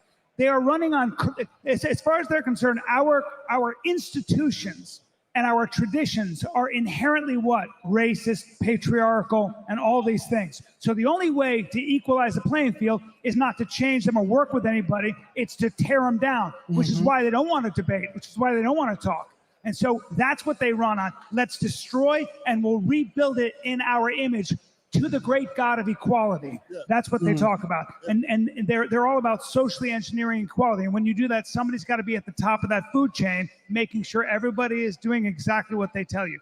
And that really is what it comes down to. That's what I worry about. If you read the critical race theorists and just all of these people, they're all deconstructionists. The rest of us are trying to construct a life. It's hard making a life. And it's very easy to be an academic and sit back and look at what's wrong and draw that graph and just tell you basically we got to tear things down to make things more equal. No, not so. The rest of us don't live that way. Rob has got another clip, and soon we're going to give you guys another update. Here is CNN, guys. We're going to show you guys a clip. Rob, play this clip. Yeah, Jake, let me just give you a gut check here about what we are hearing here as we've been sitting here reporting from the Harris headquarters. And I think the operative word right now is silence. There's not a lot being said because the Harris team appears to be searching for bright spots in the map as these results very, very slowly come in. Searching for bright spots and also very aware of the warning signs throughout the electorate. Searching for a bright spot. Interesting. Tom, do you guys have an update? Do you have an update, Tom? If you do. Yes, I do. It's 11:19. What is the latest, Mr. Ellsworth? So let's go take a look in the Senate. We already know that we had one Senate flip, and there were 3 key races here. And then Candace, I know you're a student of this stuff.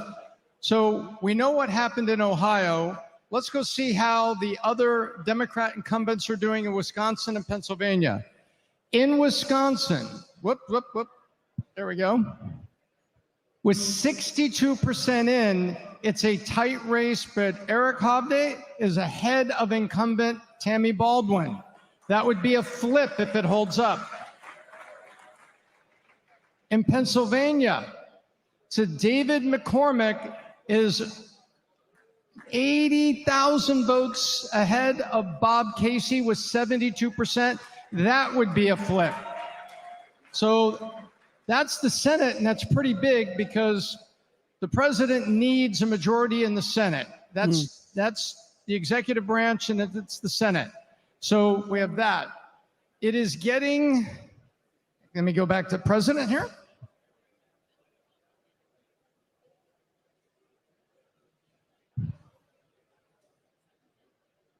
We're up to 75% reported, and it is now a 3-point Trump lead in Pennsylvania. Yeah. Nice. If he wins Pennsylvania, does he win the election? That's it. Is that That's it? it. Yep. That's it. If he wins, he wins. Really? Well, what do you got him at? He's at 246. Pennsylvania's 20. So that would put, or Pennsylvania's 19 rather. So that would put him to 265. He would be 5 short. 4 points within 4 points. 265. He's 5 away, and he's going to pick up 5 others. If he wins Pennsylvania, he wins. So where we're at with Pennsylvania, and there's one more district in Nebraska that has gone. So he's sitting on 247 right now. With Pennsulvania, he would need 3 for 270. But Patrick can buy him those votes. And may I, but may I call your attention to Alaska? Alaska. That's it. Oh, yeah. Pennsylvania plus Alaska, and this election is concluded. So, in other words, to make it simple, stupid for everybody, if Donald Trump wins Pennsylvania, Kamala Harris has to win everything else in order for her to win. The only scenario where Trump loses if he wins Pennsylvania is if he has to lose Michigan, Wisconsin, Minnesota, Maine, Nevada, Arizona, and Alaska. I mean, it's looking pretty good. If he wins Pennsylvania, all of you will ask where is Bart. So Bart are somewhere in the back. But to be very serious, if he wins Pennsylvania, now we would have to ask all the celebrities who says they're going to leave US, what airlines are they going to use? Yes. That's true. I'm going to text Tom Hanks. How are you, man? What airline you picking?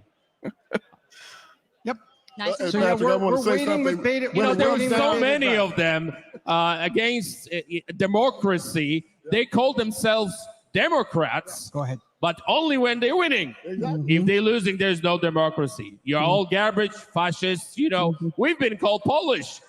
After all this, what we went through during the war, they called us fascists. Republicans, conservatives in Poland called fascists. Then they call us communists. They didn't know how to deal with us. They lost 7 times in a row in Poland. 7 times nation says, no, we don't want you. So obviously then they said there's no rule of law under your government, under your administration. So it's always the same thing. They are fighting for democracy. They called it. They're fighting for the rule of law. Right. I'm not sure if you're waking up every morning and you have this, you know, words of rule of law, democracy, all this on your plate. They are using it as an excuse. They think that democracy is only when they're winning. This is this is madness. If you lose, that's a part of democracy as well. Of course. Yeah, you accept it. They don't want to accept it. Exactly. Yeah, because when they say democracy, if you think that they mean rule of the people or free elections or something like that, it makes no sense. But it makes sense when you realize that when they say democracy, what they mean is their rule over us. That's right. That's all it's ever meant. Listen, right. They said when they were backing the coup in 2014 in Ukraine, which, by the way, is a big part of the reason why there's the war there now, the National Endowment for Democracy poured in millions of dollars to support a coup to overthrow a democratically elected president. Because democracy means DC ruling the entire world. That's all it's ever meant. It's not a real thing. Democracy is fake. You know, we talked about the black male vote, and I just want to say this. This isn't happening by happenstance. Candace Owens and I have been working on this for years. We've been doing podcasts. They're black podcasters. David has given us platforms, and other people have also. Tucker Carlson, a lot of people have, to tell the truth about the Democratic Party and Kamala Harris and Joe Biden and Barack Obama, and it's been working. We've been chipping away at it. April Chapman with her Standard of Proof podcast. There have been black podcasters out there working behind the scenes for years to turn the black male vote in the black community against the Democratic Party, and finally, after years and years of work, we have finally struck oil, and it's going to be great for me to see that the Democrats are losing tonight, and they're going to lose because the black vote finally turned against them. Bravo. Big mistake. Rob, you got a clip? Is there a latest updates? I see a lot of Justins. Justin. Do you have that one, Rob? Tom has an update. Oh, Tom has an update. We like when Tom's got an update. Okay. Tom, only if it's a good update. It is a good update. Let's see what you got, Tom. Bring it. Okay. The update we have is Maine Congressional District 1, which is a small Republican fort in the middle of Maine, has been called. So now it is 248. Wow. 19 is 267. And 19 is 267. No, and add 19 to 248. No, I'm counting Pennsylvania. What's Pennsylvania? 19. So that would put it at 267 is what I'm saying. That's correct. And Alaska is?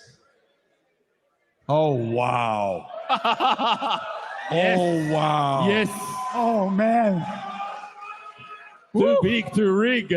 Woo. Tom, if you get this thing right tonight, everyone's buying you a drink tonight.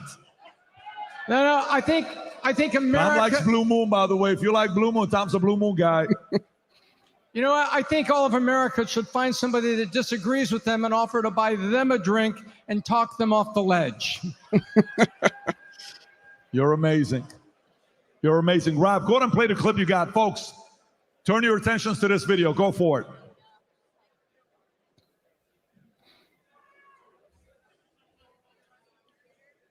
It is in Democrats' nature to be anxious, and we are certainly at peak anxiousness. I think the conversation that you were having in the last panel about the Latino vote is really interesting. Some of these numbers are a little bit jaw-dropping, looking at, potentially 45% for Donald Trump in some states. And that is going to cause a real reckoning within the party on how we talk about, message to, and integrate, a huge part of our base typically in all of this. I would say, though, that the campaign and people that I've been speaking to have said nothing has been called. Our paths to 270 have not been blocked off. And as we continue to get more vote in, and I should add to the numbers that they messaged to you, Detroit is coming in. And Detroit had a very good day with in-person voting today. And the suburbs of Atlanta outperforming where Biden was there. One point of concern is that she's not doing as well in the rural areas as Biden did. And that's something that they're paying attention to. But I'm hearing more and more from people that I'm speaking to, blue wall. And this morning, we were talking about, well, if you pick up North Carolina and Georgia, again, they're not off the map. But it is feeling like more of that laser focus on the easiest route. And by the way, she's not a Trump supporter. She can't stand Trump. So just so you guys know, the person I just talked, what did you just get? You just got it saying Kamala Harris's camp is not responding? Yeah, apparently Kamala Harris's headquarters is no longer responding to the news and giving statements right now. So they are feeling a bit glum over at the Kamala HQ. Not what we're getting. Not what we're getting in this room, so. Can you imagine, like right now, they're sitting there on the other side, wondering what went wrong. Lex Friedman just tweeted, Rob, something very good. Lex, if you can go to Lex's tweet, the last tweet that he just put up, he said something very interesting. And by the way, I think the game is changing. Guys, you realize right now we're at 257,000 people live watching this podcast. Wow. Nice. Hear me out when I say this. For those that are watching, we thank you for watching us. But ask, why are you watching us? Why are you here? None of us are from Columbia. We didn't go to Yale. We didn't go to Harvard. We don't have a journalistic, I don't know if you do, Dave. I don't think you do. None of us have a journalistic degree that we're doing this. Why is America flipping to this? Because there was an attack on tradition. Tradition is what makes up culture. And tradition is an experiment that worked. Yes. It's an experiment that worked. And we've been told for too long that, a man is a woman and a woman is a man, and you are whatever you feel like. And the only metric, the only rudder in the wind is how I feel, which changes with the wind. And so nobody can just, the Democrats, or let's just call it the radical authoritarian left, has given us no bedrock to moor into. None. I don't even know. And what a surprise that I have no idea what she stands for. She couldn't even articulate that when given softball questions on her own friendly territory. What does that say? Two things. One, she doesn't know what she stands for, or she's hiding something. And it's probably something very radical that no one agrees with. No one. But when you find out that this guy was in the Olympics and he was pretending to be a woman and hitting and knocking that almost really, like, he could have ruined that woman's career. She spends her whole life getting to the Olympics. And she'd never been hit like that hard, because that's a dude. And none of us agree with that. Nobody. And how interesting that even Kamala Harris and the Democrats are distancing themselves from this gender ideology. So it shouldn't be a surprise that most of us are going, hey guys, this is a little much.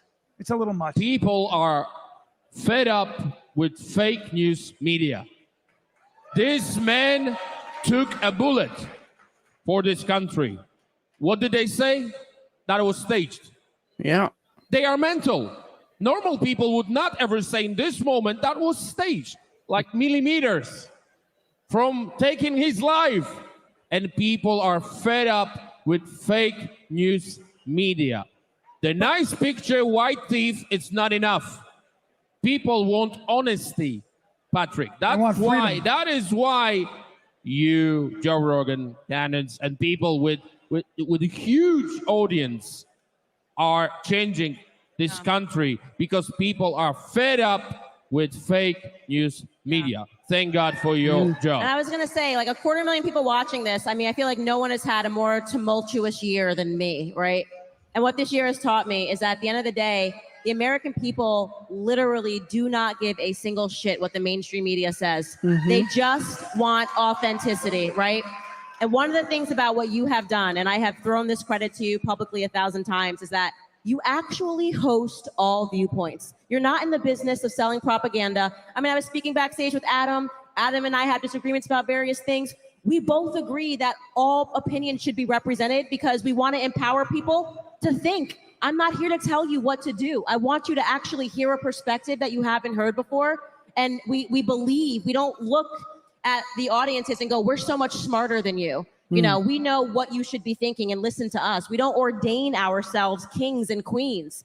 The media has lost that. They've completely lost that. They've lost faith in the American people, and the American people have lost faith in them. And so I think this is, like I said, the game has changed. And the pivotal moment this year, I was really stunned by it. He did something. It took a lot of humility. I don't think it will make a difference.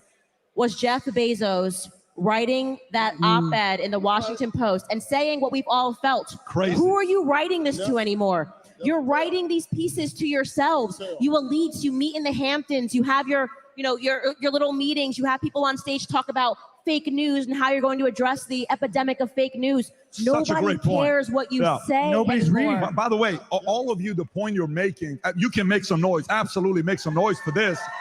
But I want to add to this. By the way, watch this. I was saying Lex's tweet. Rob, can you go back to Lex's tweet? So a few things we're learning. Case study for 2028. Lex says, looks like Trump is going to win potential landslide, leading in every swing state. We don't know that yet. However, let that sink in. P.S. Long form podcast.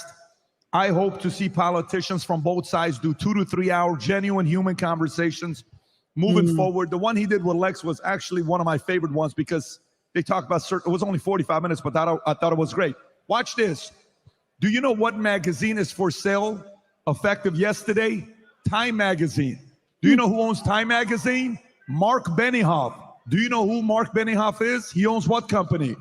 Salesforce. Do you know what his net worth is? $10.7 billion. You know who turned down an interview to Time Magazine just a month ago? Kamala Harris. You know what he bought Time Magazine for? $190 million. Do you know how many subscribers Time Magazine had when he bought him? 4 million. Do you know how many subscribers Time Magazine has today? 1.6 million. Wow. Do you know WAPO, when Bezos came out and says, I don't give a shit if I lose subscribers, 2.5 million subscribers. He says, I'm not endorsing Kamala. Overnight loses 200,000 subscribers, bunch of employees. LA Times loses employees. 200 papers, including USA Today, who typically would have endorsed the left, said we're not doing it. Comcast came out. They're like, look, all these other businesses we own, they're performing. Roku, performing. All these other guys are performing. Does anybody want to buy MSNBC? And I was like, no. Nope. Does anybody want to buy CNN? No, we don't want to buy them. By the way, CNN and MSNBC, celebrity people that get up there thinking you're very important, your salary's been declining because they're no longer making money. And a reason why you're seeing these CNN people bashing Kamala, showing a clip that one page is her doing what John Kerry did in 2004, I believe, the flip-flop and stuff. Why are they doing it? If you don't, you're out of business. Yeah. If you're out of business, no one's paying you. These people that are watching, they're just saying, who can I trust? No wonder Rogan's the #1 podcast in the world in 94 countries because people trust the guy. Tucker is 2-3. Theo Vaughn, maybe one of the best podcasters out there. Funny as hell. Top 5. This guy, Sean Ryan, coming out there doing interviews, blowing up all over the place. Yourself. All these guys, why are people going to them? The market is shifting, disruption at the highest level. And a lot of these guys are used to doing this. We just got a report right now. They don't know how to do this. And American people just want to do this because you know what this is? By the way, if we right now were having dinner, our dinner sounds like a podcast. People would sit there and say, wow, what was that all about? It's a great conversation. This is what America and the world is begging for. Mainstream, they're done with you. You are manipulating and they're done. The market is no longer working, and they're walking away. Not because we have some fancy degrees, because people trust being real and sincere. Very simple, and the market's always right. Yeah, you wanted to say something. That's like one of the best rants I've ever heard. 100%. And if I could just add to that, right? Why is it? And this is the really interesting question here now, right? Because obviously you have, look, Donald Trump, the entire corporate media told you for 8 years that this guy was a Nazi and a Russian spy and a whole bunch of other lies that all basically meant you are not allowed to support this guy. And he's about to be reelected for a second term, it looks like. So that is obviously a huge rejection of this media apparatus. Of course, he did all the big podcasts. Trump did. Kamala Harris didn't want to do them. That's going to be a big part of the story here. But just one step further, right? Why is it that this happened? Why? Think about the advantage that the corporate media had on people like us. They were years ahead of us, and they had billions of dollars of budget. That, like, listen, like Pat, obviously you got a few bucks that you made all this happen. This is pretty cool. But you don't have the budget that CNN has or the New York Times has. You have a fraction of the budget of those giant players. So why is it that the ratings for this show are crushing all those guys right now? And this is it. It's what I told Chris Cuomo when we debated, if any of you guys happen to see that. Our currency is the truth. That's our value. And the corporate legacy media has lied about everything. And when I say everything, I mean literally everything. In the 21st century alone, what did they lie about? 9/11, the wars, the financial crisis, Russiagate, COVID, Hunter Biden. Dude, just this week, they tried to convince us that Donald Trump said Liz Cheney should be executed by a firing squad. I almost voted for him twice. Turns out that was a lie. He didn't say that. We're really still hoping he says that at some point. But I'm just saying they lie about everything. Because they think they're smarter than the average American. And they don't have it anymore. But that's the liability. The liability is by the way, but before they react, they're reacting for a reason. This is New York Times. This is not us.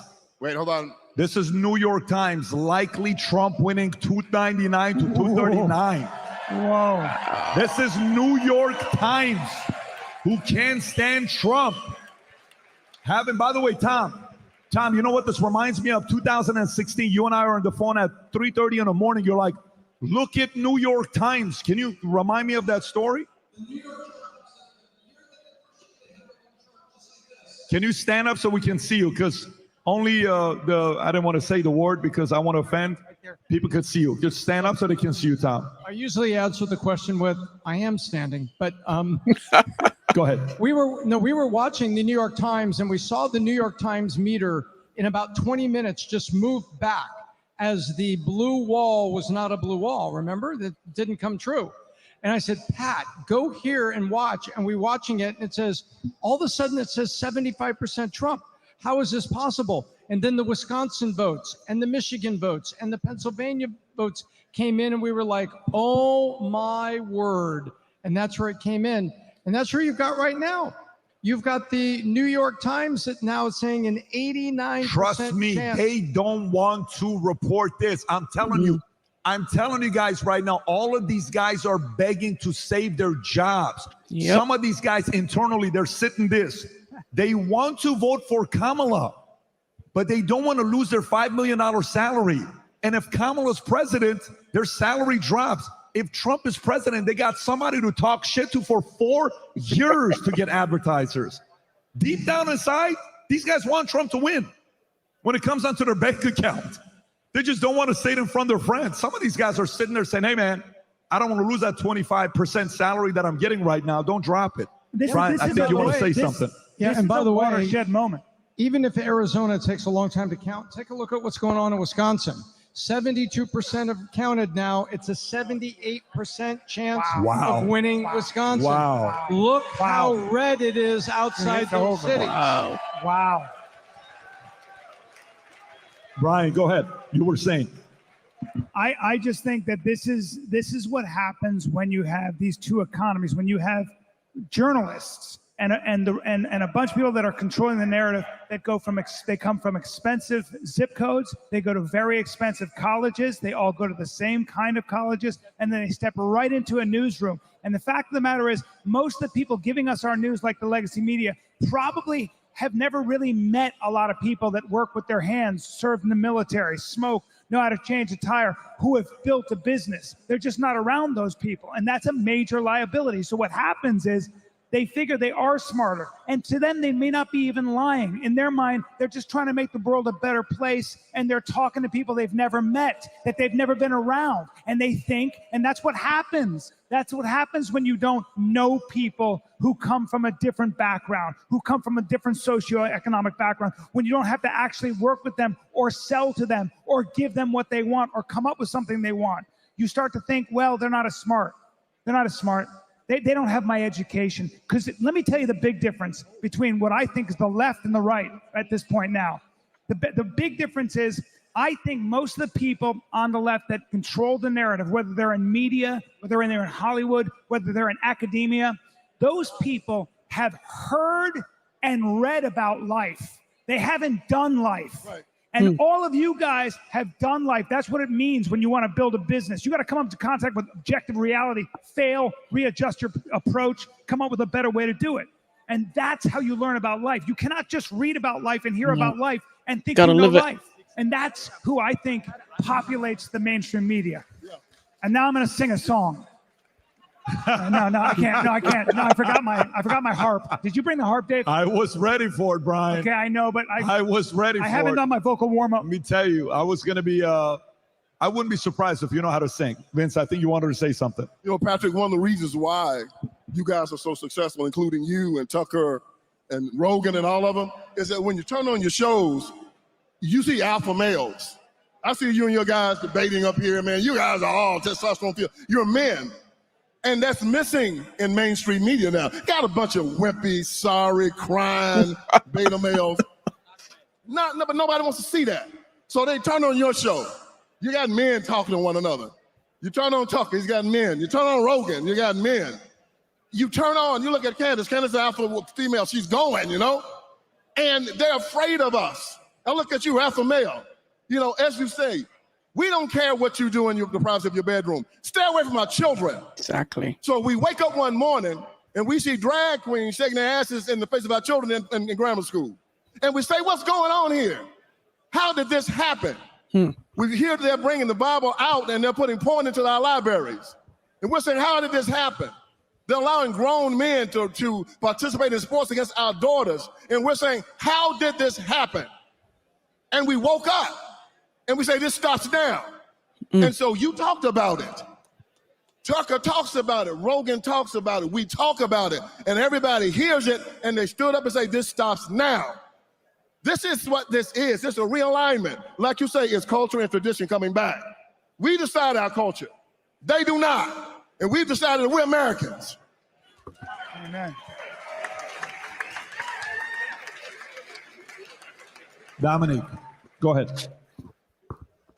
When they ask me how we did it, or how our government achieved what we achieved, I mean, the safest country in European Union without any terror attack, I said, radical, be radical. How to stop it? Just stop it. Don't talk about it.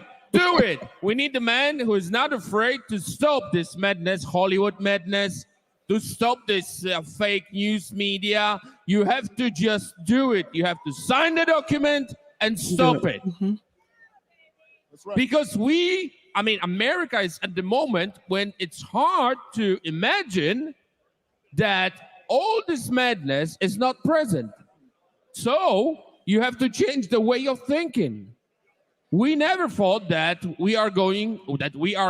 Polish law enforcement will be allowed to shoot and kill.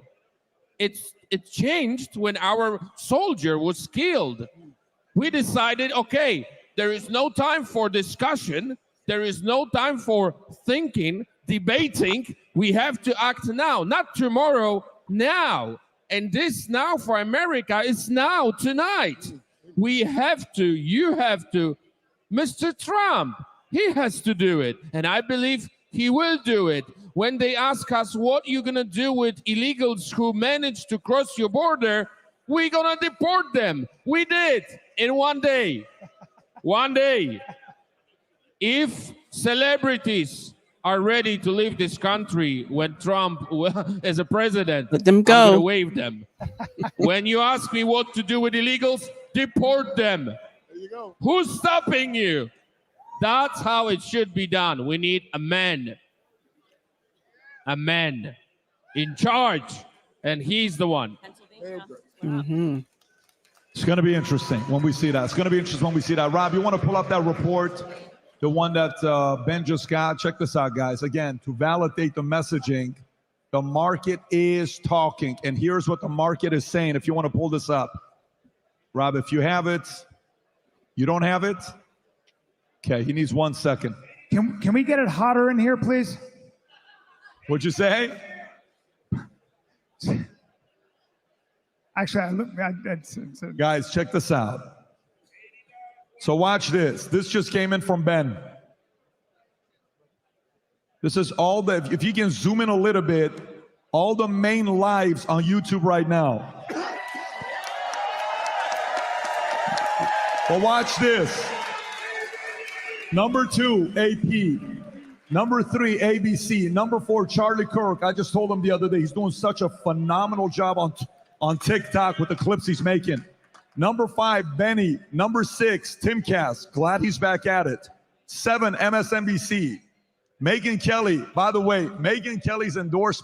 Megyn Kelly may run for office one day. She is. How many guys like Megyn Kelly? Anybody's a Megyn Kelly fan?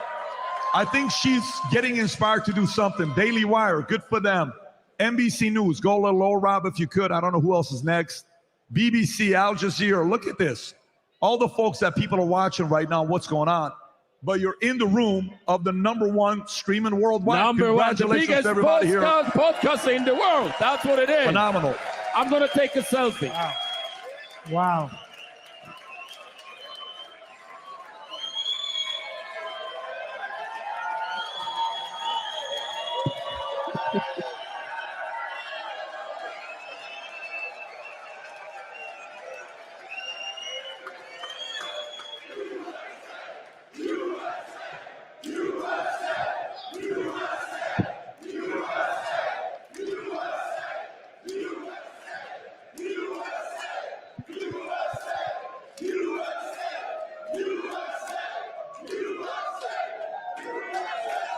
Wild night tonight.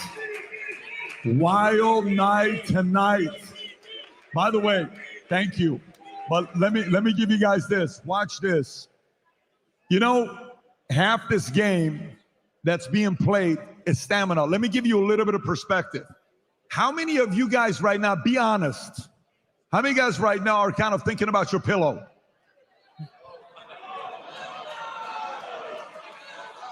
No, by the way, for those of you that are worried about lightning striking, raise your hand. How many guys are like, honestly, I'm kind of thinking about my pillow right now? Raise your hand. Respect. Check this out. There's this 78-year-old man that finished up his rallies yesterday at 3:30 in the morning.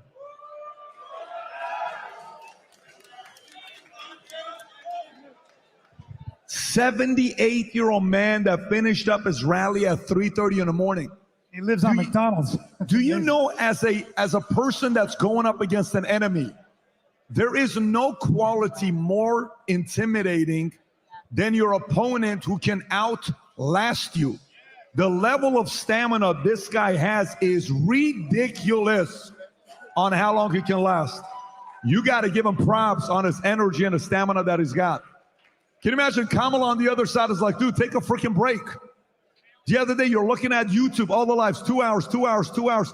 Trump to this audience, next audience. It's like 7, 8 of them he did in a single day at 78 years old. And we're supposed to believe Kamala's going to win tonight? The American people are supposed to sit there and believe that the person that works less, drives less is going to win? I don't know. I think even New York Times and all these guys shivering, wondering if this is going to become a reality. Brandon just sent me something. What is this thing that Brandon just sent me? Is that something we want to show with Jersey and Illinois? Brandon, what is it you just sent me? Can you show what you just posted? Sick. Yeah, I love it. I love it. Sick. Crazy. Yeah, crazy. I'm good, man. I got some stuff here. I'll take it, bro. I'll take it. Rob, do you have that, what he's showing? Thank you, Adam. No Celsius at this time. Say that again. Rob, do we have the latest? You want to show that?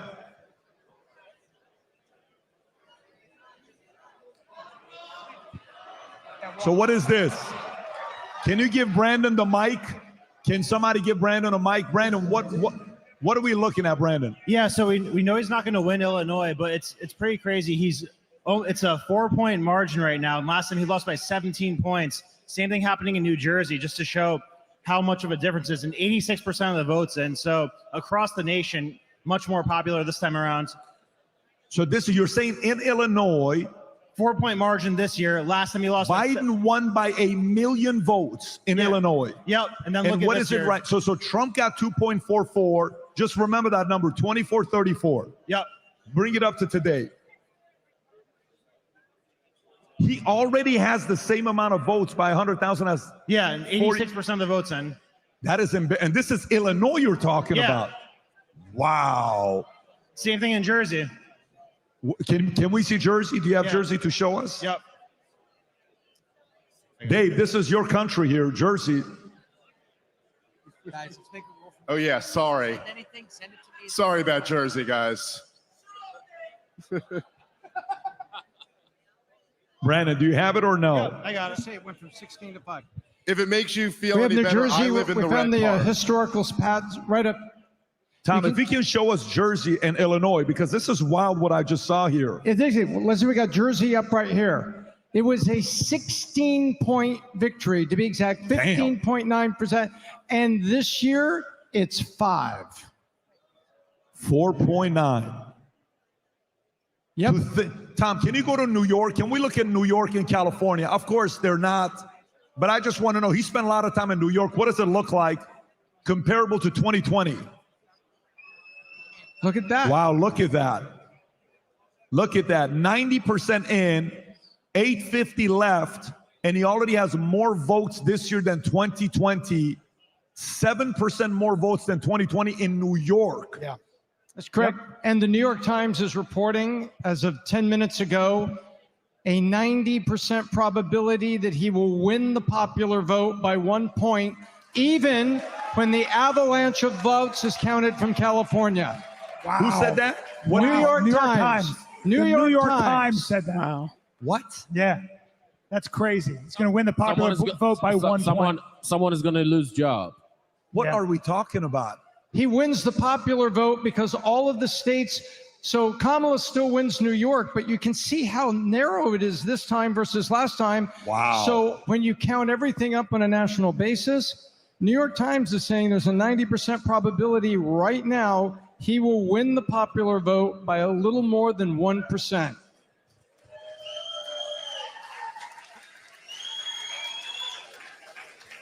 So let me ask you, Tom. It's 11:55 right now, Eastern Standard Time. 8:55 Pacific Standard Time. What's left for a decision to be made tonight? So there is still significant votes coming in Wisconsin, but he's extending his lead there. Votes are coming in Michigan over the next hour before, I think, does Alaska close in exact 1 a.m. our time? So in an hour and 5 minutes, Alaska will close. I think we will have a full call at that point. Do you think, do we have the folks at Rasmussen available? Yes, if you like, yeah, we can. I'd love to. If you can put him in, you're saying, is it the I can Mitchell? get him. I would like to have him come in, if he can. Rasmussen, respected poll. I wonder what he's going to be saying about what's going on. I'd like to hear from him. Please stand by. Okay, if we can get the folks from Rasmussen on, that'd be great. Brandon, go for it. This is what? This is Jersey? She's only got 190,000 vote lead. Versus in 2020 was a big victory. I mean, look at that, guys. By the way, this may not just be a 2024 thing. The shift may be taking place in a lot of different states. By the way, just for shits and giggles, Rob, can you pull up California, if you can pull them up real quick. What does California look like? Tom, can you pull up California? Can we look at California? For the hell of it. Is anything moving in California? I wonder if the people that left, are there any conservatives left in California? Look at that. 63, it only moved 4. 34, it only moved 4. California is still going to stay California, folks. For those of you guys that are wondering, Ricky, you got to do something, Ricky. Thank God you live in Bakersfield. If it wasn't Bakersfield, you're red. Kern County is red. San Diego as well. Whoever said San Diego. Great city. But this is Oregon. Look what's happening in Oregon. 74% counted, Pat. It's a 5-point shift. That is wild. She is down 4.8. But again, Tom, it matters what's going to happen with Portland, Salem, and Eugene. Portland is relatively a heavily left community. No, Tom? Absolutely. But interestingly, Washington State, it's stable.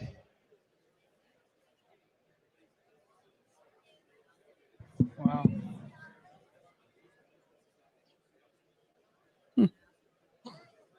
When do you think we'll hear about Pennsylvania? Rob Slack, you the card. Patrick, you know when they lose, they're going to scream racism and misogyny, right? Of course. That's all they're going to scream. Racism, misogyny. It's not going to have anything to do with her policy. It's not going to do anything to do that she was a bad candidate. It's not going to have anything to do with the fact that she ran on abortion, like you said, killing children. That's right. It's not going to have anything to do that they ran on sexualizing your children, kicking God out of the public square, allowing 15 million illegals to come over. They're going to tell America that Kamala Harris lost because she was black, which is a lie, and because she's a woman. Mm-hmm. That's the lie they're going to tell. But y'all tell the truth. We're going to tell people that we voted against Kamala Harris because she was crazy as hell. And we didn't want her. And she's leftist. Yeah. Rob has another Joy Reid clip, folks. For Christian people in the room here, please drop a prayer for her. Rob, we don't want her to lose her mind. Please go ahead and play this clip. Go for it. On this set numerous times, is that you have a state where you've got a 6-week abortion or a 12-week abortion. I think theirs might be 12 weeks. Yep. But it's a state where women lost their reproductive rights, where there was a very heavy push to get women to focus on not putting in place, re-electing, putting back into the White House the person who was responsible for taking those rights away and restoring them. But that message obviously was not enough to get enough white women to vote for Vice President Harris, a fellow woman. This will be the second opportunity that white women in this country have to change the way that they interact with the patriarchy. And, God bless Shannon Watts, who has tried to have that conversation. But if people aren't receptive to it, and if people vote more party line or more on race than on gender and on protecting their gender, there's really not much more that you can do but tell people. Think about how she talks. Listen to how binary. So in her mind, there are oppressors, oppressed. It's all about that. It's either you're a victim or you're an oppressor. And that's literally how she sees it. It's the prison in which she sees the entire world. And the rest of us know that the world is not that reductive. She's so reductive in her outlook, and it's so condescending because nobody could believe that the world at the level of detail is that reductive. It doesn't make any sense. Good guys, bad guys. It's literally what it is. Good guys, bad guys. Right? What are they going to say? Rob, can you pull up the clip? So watch this here, folks, because we're talking, I was with Pierce a couple days ago, and I'm talking to him. If I can get your attention, folks. Some of you guys are speaking. Guys, in this room, if you want to network, go outside. Here, let's stay with us. I'm talking to Pierce, and he asked me a question about what he thinks is going to happen post-election. I think today, for as long as Trump is a candidate, he's the #1 most hated man in America by the establishment. If Trump wins tonight, Tomorrow he drops to number 3 because the number 1 most hated man in America will be Musk. 2 will be J.D. Vance. He will be 3. Rachel Maddow said the following yesterday. Rob, can you pull up the clip of Rachel Maddow? Rachel Maddow is losing her mind over the amount of influence that Elon Musk has, and she doesn't know what to do with it. She has no idea what to do with it. Watch this clip of what Maddow thinks needs to happen to Elon Musk. Go ahead, Rob. Even if Trump doesn't win, the Defense Department and NASA are going to need a new arrangement for all their rockets and for all the multi-billion-dollar contracts Elon Musk's companies have with the U.S. government. The U.S. government is going to have to either, unwind from all of those contracts, or Elon Musk's companies are going to have to unwind from him. This is an untenable reality in national security terms. Really? Now that we know what we know about Elon Musk. Oh my God. Even if Trump... Why do you think they fear Musk as much as they do, Dave? Well, look, what Elon Musk did, and by the way, you could find a lot of quotes from Rachel Maddow, and just Hillary Clinton last month blatantly said, if we don't have censorship online, we lose our control of the narrative. And you got to remember, right, it was not that long ago. Like, I'm not saying in my grandpa's day. I'm saying in my life, the corporate media had a monopoly on information. This was up till very recently. This is such a new phenomenon.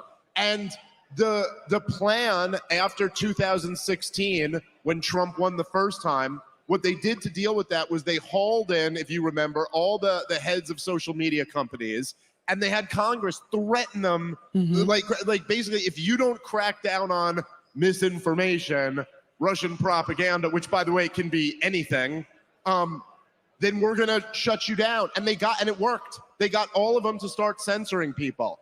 And then Elon Musk stepped in and totally messed up their entire plan and made Twitter somewhat of a free speech platform. And so, Pat, I think you're absolutely right. Trump's essentially, yeah, he's in there, but he can't run for re-election again. He's not the real threat. But Elon Musk, he said on Rogan the other day that if Kamala Harris wins, he thinks he's going to be in real trouble. I'll just say, it's still true whether Trump wins or not. Like, if we learned one thing from Trump's first 4 years, there's a whole executive branch that he does not have control of. There's 3-letter agencies that he does not have control of. Just so everyone, enjoy tonight. I'm not trying to celebrate. It looks like Trump's going to win. This is incredible. But the fight is just starting, man. Yeah. It's not over. This is just the beginning. And Elon Musk is in real danger. Yeah, but the part that excites me about this, that he's involved, here's a guy that's worth almost $300 billion.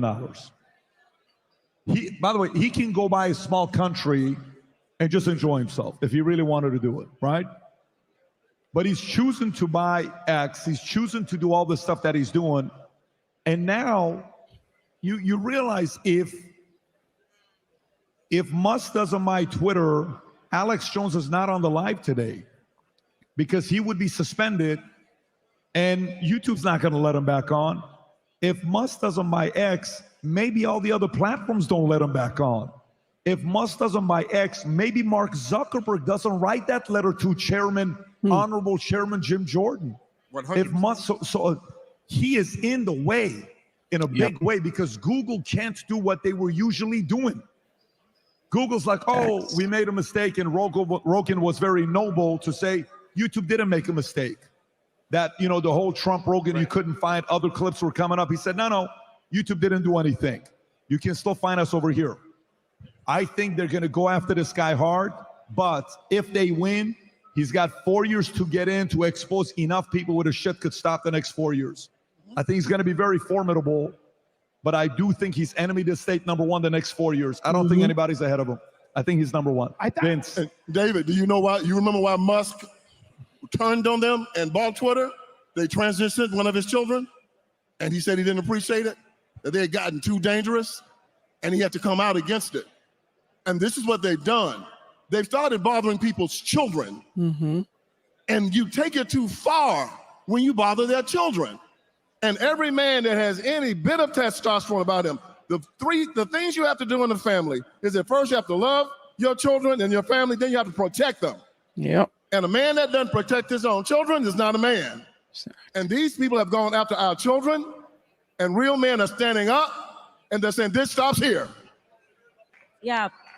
You know, just building on that, I think that was kind of one of the talking points that the left actually lost. You know, they really attacked J.D. Vance for making the statement that you don't want a bunch of childless cat ladies in positions of power. And they tried to make it seem like he was speaking about, oh, people that are struggling to have children, have fertility issues. No, he was very clear in what he meant. And I very much agree with that sentiment. These are people who don't have an investment in your future, right? One of the things that really makes you care deeply about what's going to happen in the future is becoming a parent. And when you get people like Kamala Harris, who doesn't care at all about your future, she cares about herself. She cares about where she's going. She cares about how she can climb, you know, the power totem pole. That's a very scary predicament for America. So going back to Elon Musk, he watched the Church of Woke, the demonic Church of Woke, the impact that it had on his child. You know, he openly spoke about his child and transgenderism, and I think he had a personal investment in wanting to watch that church, or, you know, I shouldn't even call it a church, burn to the ground. They turned his kid against him. Yeah, they turned his child against him, and that makes it now personal. What are you doing? Yeah, that makes it personal. That's what the Maoists did. You messed with the wrong man's child. Well, listen, look, here's what I've learned in life. I don't know why God's given me a strange memory.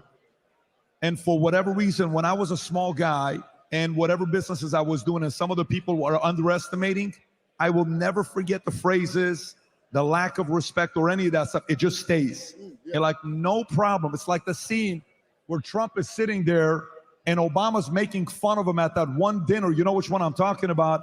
And he's like, got it. I will forever remember this. Or when Obama was doing mean tweets with Jimmy Fallon or Jimmy Kimmel, and Trump said whatever he said, and he says, at least I will go down as a president. Drops the mic. Trump's like, no, I don't forget it. There are certain people in life you do not screw and cross over because they got a memory they will never forget. They're going to come after you. This was one of those guys. Rob, do we have Mark Mitchell from Rasmussen on? Is he on? If he's on, can we put him on so everybody can see it? Is he on? Everybody make some noise. Mark Mitchell from Rasmussen Polls. So, Mark, thank you for joining us. How you doing out there? How's everything? Whoa, welcome. I'm doing great. I wouldn't miss this for the world. Man, we are having a good night right now. I know this is your game. This is the world you're in. Like if somebody's watching baseball, you watch all the stats, all the trades. Is Juan Soto going to go to the Mets? Is he going to stay at the Yankees? Why did he do the post-game interview saying he wants to sit with everybody? Does he want to go to the Dodgers? That's the world of people that follow baseball. You follow polls. What are you noticing that's a weird pattern for 2024 that's different than 2020? The weird pattern is, once again, all the mainstream media pollsters lied and shielded for Democrats. If we weren't out there putting out our daily numbers all the way going back to the beginning of Kamala Harris's candidacy, listen, week after week, we showed that Trump was winning the national popular vote by 2 points. Everybody else went massively left. Like Reuters Ipsos had Trump winning and went all the way out to Harris +6, and then they came all the way back to us. So it looks like in every single one of these states, we really nailed it. And Trump's sweeping the battlegrounds. That's like really where we're at right now. And nobody in the media could bring themselves to say them. It's like their managing editors forced them to say that this race was just too close to call. It never was. So, okay, so when you're watching, are you sensing where there is, because what I'm noticing, and maybe I'm wrong with this, and you can correct me with this one, where they're kind of trying to downplay the credibility of Rasmussen. They'll only look at certain polls that favors them, and they're like, no, Atlas Intel, don't look at them. No, Rasmussen, no. They're not even coming to you guys anymore. Is it at a point right now that they can no longer hide? They try to cancel us. They just can't. We were kicked out of the 538 aggregate for ideological reasons. They didn't like that we talked to Steve Bannon or that we polled on issues like the vaccines or election integrity. We're really the only ones that do it. Those are vital issues that people have really big concerns about. So they couldn't get rid of us, and it was really unfortunate that we were showing that the race was basically locked in because people know who Trump is. He's been campaigning for this for like 10 years now. And quite frankly, I don't think people care who Kamala Harris is. He's just an extension of the Biden administration that really hurt people. So we just saw one of the polls from New York Times saying if it goes the way it's going, Trump's going to win 299. Where do you have it? I think he's going to sweep the Rust Belt. I think that he's going to win Arizona and Nevada because that's what my poll said. And I think we're looking at 312 right now, to be honest with you. And I honestly think that she should look around and say she's not going to get enough votes to get over the hump. 87% of Pennsylvanians, 78% of Wisconsin. I don't think she's going to be able to dig herself out of that. And so it's going to be time for the phone calls. You have any questions for him on the poll side? Vince, Dominic, any questions for him? Go for it. Dominic, you got a question for him? No. The question is, how would you react on, because I just checked the Twitter, and there is, I think, very important tweet. Let me quote it.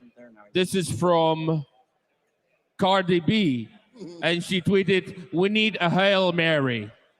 That's her tweet. What's your comment? Cardi B said we need a Hail Mary? Yes. I responded to I her. wouldn't laugh on that. I didn't know she's Catholic. Cardi B likely thinks I they didn't know hail. she's Catholic, but I think they know. I think they know. Cardi B, and then we've got another one. Has anyone checked on Stephen King? He hasn't posted in 7 hours. What we know from internet, people are leaving their meetings. There's no comment, and then I know that Kamala Harris said that she's not going to comment. The question would be, what is going to happen if Harris would take Pennsylvania? What would have happened if she would take Pennsylvania now? Yeah, that would be a good question. What would have happened even if Harris would take Pennsylvania? What would you see about the rest? I mean, to simplify, Trump swept the Sun Belt. I think he's going to win Arizona and Nevada pretty clearly. So she has to sweep the Rust Belt. Listen, if this did just come down to Pennsylvania, we might be in a different situation right now because they could drag their feet and take days to count all the overseas ballots or do a little bit of extra counting in Philadelphia or whatever. But if Pennsylvania goes to Harris, then Trump's still doing really great in Wisconsin and Michigan right now. She just can't get there. She just can't get there. Wow. Mark, did you just say she just can't get there? I think that's what the odds show. These states are pouring in votes. The statistical calculations, the New York Times decisions that have, they show that Trump is the favorite right now. There's just not enough urban votes. So let me ask you, I'm on your Twitter account right now. At what point do you feel comfortable calling the night? When? What needs to happen for you to tweet out, it's over, Trump won? I think I would tweet that now. I think the betting market determined that a half an hour ago. And listen, the betting markets can be manipulated, but you're not going to manipulate the betting markets with 2 hours to go. You're giving your money away. So the statistical calculations, New York Times, decision status, the betting markets have all determined that Donald Trump is winning this. She's got to come to that realization soon. Do you think we'll have do you think most of the people that are still up following this, they'll go to sleep tonight knowing who the winner is, where we will see Trump celebrating at Palm Beach Convention Center, or is this going to happen till tomorrow? That's a tough question.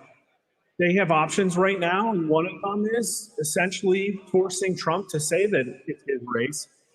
In my opinion, the country's really divided. We have the highest risk of a civil war than we've ever had in our polling. People think that there's going to be a violent reaction to this election, regardless of who wins.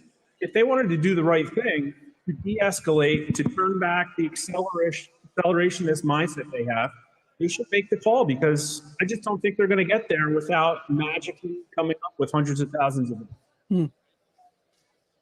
So can you give us a split, like 80-20 will know tonight, 60-40 will know tonight, 50-50? Where are you at? You're in the percentage business. Can you give us a percentage? I think I already know. What was that? I think I already know. I think Trump won. Okay. Is there? Yeah. Did you say Trump won? I think that's what the numbers say. Wait, we need Mark, a miracle. Mark, did you just say Trump won? I believe so, yeah. Yes, that's what he said. And you are the first one, Patrick, to announce it. I mean, statistically. We love statistics from now on.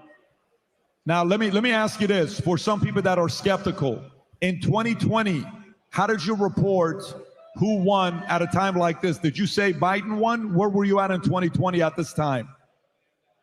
In 2020, the average of our national popular vote polling showed that Biden was up roughly 6 points. Our final call was Biden +1, but in every single one of the swing states, we had Biden winning big. To be honest, it was quite a fluke that Trump got as close as he did in all the swing states. And then the issue is that we all saw what happened. Trump miraculously outperformed the polling because there was a massive left-wing polling miss, even in our own polling. And yet Donald Trump lost by 0.03% of the battleground votes. Mark, thank you for joining us. We appreciate you for your Thank efforts. you so much. What you do Thank is you very very much. important. Much respect to you. Thanks. Happy to be here. Have a good night. job. Good Wow. job. Thank you. Can you, by the way, let me explain to you guys how his business works. You can say Trump won. Pundits can say Trump won. Podcasters can say Trump won. He can't say that. His entire business model is in how accurate he's going to be when he says somebody won. Do you understand what just happened right there? He can't get away with saying something like that. Well, for him to say something like that, how you feeling with what he just said? You know, it's funny as you talk to him, the thing that I'm thinking is that, look, and obviously it's looking very good for Donald Trump right now. If he's right and Donald Trump cracks 300, then he's got more than what did he say? He said 312 or something like that, electoral votes. I mean, then the other thing we got to look at here is how bad all the polls were again. They got this thing completely wrong. I mean, look, I think all of us have probably felt this way for about the last month. Correct me if I'm wrong, but Pat, Candace, I'm sure you guys agree with me on this, where I say everything you could tangibly measure this election by, like everything you see and feel and observe, it looked like Trump was running away with it. He had moved the culture toward him, all the big events, all the big rallies, all the big shows, and yet every goddamn pollster in this country said this was the closest election in my lifetime. It's what all of them said. And if he does crack, I mean, if he's already got this thing pretty much wrapped up, it's not even 12:30 yet, and they're saying he could crack 300 electoral votes, then this is a blowout, man. This was not a close election at all. This was exactly what it felt like, a Trump blowout. And the Polish TV, Republika TV is in Convention Center. They just tweeted that Trump will give victory speech within an hour. Oh! They just announced it now. By the way, so Polish TV, Republika TV. We just had a friend that drove up from Mar-a-Lago to come and give us an update and then head back up there again. Is Emily Austin here? Sam, do we have Emily Austin here? Make some noise. Can we get Emily Austin up on the stage, please? Where are you? All right, so this is now Emily. How you doing, Emily? How are you? If you don't mind giving... Emily, how are things looking at Mar-a-Lago? You just came from there. What's the energy like? Yes, I'm going to head back shortly. Everyone there doesn't seem to be nervous. I got there and I'm like biting my nails and I'm like, all right, guys, keep it real. You know, there's no reason to lie in this room. I'm not working tonight. And they're like, oh, honey, we got this. And I was like, thank God. Oh, it was such a good feeling to be the most nervous one in that room. It was good. So really, no one is panicking, nervous, They're nothing. partying. They're literally like. And who's there? partying. Is it everybody that's there? I saw Elon is there with his kid on his shoulder. Elon, I think, left. Dana White's there. I think Vivek just got there. So the whole team is there. The squad. By the way, watch this. Rob, can you pull up the clip of what they're doing right now at Kamala's after party? Like they're waiting for the party. This is what the energy is like. Rob, I put a thumbs up on the video if you can show that. If you go to PVD Podcast, I gave a thumbs up on the video you guys sent. Do you see it? This one here, Rob, if you can pull it up. I just gave it a heart. I give you a question. I'll give you exclamation. I'll give you a ha-ha. This is what's going on with Kamala's camp right now, folks. Please be Well, nice. the crowd here is still large, is still loud, but a little bit more subdued. And the word that I keep hearing, it must be some new phrase that has entered the lexicon, is the idea that people here are nauseously optimistic. Not just cautiously optimistic, but nauseously optimistic. Have you ever heard anybody use the phrase nauseously optimistic? Nope. That would be the first time I've ever heard that phrase. Yeah. I'm nauseously optimistic. I mean, what? Absolutely not. Subdued, but nauseously optimistic. I don't think that is reality. I think I'm disgustingly optimistic with Trump. You're what? I'm disgustingly optimistic with Trump. Disgusted. You know how amazing it is to be alive during this time? I remember watching Gone with the Wind when they burned Atlanta and Rhett Butler told Scarlett, remember this night, this is the night that the Old South died. We're watching the death of a evil institution in real time. And it's because the American people stood up and said, no more of this. They took it too far, like they always do. Mm-hmm. They finally took it too far. And the people stood up and put a stop to it. And to say that we were a part of it, to say that we were part of that group that stood up and said no more, and that all of you, all of us were part of it. It is a beautiful thing. And I'm glad tonight to be here with my friends. It's good to be here. Yeah, like it's cool that Trump's gonna win, but it is so awesome that she's gonna lose. I mean, it's just so great. It's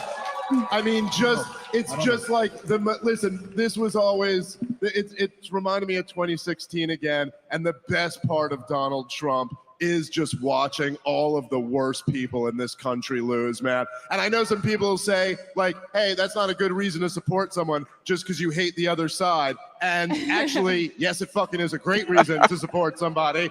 Because have you seen the other side? They're the worst human beings in the world. No, And goddamn, yeah. do they deserve it. The best clip ever, I promise you, I airplayed it to my TV the last 48 hours, is that liberal in 2016 with the beanie and the yellow jacket screaming. Do you guys know what I'm talking about?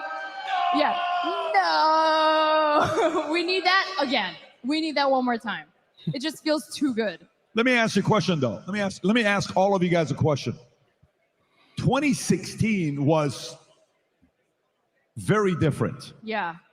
It was, you bet $800 to win $100 with Hillary Clinton 24 hours prior to that. I mean, they were convinced she's going to be a president. Mm-hmm. Do you remember, by the way, Twitter has probably a history of top 10 worst tweets of all time. Do you guys know what could compete for the #1 worst tweet of all time? Tell us, Dave. Happy birthday to this future president. Do you guys know what this is? Hillary Clinton tweets a picture of her as a kid saying happy birthday to the future president. Yeah, it's an astounding level of arrogance. Astounding It's level astounding. of arrogance. Yeah. But by the way, Nauseously optimistic. nauseously optimistic. By the way, don't get it twisted, folks. Don't get it twisted. Many of us thought Hillary was going to win. And by the way, I'm not saying everybody, I'm saying many, right? And even, I may be wrong, but when Trump walked up on stage after they won, do you remember Trump's face when he looked at his family? He's like, shit, I guess we're freaking presidents. I can only imagine when he's looking at Melania saying, babe, I think you're the first lady. Seriously? I think we won. I don't think 2024 is 2016. Wait. There's just so much happening here. Can we just focus on this for a second?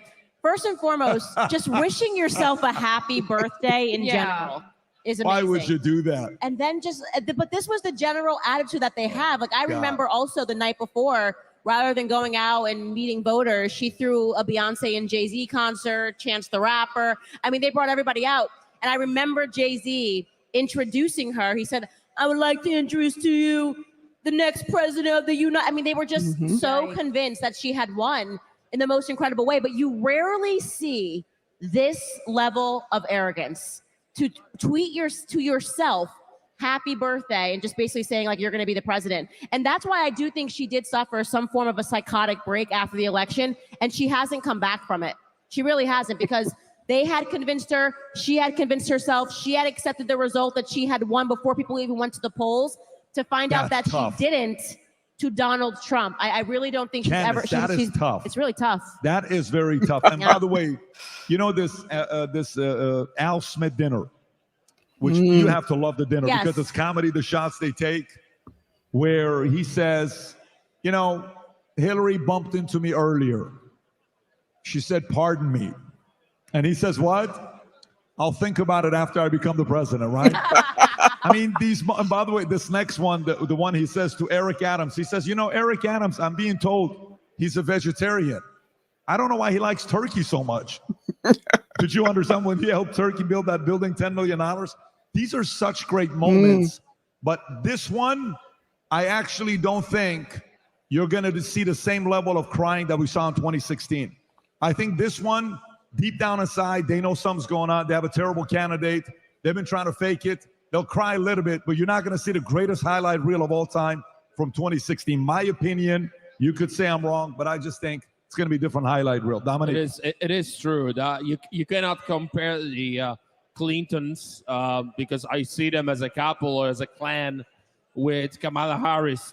You cannot compare them in any way. She was terrible. Like even Democrats were so unhappy. Biden said after they get rid of him, he said if she can compete, if she can win, I can win. I mean, I say that too. I'm not even 35, and I feel like I could win over Kamala. It's not about the age, because she's so. I can say that she's so stupid. I mean, come on. I tweeted this morning. I mean, she's really is. When I heard Mr. Trump when he says the low IQ and this, even if she's not stupid, the way she behaved, the arguments she was using were so primitive. You cannot build the future of the nation on death. That's what I said in the beginning. Exactly. If you want a future for your country, you cannot talk about death of the children, about killing of the children. You cannot talk and be obsessed about abortion. You cannot. This is how they end up talking about abortion, talking about transgender, about children being,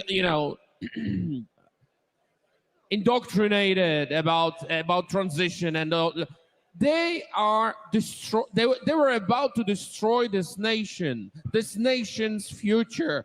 And thank God it seems like Mr. Trump is the next president of the United States. I hope it will happen. Let's wait. Amen. But it looks like this nation was saved again. And Mr. Trump was saved, and that was God's intervention. I do believe, because if you would not believe that God intervened in this moment, what moments would be the God's intervention? Very good point. By the way, I want to show you guys, Rob, if you can go back to that picture you had up. Look at this powerhouse table. Look at this.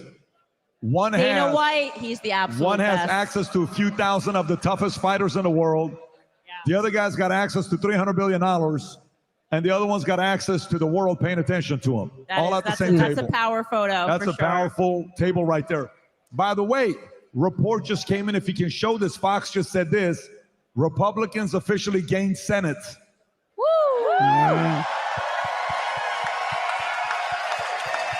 Wow.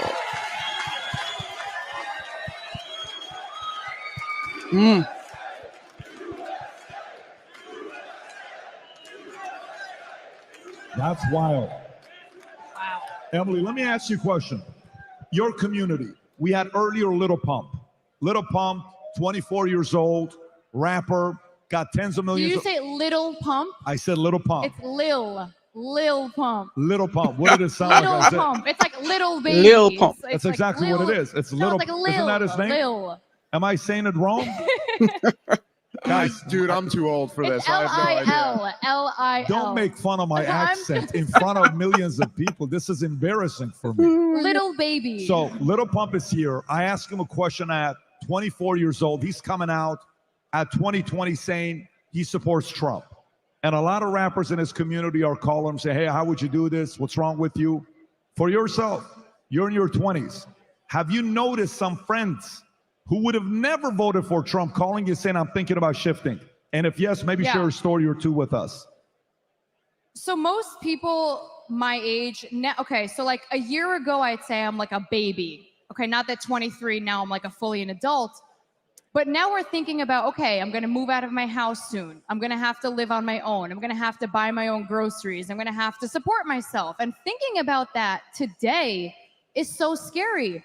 This is like a personal story to share, but my older brother is 24 and he like cried to my mom a month ago. He was like, Mom, how is it so much easier for you and Dad? Now, it wasn't easy. They had different problems. But he's like, how did you guys buy a house? Like, I don't even see that in my future. How did you do X, Y, Z? How did you get married? How did you have 4 kids? And watching my brother have to go through that, like, that hurts. It's crazy to think that people my age are going to have to suffer through this shitty economy because, well, Biden's senile, but Kamala won't be much better. It's crazy to think about. That's just one of the many reasons. I mean, wars. Does my brother want to go fight now? Does he want to go get drafted? Does my younger brother want to go? No, of course not. We just need stability. It's like the last 4 years have been chaotic, and it had to get to that point for people to wake up and see the reality of what politics is. Like, nobody wanted to vote for Trump. Oh, he's the misogynist. He's the racist. He's the crazy guy. But now they're seeing Kamala's only policy that she's spoken about is, let's change the Starbucks lid to be black instead of white so my lipstick doesn't stain the cup. That's scary. It's scary to think about that woman leading our country. But by the way, you know, as simple as that sounds, with your brother coming up to you, is Vinny somewhere in here? Do we lose? Is Vinny with us or no? Vinny's probably wherever Vinny's at, people are having a blast being around him. We talked with Vinny about buying a house, right? And Tom and I, or Jen and I, will be out having dinner and we're looking at some things. We're like, how do you buy a house today with a $75,000 salary? And the mortgage rates are skyrocketing. How do you do that? Right. And $75,000, if I'm buying a $600,000 house, $500,000 house, 75, it used to be 4 years ago, you needed $75,000 to buy a house in America. Today you have to make 120 grand. Who the hell has gotten a 60% raise in the last 4 years? How many people? There's Vinny. Hi. Vinny, how you doing, Vinny? We just want to say we miss you. Can everybody say we love you, Vinny? We love you, Vinny. We're here for you, Vinny. But it's a real, like, having kids. We used to say to have a kid from 0 to 18 costs $245,000. Wow. You know, right now, to have a kid from 0 to 18 costs you nearly $400,000. So if you have 3 kids, that's $1.2 million over 18 years. I think it cost me that much this month. Like, how old's your kid? I got 2 of them, and they're expensive. Listen, I mean, obviously, I will say this, right? Obviously, the price inflation has been a huge, huge issue. By the way, might not be the most popular thing to say in this room right now, but it's also a lot Donald Trump's fault. Just saying, he was for the lockdowns and printing $6 trillion in 2020. Yeah, sorry, it sucks, but you don't have a counter argument. It's true. It turns out if you shut down the economy and just print tons of money, it results in price inflation. But Biden certainly kept it going. I got to say, here's another angle that I don't think any of us have talked about tonight. And I do find this to be very interesting. And I don't know if I have my thoughts completely flushed out on it. But the young left-wingers the 20-something-year-olds are not the shock troops for the regime that they were in 2016. Like, I don't know, Donald Trump spoke at Madison Square Garden, and there were like 100 people protesting. If he had spoken in 2016 at Madison Square Garden, there would have been massive protests with, you know, fights outside and this whole thing. And I do think a big part of it is that the young left-wingers have spent this whole year protesting the war in Gaza. And it just wasn't that easy to get them to snap out of that protest and then snap into protesting on behalf of the people whose genocide you've been protesting for the whole last year. And I gotta say, I mean, we'll learn more with exit polls and stuff, but it really hurt Kamala Harris that she was tied to this regime and they're supporting Israel conducting this war and genocide.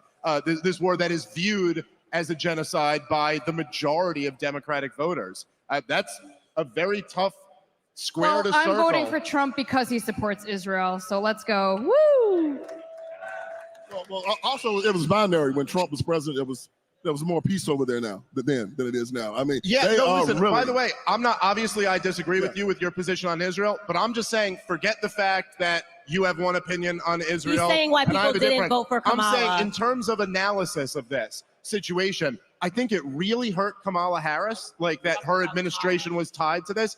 And I'm saying, I think the young left-wingers, it's much more difficult to get them like outraged about Donald Trump when they've spent a year protesting what they view as a genocide. And by the way, they're right more than you are.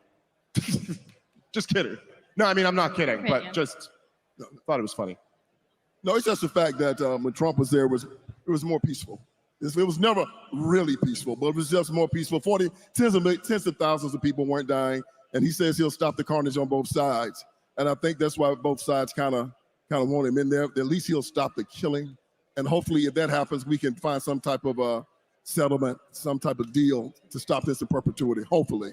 Listen, amen. It turns out peace is more popular than war. Yeah. Who would have guessed? Yes.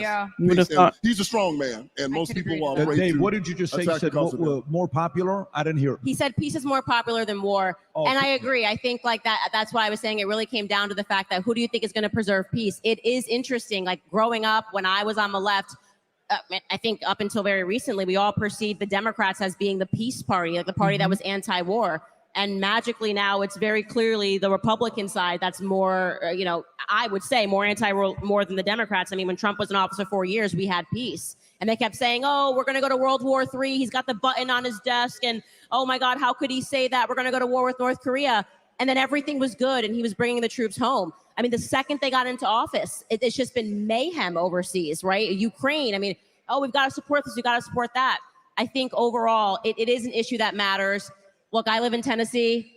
You go around, you speak to people that they just don't care about what's happening overseas, okay? They care about gas. They want to be allowed to finally actually be America first, to stop telling us that we have to prioritize every other effing nation except for America. I mean, that's the number one issue that people care about.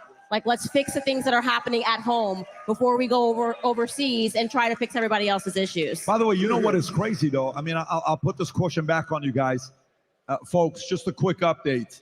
I just got a text right now that President Trump is on his way to Palm Beach Convention Center. That's good news. He's leaving Mar-a-Lago, which means he said, we were with him last week, he said the only way he goes to Palm Beach is if it's for victory. Yep, he said that. So that's the part. He's on his way there. Here's the question. Will Kamala Harris pull the Hillary Clinton? Remember, Hillary Clinton didn't concede, and I don't know what she did. She faked a headache or something. I don't know what she did. Will Kamala Harris concede tonight if Trump gives a victory speech?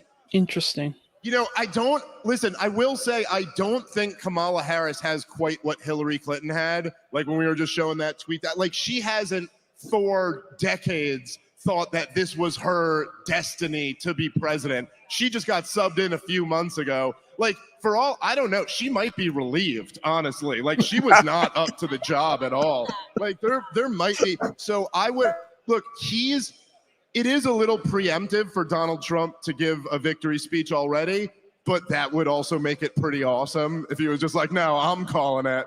I'm president again. But It would be guys- a very Trumpian thing to do. But look, I got a question, and maybe y'all will know the answer. Who's been running the government? Because we know Joe Biden's crazy. We know that. And we know Kamala Harris, she ain't got good sense. Who's been driving the ship? Who's Isn't been it, flying the by plane? the way, Barack isn't it the Obama. biggest? It's the biggest indictment of Kamala Harris that we all know Joe Biden isn't running the government, and not one person suspects that she is. Not one person thinks, I know who's really in charge, Kamala Harris. Like, no, there's no way. And I don't know if it's his national security advisor or his chief of staff No or who idea. exactly is making We don't have the any calls, idea. but it definitely ain't her. No, it's there's not her. no way. It's not her and it's not Joe. I mean, she just altogether just wasn't a strong candidate. I mean, whatever you want to say about Hillary Clinton, and there's plenty, and we should say it all, it is true that she was a stronger candidate. You know what I mean? Like Hillary Yeah. Clinton is actually smart. She can talk about the policy. She can talk about the issues. She had been in the White House already for 8 years and was not just like a shrinking violet when she was in the White House. So she was a strong contender, and arrogant, but actually a strong contender in terms of being the first female president. I mean, to go from running her to then running Kamala, you know, at a certain level, Hillary Clinton was angry. Like, she must have been a little bit angry at the prospect of I'm not going to be that little future president, little girl, happy birthday, and was going to be like Kamala Harris, who has done literally nothing except perhaps sleep with the correct people in life. And that's putting it very mildly. I'm going to keep it mild, but that's it. That is the reality. And to hear Judge Joe Brown really talk about her ascension into Yes. politics, and by the way, this was not a Trump talking point. This was something the media was going, oh, they're saying things about her because she's a woman. This is misogyny. This was like a San Francisco, if you read the newspapers when she was in office in California, when she was coming up with Willie Brown, they were saying that she's not qualified. They were saying that this was about her being someone's mistress. And then they tried to completely bury that history. She just has never been qualified. There's She no couldn't debating. even forget president. She was not qualified to be the attorney general. Yeah. So it was quite audacious of them to just go, well, we're just going to run her anyways. By the way, I firmly believe if there was a primary, she would have lost to Josh Shapiro. Yeah. She would have lost to Pritzker. She would have lost to Newsom, and she would have lost to Whitmer. And rightfully so, by the way. And rightfully so, because They're that's all the more system. qualified than she is. Absolutely. By the way, I watch Josh Shapiro, and I say, you know what? He's a guy that's very formidable, respectful. I like how. Now, doesn't mean you have to agree with him on his policies, but I actually like the way Josh carries himself. Yeah. If he would have even chosen him as a VP, she would have a better shot than. By the way, we have to say, I mean, seriously, some of the best content created the last few months.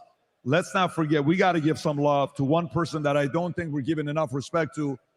Tim Waltz gave us some of the best content the last few months. And I forgot about him. We have had such great commentary to respond to. The Madden game that started and finished 0-0. The comments he made the other day calling Elon Musk that gay guy. He called Elon Musk that gay guy. Who calls Elon Musk that gay guy? The guy's got 11 kids. Loading the gun, I think, was a very crucial moment for a lot of Republican voters when he was just loading the shotgun. And by loading the shotgun, I mean not loading Couldn't the pull it shotgun off. at all. No, that was pretty embarrassing. Tom, Brandon, Amy, do you guys want to give that update? I just texted you. Are we ready for that?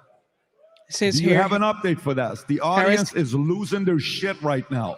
Harris campaign. I just got a message that Yes. Says Kamala Harris will not be speaking tonight.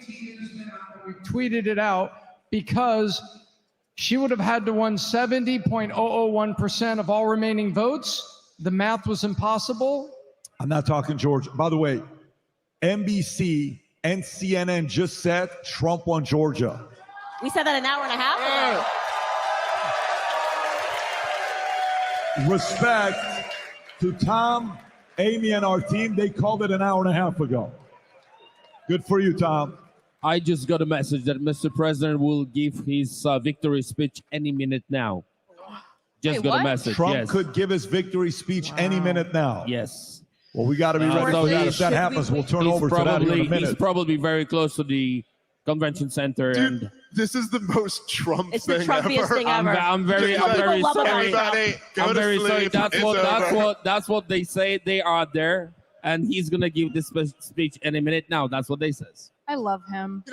Pat, you made a just getting at, which I don't think we've really talked about. So, it's funny because Trump is the most interesting and transformational political figure in modern American history. And so there's so much to say about him, but so much of this race just comes down to conventional politics thing. How about the fact that, did you guys see, however you feel about him, did you guys see J.D. Vance on Rogan the other day? Amazing. Look, Harris headquarter and Trump headquarter. See the difference. Oh, yeah, there you go. But over 3 hours, the dude is super smart, very impressive, however you feel about him. She picked a VP who added nothing to her campaign. And he picked like a strong VP who could actually help him and could go on Sunday news shows and make good arguments. I mean, it's just, if you just look at it on paper, you'd go, dude, they pulled Joe Biden out way too late in the game. They stuck in the worst candidate for then they went on like a 2-month gaslighting tour where they just tried to convince everybody that she was Barack Obama in 2007 or something like that. It was all just so ridiculous. It was very crazy. But going back to Tim Walz, because I did forget about him, I never really understood that VP pick. So does anybody have any ideas about why Tim Walz Here's was ever essentially even... my idiocracy theory on it, which isn't very interesting. Barack Obama was such a narcissist that he had to pick the dullard Joe Biden to be his VP because he didn't want anyone who would outshine him. Joe Biden is so insecure because even before he went senile, he was never very bright. And so he picked Kamala Harris, someone who could give him identity points, but wouldn't outshine him. And then Kamala Harris is so insecure that she had to pick someone who wouldn't outshine her. And now we've gotten to like 13 levels of stupid from where we started from. The guy's name is Tampon Tim. I mean, Nickname Tampon Tim. Class A pervert. You could get, I think that's basically it. But he's a real weird guy, that Walz. Man. We're going to find out weird stuff about him in the future. He thinks men can have babies. They need tampons. Boys need tampons. He thinks men can menstruate and lactate. Guy's crazy. But he matches. The Democratic Party up in Washington, D.C. now looks like the bar scene from Star Wars. A bunch of weirdos. Have you seen that? That Rachel Levine? Yeah, walking around, the dude in the dress. Ugly dude in the dress. And all of them just walking around, all of them crazy.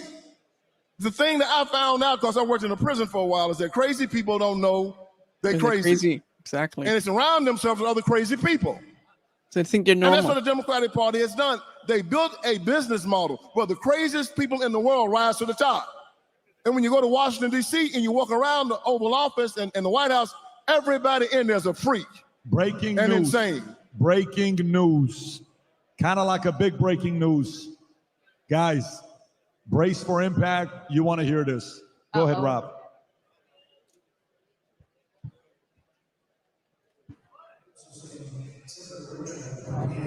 Harris Walz campaign co-chair speaking at the Harris Watch Party. Let's listen.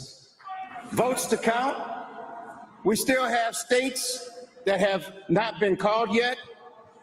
We will continue overnight to fight to make sure that every vote is counted, that every voice has spoken. So you won't hear from the vice president tonight, but you will hear from her tomorrow. She will be back here tomorrow to address not only the HU family, not only to address her supporters, but to address the nation. So thank you. We believe in you. May God bless you. May God keep you. And go HU and go Harris. Thank you all. Cedric Richmond. I mean, she's literally pulling the Hillary Clinton. And I want to say this, because I just asked this question. This actually bothers me about women in politics. Like the 2 times that you've seen this, where they just go, I'm just too emotional to be able to come out and say anything. And I'm going to send a man out to just go, oh, we're not saying anything tonight because what? She's like crying in the back or freaking out. It's like, come out. Give a concession speech. She's like jacked up on Xanax right now. Yeah, she's not giving any speeches tonight. Fair point. But it's like there is something to me that's fundamentally weak about that, Like Very there weak. is a strength to losing and coming out and conceding and saying it's not Agreed. what we hoped. Giving your supporters who are going to be out there crying, holding their stuffed animals. Remember Hillary Clinton's scene? It was very sad the night she lost because they were all so convinced. And to not even address them, to say, at least if you're saying we're not going to concede, have the strength to come out and say that yourself. Say, listen, this race is not over. Say something reassuring. I find that to be fundamentally weak. And a further display of the many reasons why she was never qualified to be the president of the United States of America. Absolutely. I agree. I hope Kamala Harris never concedes and she storms the Capitol on January 6th by herself.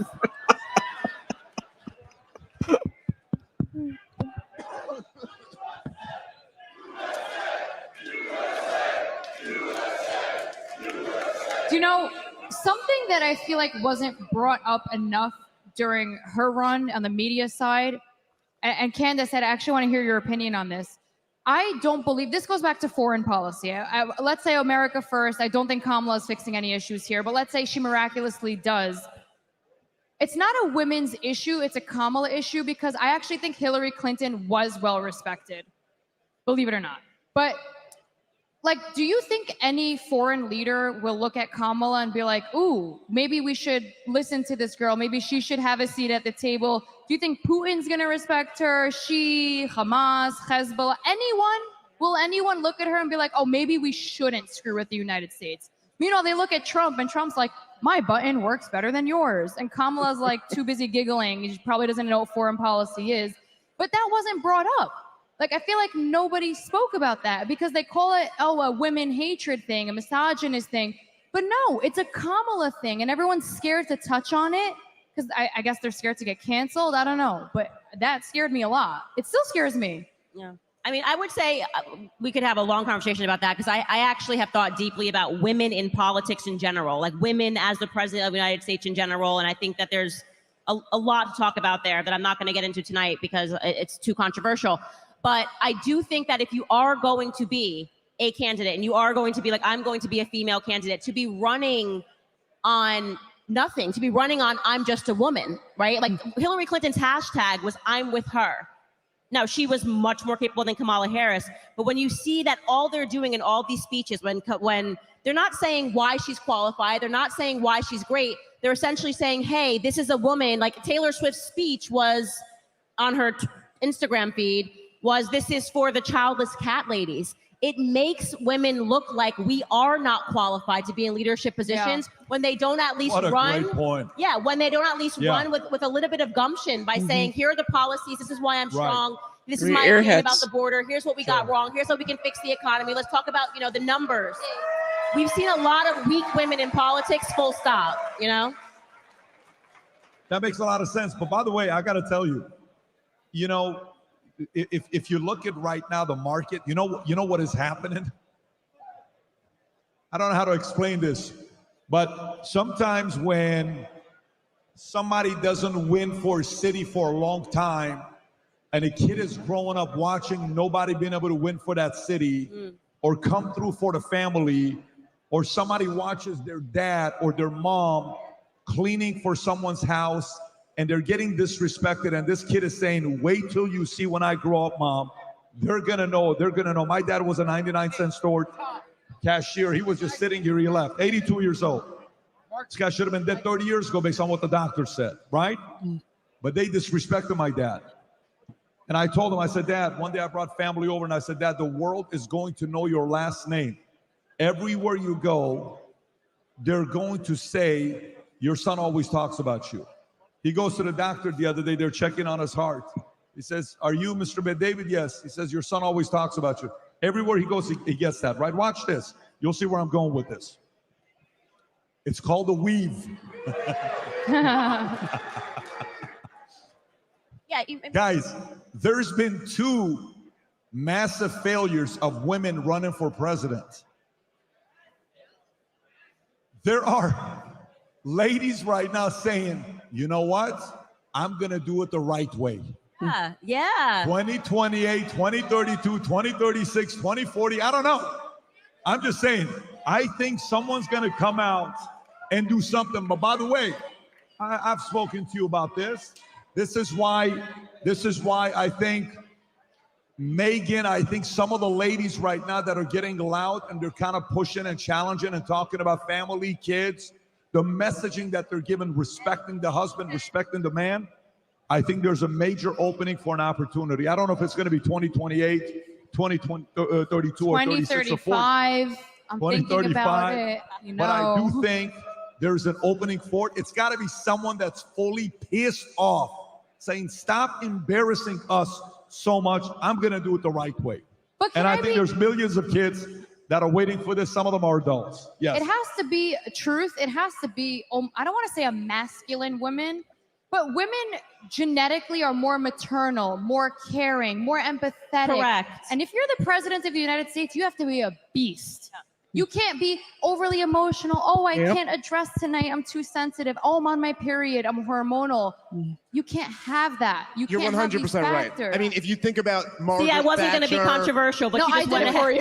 No, but I think women have periods, But look, guys. it is a weird thing that people have trouble being honest about this, and it's stuff that we all know. Look at Golda Meir, look at Margaret Thatcher. These were the most masculine women And you that's could okay imagine. if it's a And that's- masculine woman. Listen, it's a masculine position. It's commander-in-chief. What are we pretending that that's not like a masculine role? Listen, when I drive my 5-year-old to her kindergarten, if a male teacher answered the door, I'd be like, what? No. Who's that guy? Get him out of here. No, but it's a bunch of women because that's who I trust to teach my little girl. Right. I don't know. And I'm not saying no woman could be the president, but yeah, that is a hurdle to overcome, that you'd have to prove that you have that kind of like masculine characteristic, because I it's think not Hillary being, was a bit masculine, not in a bad way, in a Yes. beast She was. way. Yes, she was. Little That's- bit, I mean, yeah. and she It's is not a that closet. uncommon. You know, she is butch closet. Everyone knows Yeah. what she's up to. But the point is that is important to talk about, and I think that's one of the things that people are afraid to say because they're worried about the media. And what are you saying that a woman can't? A woman can't. And this is one of the things actually that Dr. Jordan Peterson kind of brilliantly discussed when that viral clip of him when he was debating that woman, and she asked the question, you know, why are I'm making up a number here, 90% of the CEOs all men? And he said, why would a woman want to do that? Why would you want to work 80 hours a week? Why would you want to do these things? You make it seem like this is something that's admirable. Like you should want to take on this job. And the reality is I very much believe in traditional roles. I think the majority of women are good at traditionally feminine roles. Hence your point about like if a guy was like, I just really want to be a nanny for kids. I'm like, I don't like it. I just don't like it. We naturally trust women to the care of children in the same way that we naturally trust men to the care of protecting us, you know, protecting the nation, protecting us. Chang, first of all, you said you were going to do it. I respect you for joining us. I know it's 1 o'clock. You're up here with us. People can agree or disagree, say whatever they want about you. You've been a fighter since day one. And you and I have had some of the best conversations together, respectfully disagreeing. And I appreciate that about our relationship together. However, being on tonight, I was hearing that you were giving your message and you were a little bit somber about what's going on right now with the story. DNC chair just came out and said she's not going to come out to give the speech tonight. Trump right now is on his way to Palm Beach to maybe give his victory speech. New York Times just came out saying Trump's going to win 299. We had the Rasmussen CEO on, Mark Mitchell, giving his perspective. Where do you stand right now with 1 o'clock in the morning with Kamala versus Trump? Yeah, she can still win, but Bye. okay. You guys want to hear the full sentence? No. But she is still losing, and Donald Trump is likely to win. So, look, on the Young Turks, we're honest. And so we've been covering it honestly the whole time. I said that Donald Trump had a better chance of winning about a week ago, and I've been saying it for about a month. At the end, a bunch of polls that came out said that Kamala Harris was likely to win, but it looks like they were wrong. And so right now, as things stand, I just came off the Young Turks show where I lit into the Democratic Party. Bunch of losers, corporate Democrats. I hate them. They've cost us election after election. They're corrupt. And they lost, it looks like, to a syphilitic clown, total moron, con man, Donald Trump. So if you lose to a buffoon like Donald Trump twice, what does that make you? So let me ask you. Hang on, guys. Hang on. I got an echo, by the way. I want to ask you a follow-up question because can you listen? Hang tight. Cenk, question for you. A question that you're a business guy. You've been running a business for a while. You're not with one of these mainstream guys. You're not MSNBC. You were in the past. You came from you left. You said you're going to do your own thing. Young Turks, it has a history of doing great things, millions of subscribers on what you've been able to pull off. But let me ask you, are you at a point where maybe the American people are just sitting there looking at a few policies being presented by the Democrats saying, this is just weird? Are you at a point that you're willing to accept that some of the directions the party's gone, they're losing Democrats? Democrats are leaving the party because it just doesn't sound like the John F. Kennedy Democrats from 50, 40, 60 years ago. It's just a very weird party today. Is that where you are, or no, you're just think they have bad leaders? So it depends on which side of the policy you're talking about. So if you're saying economic policies, our economic policies are super popular. So paid family leave, which most Republicans agree with. Higher wages, most Republicans agree with. Money out of politics, most Republicans agree with. But when you talk about some of the social issues, I warned some of my leftist friends, do not go too extreme. So I believe in trans rights, but saying that trans detainees should get taxpayer-funded surgeries makes no sense, and I knew that it would be deeply unpopular. But leftists sat there and said, no, we know everything, Cenk. You've been on the air 22 years, you've got 27 million subscribers, but you don't know anything. This is going to be super popular. So my leftist friends, how'd that turn out for you? So we are honest on the Young Turks. So you've got to be keeping it real. We're populists, but hear me now and you'll quote me later. Donald Trump is a crook and he's going to rob you guys blind. No, really? Like you were robbed already. 3.5 years. Stop Let it. me ask one and I'll come to you. Let me ask one, I'll come to you guys. Cenk, we have Dominic Tarczynski here and Dave. They have a question. They'll come to you here in a minute. But let me ask you this question. Your opinion about Trump, you and I talked about it when you were on the podcast last time. You said you thought you were a better businessman than him. What has he done in his life? Well, we had that conversation. I totally get it. I even brought it up on Rogan's podcast that I don't agree with you there, but it's your position. I totally understand. Here's a question I got for you. Your show with Anna Kasparian, the two of you guys together. I've been watching Anna closely, and a lot of people have. She's kind of right now like, dude, what the F is going on? This doesn't make any sense. Why are you attacking me? There is a major community that is thinking Anna, who went from the position she had 5 years ago, 7 years ago, some would have called her maybe a socialist, where she is kind of like right now, maybe even becoming a libertarian. I'm not saying a Republican or a conservative, but maybe a little bit of a libertarian independent. You're around her the most. You're seeing that taking place. Why do you think she is moving? How are they losing someone like Anna Kasparian, who's very talented, very capable, very formidable? Why do you think? So again, it depends on if we're talking about economic issues or social issues. So in economic issues, she still believes every single thing that she believed. On crime and homelessness, I would argue, and I have argued with her on air, that we haven't changed our position at all. What happened was the Democrats did a switcheroo in California. So we voted for a ballot measure where they didn't tell us that they would take some felonies and move them to misdemeanors. Well, if you don't put it in the ballot measure, how the hell are we supposed to know? So now California is reversing that tonight. Because you know who likes crime? No one. No one. Okay.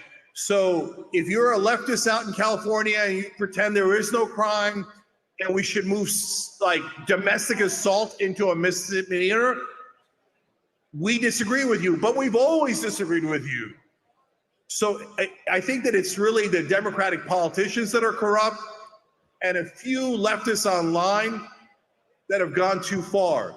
But when you talk about the core of the Bernie Sanders economically populist positions, they are still massively popular and tons of conservatives agree with them. Yeah, I'd like to ask the question. Hi, Cenk. Nice to see you. It's Candace. Hi. So my question for you would just be, I mean, I think we can all agree that this is a tremendous referendum on the left, right? I mean, you brought out Taylor Swift, you've brought out Beyonce, you've brought out LeBron James. You guys have used every vocabulary word available to you to explain to the American people that Trump is a dictator, he's literally Hitler. And the American people seem to be rejecting that resoundingly, right? Does that at all signal? Let me just ask you blankly, what does that signal to you as someone who I think has contributed to that rhetoric? Is it a signal to you that just all the American people support a dictator, or does it maybe make you go, maybe I'm missing something here? Yeah. Yeah, I'm not missing anything. So I've been telling the corporate Democrats, stop kissing the ass of the donors. They're not here to help us. They're here to rob us. By the way, I would tell the Republicans the same thing. I would tell you guys the same thing. Trump's donors are going to rob you blind. So these corporate Democrats took the donor money and they ran campaigns that were not populist. What they did was they ran campaigns that were anodyne, boring, didn't actually attack Trump on his number one problem, corruption, the fact that he's a fake populist. You know why? Because they don't even understand populism. They are the establishment.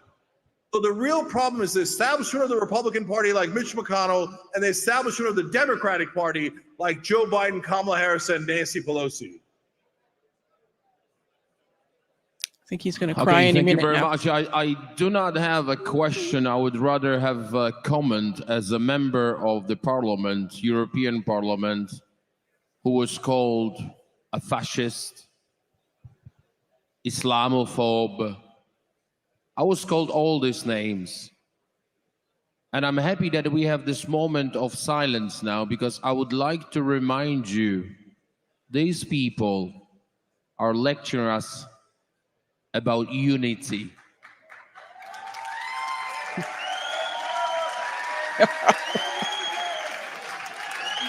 So I would like to remind you again, they are talking and lecturing us about unity.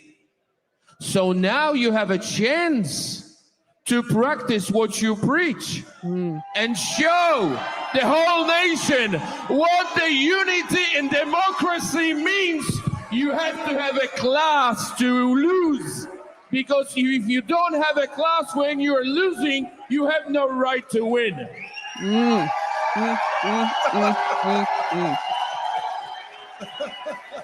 Drop the mic. Wow.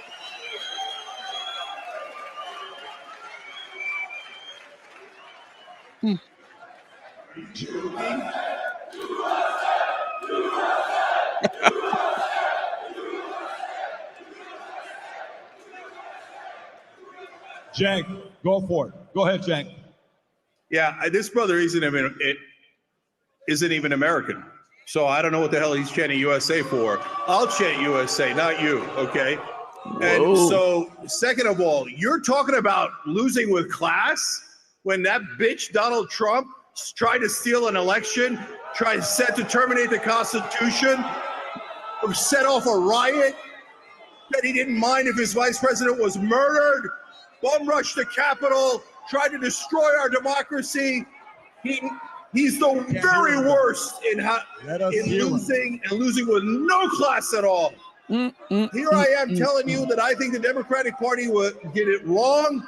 I think they ran a wrong campaign. They're relying on the donors. They've got the wrong strategy. So we are honest about what goes wrong in the Democratic Party and what goes in the Republican Party. Are you guys honest about the fact that Donald Trump tried to steal an election? He's got no class at all. Patrick, if I may, just one sentence. Celtic, you're the sole loser. Okay. Dominic. Guys, if I can ask you for another moment of silence. Who the hell is this guy? Oh my God! Are you Viktor Orban's cousin? Okay. Yes, I'd Who like are to you? have a conversation. I would like to answer. You asked me why I am in US now.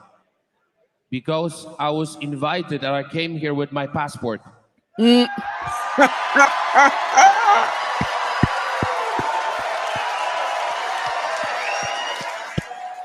So I was invited, Patrick invited me as a politician to come to US because as a European, as a Polish, I do recognize US as a leader of the free world, and I pay my respect to this country. Good.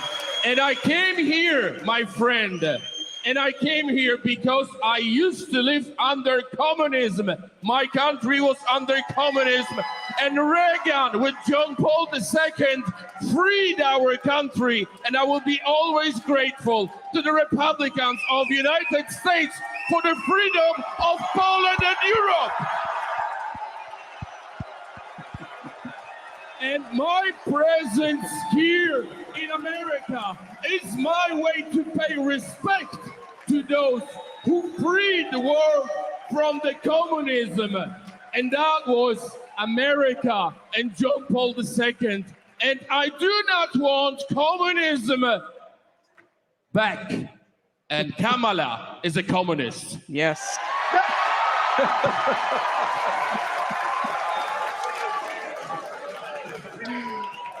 Oh, snap. Kamala Harris is a corporatist. Nope. Furthest thing from communist. Her problem is the exact opposite. She'll do anything for a corporate donor, which, by the way, she shares with Donald Trump. And by the way, I came here and my family came here because we love America. And I'm always going to fight for America. Cenk, what do you love about America the most? When you say, I will always fight for America, what is America to you? So it's freedom, it's opportunity, it's justice. We lived across from a place called Fair Chance Farm, and that is the essence of America. All we want is equality of opportunity for us to have a shot and our kids to have a shot at the American dream. That's why I'm a populist. I believe in the average American, not in the donors class, not the billionaires. And I got news for you. Elon Musk is the richest man in the world. He's a giant billionaire. He's not a populist. He's not for the average American. He's going to get more tax cuts. He's going to get deregulation. They're going to rob this place blind. You can disagree now, but you will agree with me later. Wow. Because we've always been fair. We've always been honest. And those guys are going to do nothing but deliver for themselves and not for you. We should be delivering for the average American. Our housing prices are through the roof. Why? Because of Wall Street. Because of the private equity guys buying off all of our homes. You should be fighting against that, not helping support billionaires rob the place blind. But, you know, Cenk, there's a part of it that you're right. We talked about that earlier, where we said 4 years ago, it took $75,000 your salary to buy a house. Right now it's $120,000. But that happened under Harris and Kamala, Harris and Biden. So, I mean, these are some of the things where even right now, Powell is lowering the rate. Nothing's happening.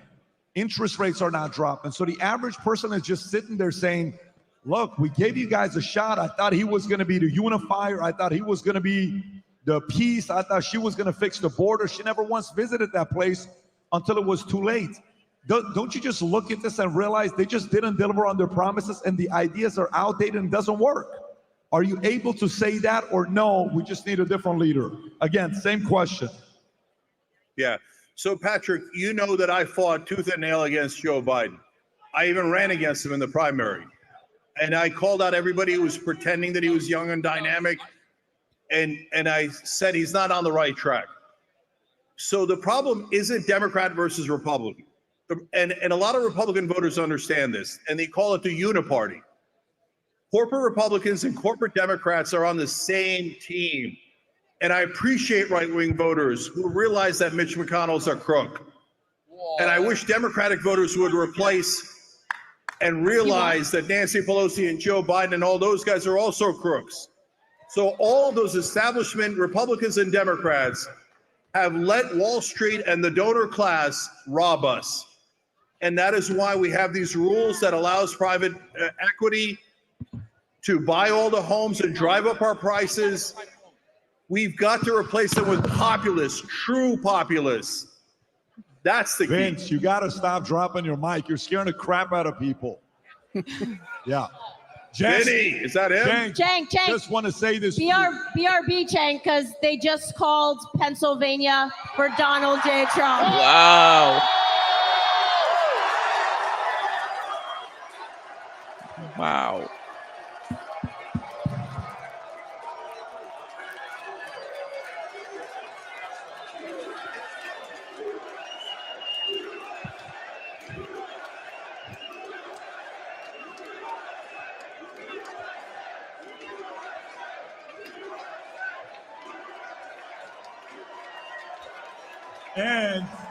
And there's one other end. By the way, there's one other end. You know what the other end is? Tom just told me they also called Alaska. Alaska. Tom is saying that's going to be done with. So at this point, that's it, man. Officially That's over? it. Donald Trump's It's president. over. That's a wrap. It's over. It's over. Wow. One last note, Patrick. Come on. Trump.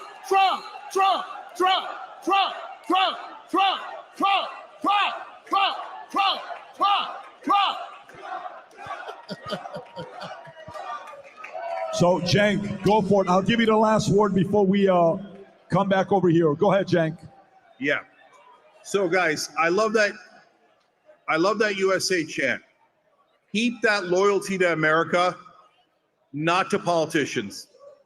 So I have no loyalty to any Democratic politician, and you shouldn't have one to Republican politicians. So hold Trump accountable. Please be honest. And if he does right, then I'll say it. But if he does wrong, please, for God's sake, value America more than any politician, including Donald Trump. Thank you, guys. Please turn him off. Thank you for joining us. I appreciate you, buddy. Thank you, Cenk. Thank you, Cenk. Thank you. All right. So, by the way, listen, let me tell you. Can I tell you guys something real quick? Let me tell you one thing real quick. Watch what happened here. Just think about the list of people that were willing to come and talk here tonight. Unbelievable. Not everybody agrees. I mean, this was not a fight, but we're able to have these conversations on a place like this. This is what America's looking for. Are we able to get people to talk? And then you get to decide. I disagree. I agree. Great. That's what's working right now, and I'm happy to see that take place. Tom, And also, Tom, by the are way, you guys, do you have any other update except for Pennsylvania? Go ahead, tell us what you got here. Hello. By 5 Wow. million. Look at this, Candace. Yep. Oh my God. The future looks Go ahead, bright. Tom. We have a winner. Hello. Mics not on. Mics are not on, guys. Testing. Tom, grab my mic. Here. 270 to 213. Oh my Do goodness. you mind if No, we are there, and it is a mathematical impossibility at this hour for the few votes that are left in Pennsylvania, if they were won entirely, to put it back over. So this election is not done. Wisconsin is probably going tonight. It's very, very close to mathematical impossibility. Arizona, they're going to need a week to count in Maricopa County. Everything else has come in. Michigan, probably, I could flip a coin on Michigan right now, but he could win Michigan. And Nevada is probably going to be blue on the strength of all those unions.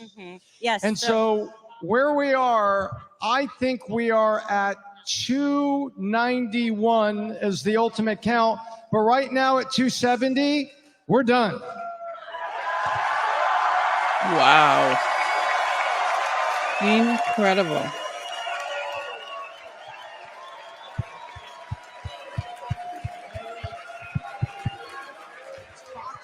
Okay, check. Can you guys hear me or no? Can you hear me or no?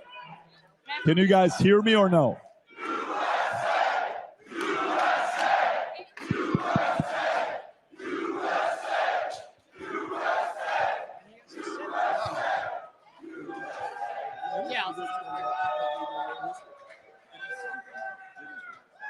Check. Okay, Emily, what are you thinking? You know, something Cenk said, I don't know why it just hit me now. It really bothers me because he says he loves America because it's the land of opportunity and justice. But do you know what the Democrats piss me off with the most? It's their way or you're stripped of your opinion and your voice. For example, Biden said, if you don't vote for me, you're not black. So now he's denying you of your opinion, or you're not smart, or you're garbage. What Cenk is forgetting, I can't say when Donald Trump wins. He's won this already, but we voted for him. Do we not count either? I just don't understand.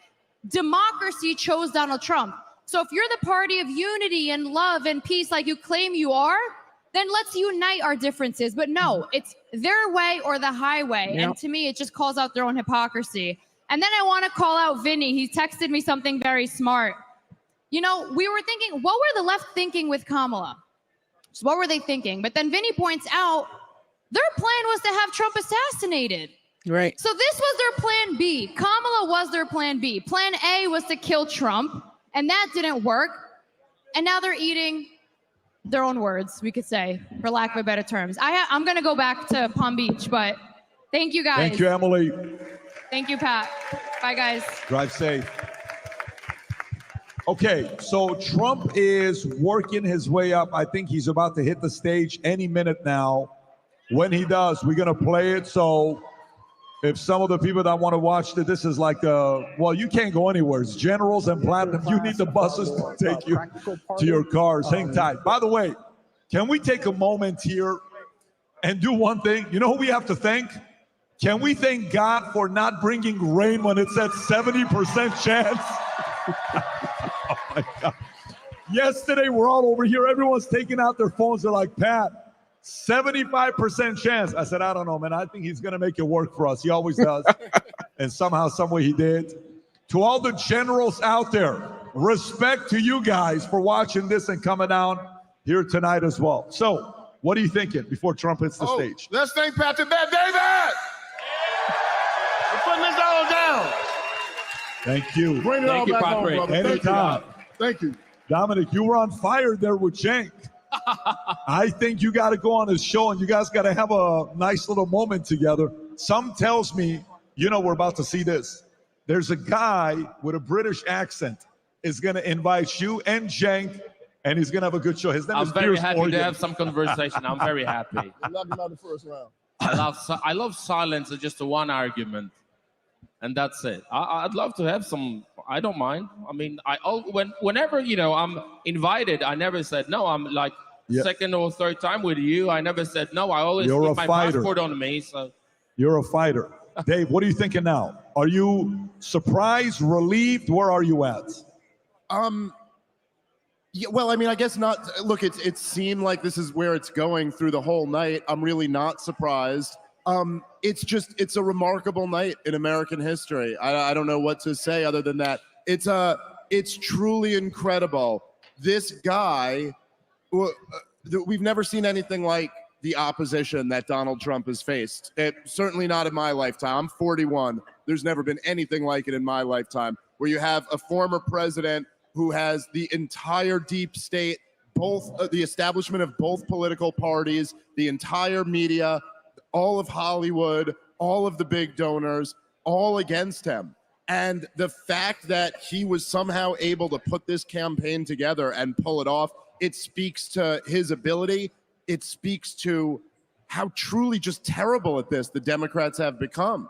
I mean, it's just like, it's really, you know, we were just like saying this, you could not imagine that on January 6th of 2021, that a few years later, Donald Trump would take the White House back and take it in what, I'm sorry, guys, this is a blowout. This isn't a close election. Yep. This is a landslide. It's listen, this is a new chapter in American history. And hey, I got to say this, although I disagree with a lot of his politics, you know, the last thing Cenk Uygur said, he was right about that. We shouldn't have loyalty to Donald Trump. We should never have loyalty to any politician. They are to be our servants. That's the way America works, okay? They call them public servants because the idea is that they work for us. And we've gotten away from that over the last 100 years or so. But you know what? Listen, Donald Trump did some good things in his first term, and he made a lot of mistakes. And it is our job to push him to be better this term. Like that, you know, tonight, enjoy the win, everybody celebrate. But like starting tomorrow, that should be the attitude, that we have expectations for what he's going to get done. Look, if the Republicans took the Senate tonight and Donald Trump wins a landslide, build the freaking wall already, man. Like, no excuses. Like, let's ask. And dear Lord, can we get out of this disaster in Ukraine? Why the hell is any of our money going toward it? And that's the type of stuff we should be holding him accountable toward. So it's a very good message you're giving. And by the way, you know, something tells me with this guy, how many guys are thinking, if it's called today, this guy's already getting to work tomorrow, knowing the way he is. He's already talking to who's the chief of staff, hiring, firing, all. I mean, it's already starting right now. Yep. They're already talking at that dinner with Elon Musk. What do you think they're talking about? They're out there to take action. And 3 entrepreneurs, him, Musk, Dana. You got 3 guys that are sitting there, you know, talking about what they're going to be doing next. Vince, what are you thinking? The Democratic Party became Icarus. They had an opportunity. They had an opportunity to pull the country together, do great things, and they chose to divide. They chose to allow a small fringe to take control. And it was a madness that we witnessed. We started seeing it when we saw Afghanistan, how we left Afghanistan, and people say something's wrong here. Then we saw Ukraine. We saw the Middle East blow up. We started seeing this demasculation of men. Benghazi. We saw, you know, all this stuff started going crazy. And we started saying, look, this is not who we are as a nation. And our government, one thing we didn't talk about tonight is that we started seeing that our country was dying. That our rate of replacement is supposed to be at 2.1, our birth rate. We've been at 1.6 now for almost the last 10 years. And the Democratic Party turned to a death cult. Like my friend said tonight, abortion, abortion, abortion. The woman starts her campaign in an abortion clinic. It was an insanity that I think was more the Democrats losing than Donald Trump winning. They went insane. The American people said now it's time for a recheck. And they have it. They got their butts kicked tonight, and it's a good butt kicking. By the way, somebody very interesting just congratulated Trump. This is the last guy that you would have thought would have done it. Mark Cuban just said, congratulations, Donald Trump. You won fair and square. Damn. Wow. Vinny. By the way, I'm not clapping at that bullshit. Yeah. I'm not clapping. Mark Cuban has been talking shit about Donald Trump and how he's loving Kamala. To hell with that flip-flopping bullshit. And now he thinks that these congratulations will save him. Yeah. No. It's time to pay, baby. And that time to pay. Dominic, and that's the point, guys. No more of this other side coming around. What's it, Dave? Liz Cheney, all these people trying to come in. No. He has to put his foot down and say, guys, this ship has sailed. To hell with you guys. You're staying behind because we're moving forward. Plain and simple. You have to remember we have to remember they called you garbage. Mm-hmm. And Nazis. They called you uneducated. Yeah. And basically you are nothing. You are nothing. Candace, Black people, what do you think? they owned you. Listen, They don't have to make it. You have a duty to vote. Yes. You have a duty. They Vote for own them. you. Yeah, both of them. Yeah. That is the problem. We can't forget about it. These 4 years was a disaster for the world. Yes. I can see that from Europe. I can tell. The first decision Biden made was lift up the sanctions on Russia. Candace, what do you think? What do you think about Mark Cuban coming out congratulating Trump and Musk? Yeah, so I'm going to compartmentalize here. You know, he went so woke at the end there, he started looking like Rosie O'Donnell. Truly, that's what happened with Mark Cuban. But I have to say, for him to do a 180 that quickly and to acknowledge that he won fair and square, it does send a signal to the other wokies, right? That this is what you have to accept. They won fair and square. And we don't want to hear tomorrow anybody, well, they're going to cry. I actually do want to watch MSNBC tonight like Dave does. And I do want to watch them cry a little bit. But I do think it's classy. I think it's classy that he came out and he acknowledged that we won fair and square. Doesn't undo anything. He doesn't deserve a seat at the table. But he lost, you know, and I think that that's probably why he owns if he still owns the basketball team, because he understands that when you lose, you lose. You don't, you know, you go home and try to run a better candidate, maybe someone who can string together a sentence next time, you know? Suck it up. Way, I think he's a good candidate for the left. I just think he is. I think Mark Cuban is a good candidate for the left. He's a good? I think he's a formidable candidate for the left. Yeah, I mean, look, I've met him. He's very kind in person. He really is. I don't know what really went on that made him drift so far left there at the end. I was actually surprised, because as somebody who is a business owner, you would think that he would be more sympathetic. Sure, yeah. So but at least he's acknowledging it. I want to know what Joy Reid is saying. Oh, she's losing her mind. I want to know what Rachel Maddow is saying. Oh, she's losing her mind right now. But Jay, let me ask you guys a question, Candace. So let's say Trump, it looks like Trump's going to win. But then, because we didn't show it, PBD, but I think people saw, Jamie Raskin has said on camera a couple months ago, he goes, even if he wins, we're going to do Article 14, Chapter 3 inside of it, which basically says if any president or ex-president has helped or incited an insurrection, this is a video of him bragging. My question is to you guys, if they do, and we'll play this video, if they do try to play this bullshit to try to get him out for an insurrection that didn't happen, what are the American people going to do? What are we going to do? Because guess what? We didn't do shit when they tried to kill him the first time. We didn't do shit when they tried to kill him the second time. Is this going to be the straw to break the camel's back? Because they're going to try. Candace, Jamie Raskin is one of the deepest state swamp creatures that there is. That guy's going to try it for sure, because they just lost. I don't think they're going to be able to get away with anything like that. I think they're going to have to try to undermine him in other ways, like they did in his first term. Listen, man, this is part of the gig, and this is part of what Donald Trump's learning experience from the first time should have been. You know, I think Donald Trump, you know, you say you want to drain the swamp.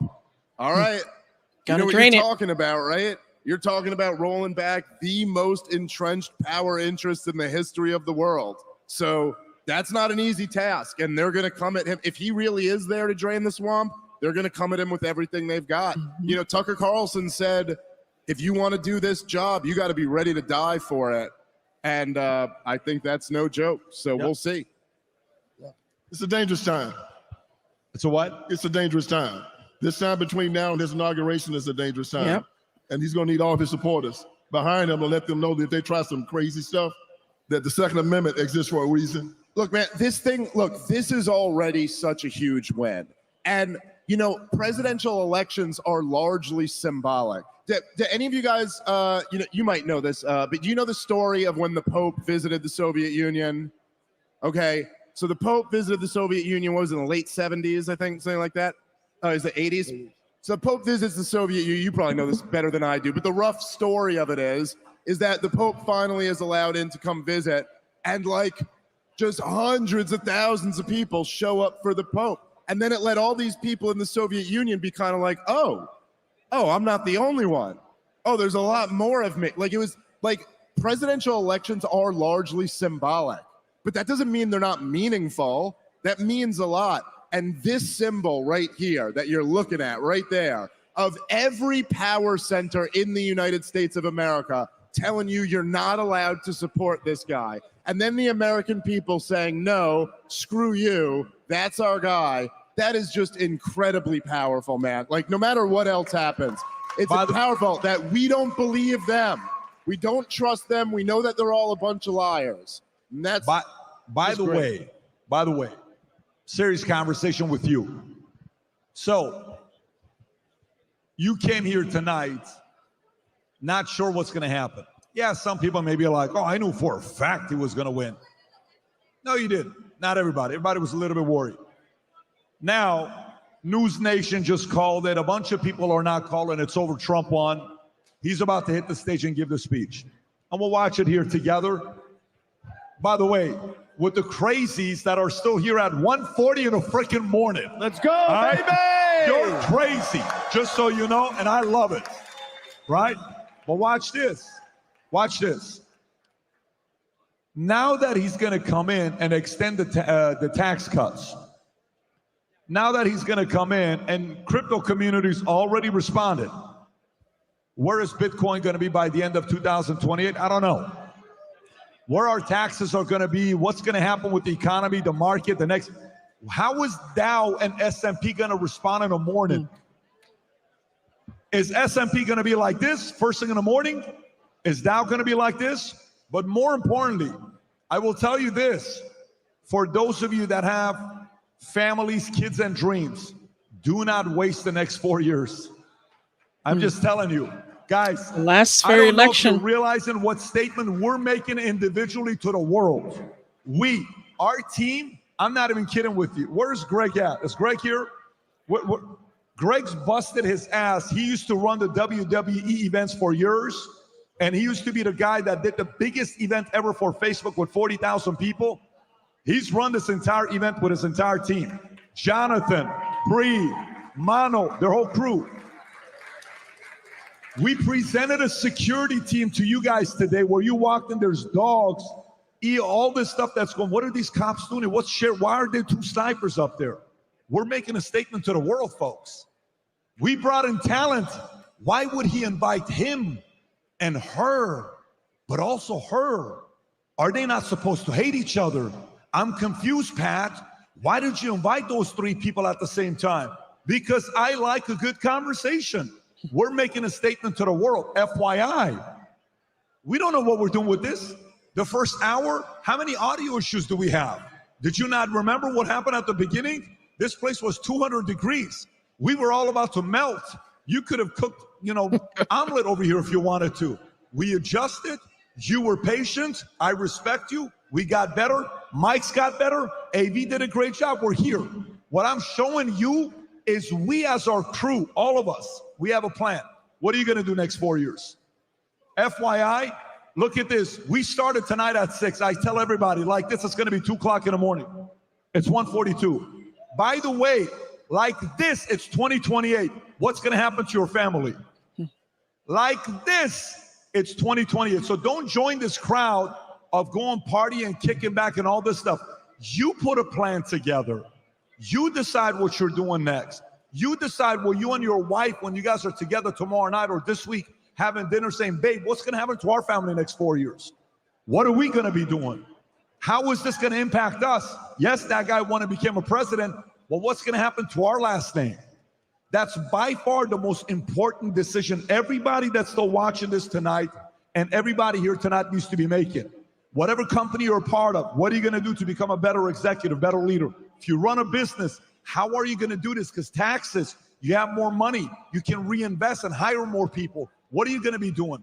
We had dinner earlier, lunch earlier today with the elite masterminds, the elites that were here with us, and I told them something.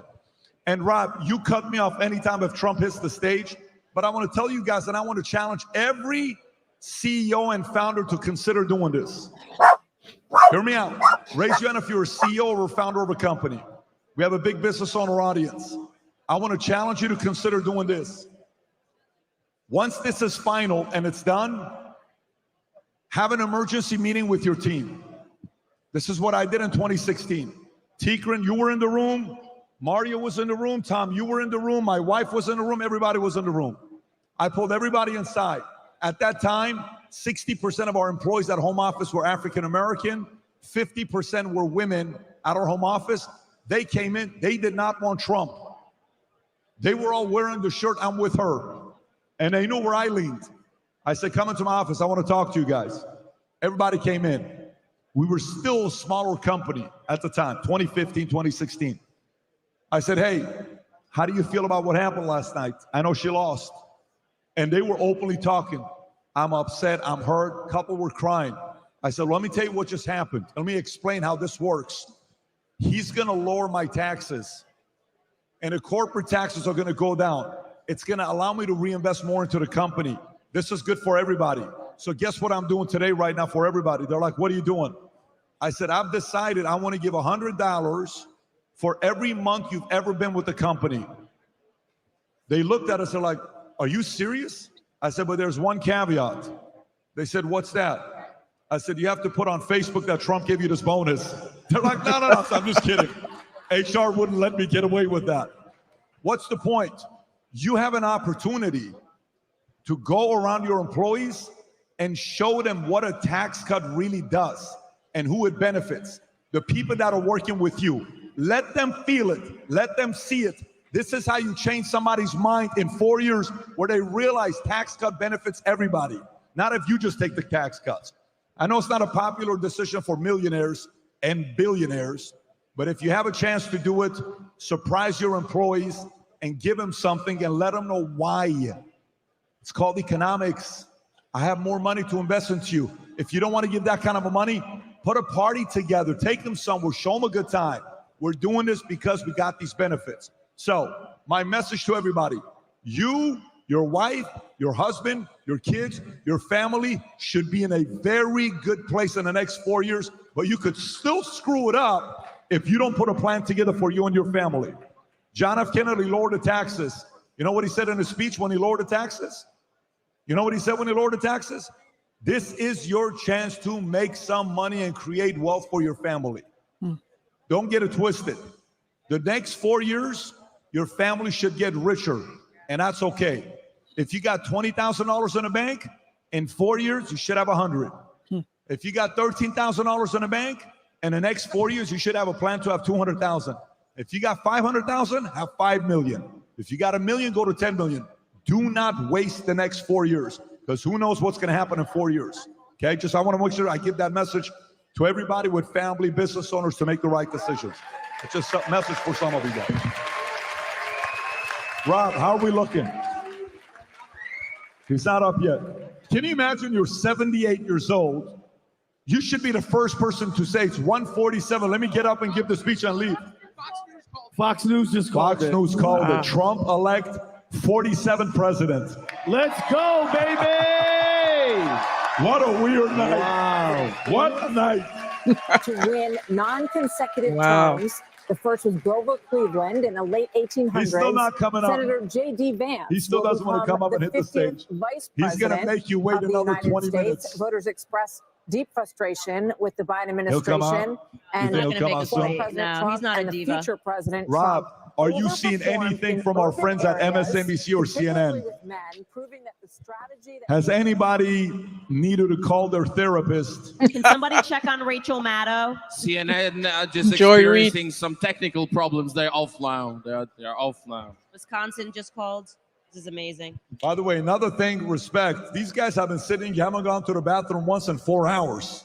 Strong bladder community. And the question is, do you guys have any news about the De Niro? Is he at the airport? Any news? Oh yeah. He's still here. Oh, probably on the way to the airport. Look, man, I was doing podcasts 6 months ago saying Trump was going to win. I know others might not have a doubt. I had no doubt. I'm out every day talking to people. I also know the power of God. And I knew these evil people could not stay in power here in the United States of America.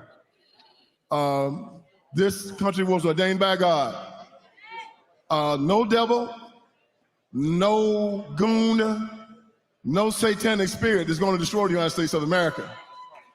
These people were evil. And now America has found its footing again. And we're going to become that shining city on the hill again.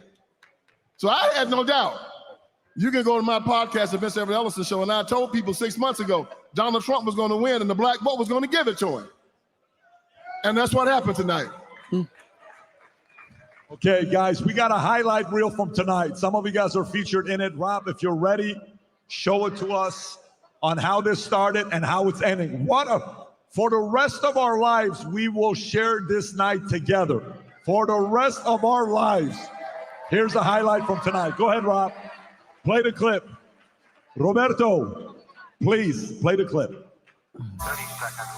Did you ever think you would make it?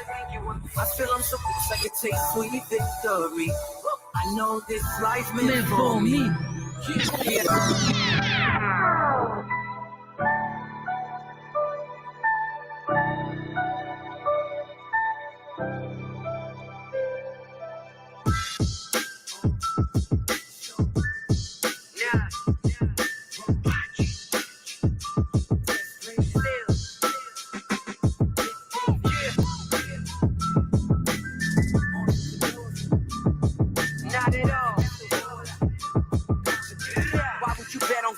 When we got Bet David, entertainment, giving values contagious.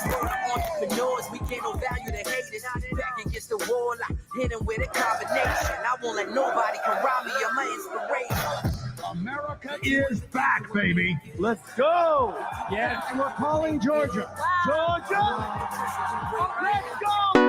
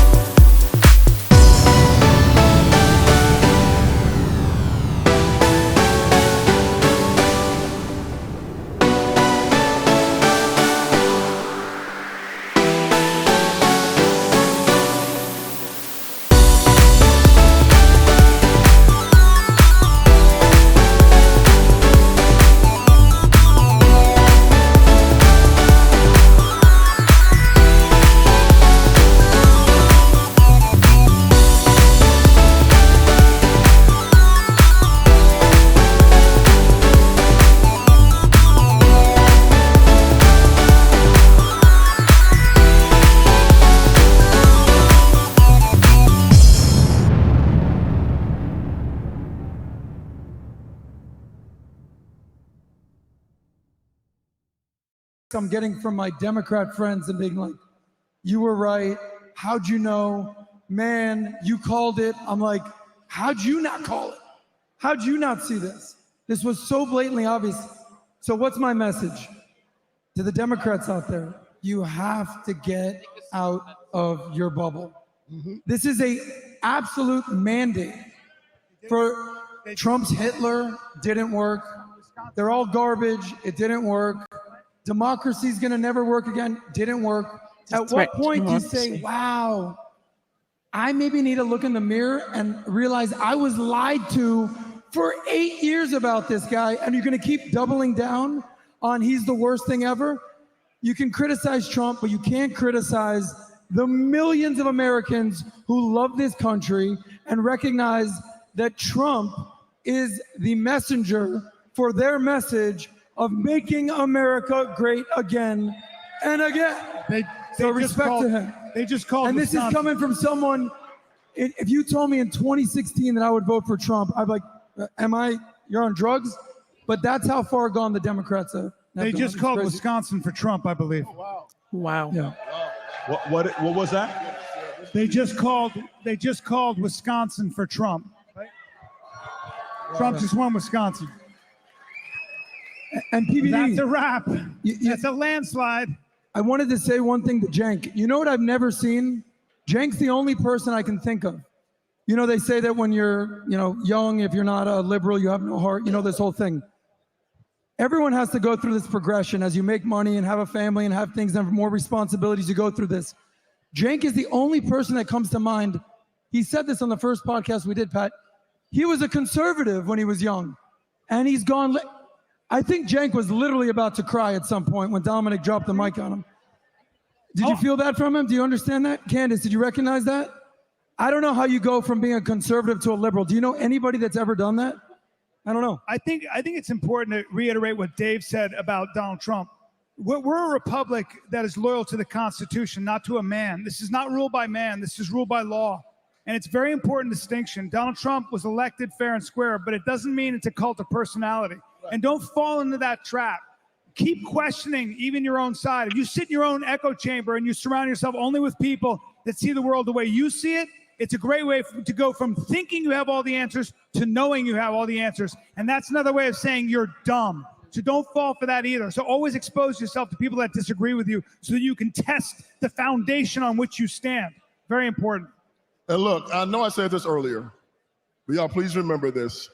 Tomorrow, they're going to spin this to say that Kamala Harris lost because of racism and because of misogyny. Don't give a damn what they say. Don't care about it. You need to know that the rest of America knows that that is a lie. Mm-hmm. They're going to try to make you think that America thinks that. America knows better than that. They know why this woman lost. She was not a good candidate. She lied about everything. Her party was an evil institution. They were crazy. You can go into any ghetto in America, and they've seen what they've done to the black community. They control every failing school, every whorehouse, every crack house. John Kennedy stood in front of the Berlin Wall and said, if you want to see how great communism is, let them come to Berlin. Well, if you want to see how good the Democratic Party is, let them come to Philadelphia. Come to D.C., L.A., New York, San Francisco, everywhere they rule.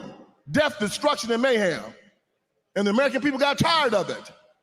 So when they try to say it was racism or that she was a woman, tell them, I don't care what you think. We're just glad she didn't win.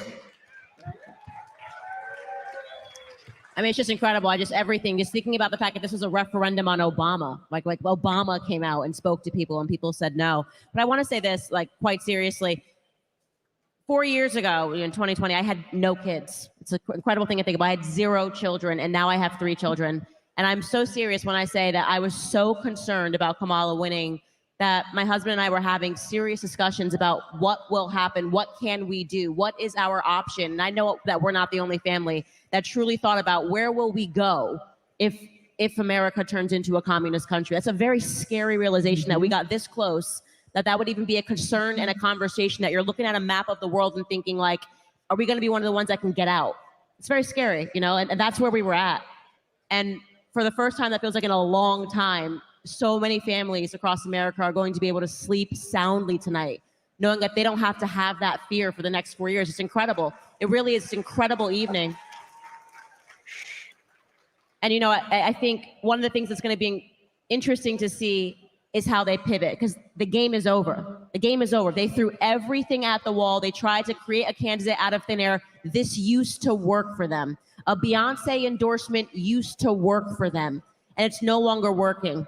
And I think one of the most incredible stories is going to be Black America. And I have to tell you how good I feel about that, because when I said it years ago that we were going to Blexit, that people could do this, and I'm not kidding, people at that time that were in the Trump campaign that are in it now nearly laughed me out of the room with Charlie Kirk. They said it's not even a thought that Black men and women wouldn't vote for, you know, that we'll turn away from the Democratic Party.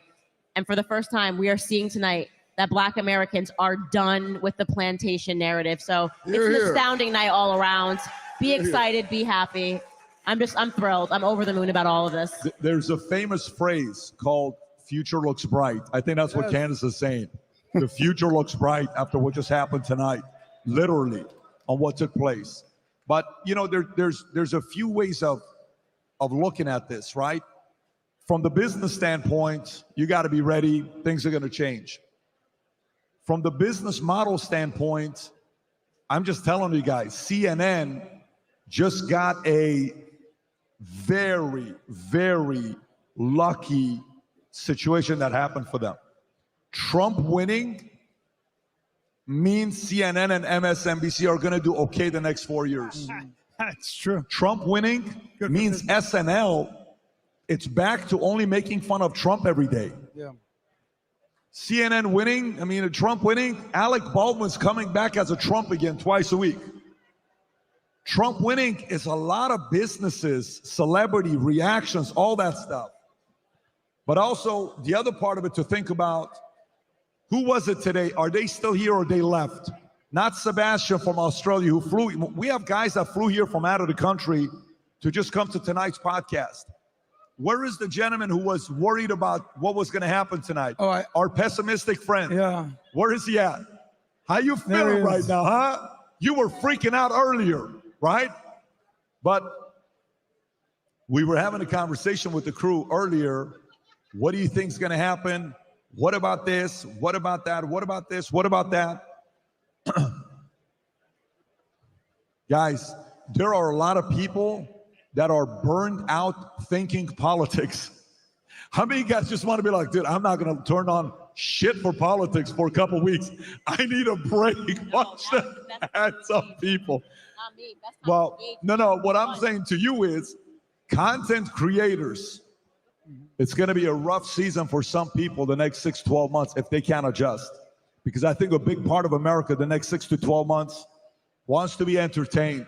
They want less chaos, less stress, less politics. They kind of want to be a little bit more of, hey, what am I going to do next with my family and my life? I know it's not what some people want to hear that are out there listening to this, but I think there's a faction of people, Dave, that kind of are a little bit burned out with Trump versus Kamala, Biden versus Trump, all this other stuff. Who knows?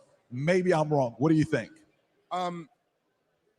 Well, so the point that you made about CNN's and MSNBC's ratings, right? It is certainly true that during Trump's first term, he was very good for their business. I am not convinced that it's going to work the same way again. And I think that one of the listen, so much of what drove those ratings was the Russiagate nonsense.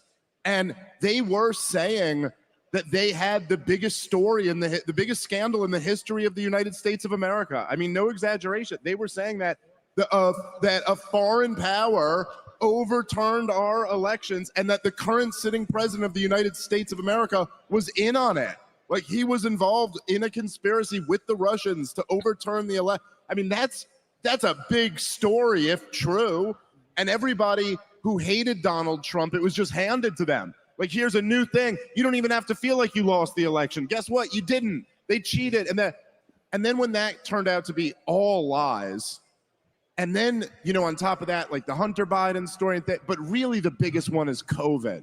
Getting COVID wrong the whole way through, it's why the media had no power this election cycle to say, hey, this guy's a Nazi or whatever. Everyone's like, yeah, dude, we figured you out. And I really don't think they're going to be able to recreate that. I don't know. I think it's going to be very hard for the anti-Trump people to recreate the same hysteria of 2017, like the Me Too hysteria and all that. I think it's going to be very hard to recreate that because we've already seen through the bullshit. So they're going to try. I really don't. I don't know how successful They're not it's gonna be. creative. They're just not that creative. Yeah. They're just not. Yeah. By the way, Rob, can you pull up, guys? This is why Elon Musk has got a sense of humor. This is what he just tweeted right now. Who remembers this picture when he walked into Twitter headquarters? This is him with the kitchen sink walking into the White House. Yes, that is so good. What a great tweet. I love that he trolls. Yes. I just love that he trolls. Can I, PBD, can I give a shout out to Candace real quick?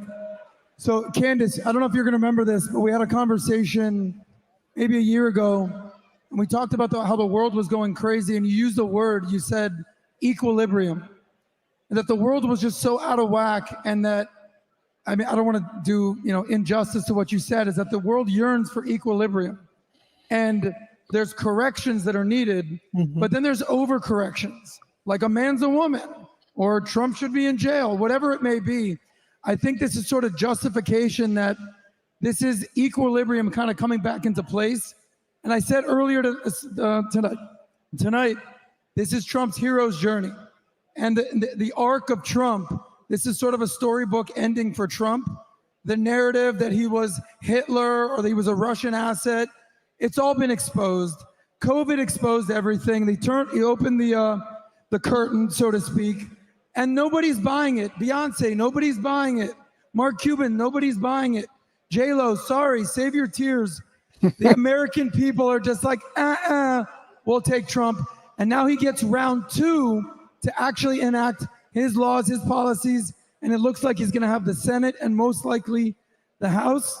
And it's Trump's world at this point. Sorry, ladies and gentlemen. I mean, listen, that really is, if you're just thinking about that biography, I mean, there's never going to be another president like Donald Trump. I mean, this man has been a royal pain in their asses since day one. You don't see a guy that survives what he's survived. A full media onslaught. They never let up. They used the Department of Justice to persecute this man, and still he gets up. 2 assassination attempts, and still this man gets up. I mean, this is the most unbelievable, resilient man that we have ever seen in politics. And it comes down to the fact that he likes to win, right? He likes to win. Yeah. And I hope, it's just that simple. He's just like, you know what? I like to win. Yeah. And so it's just the most amazing thing to see this. And for those of us who felt just so much injustice after 2020, COVID, not feeling great about our elections, to see this and to be able to issue this sort of a referendum to the people that have virtually harassed us, called us every single name over the last 8 years.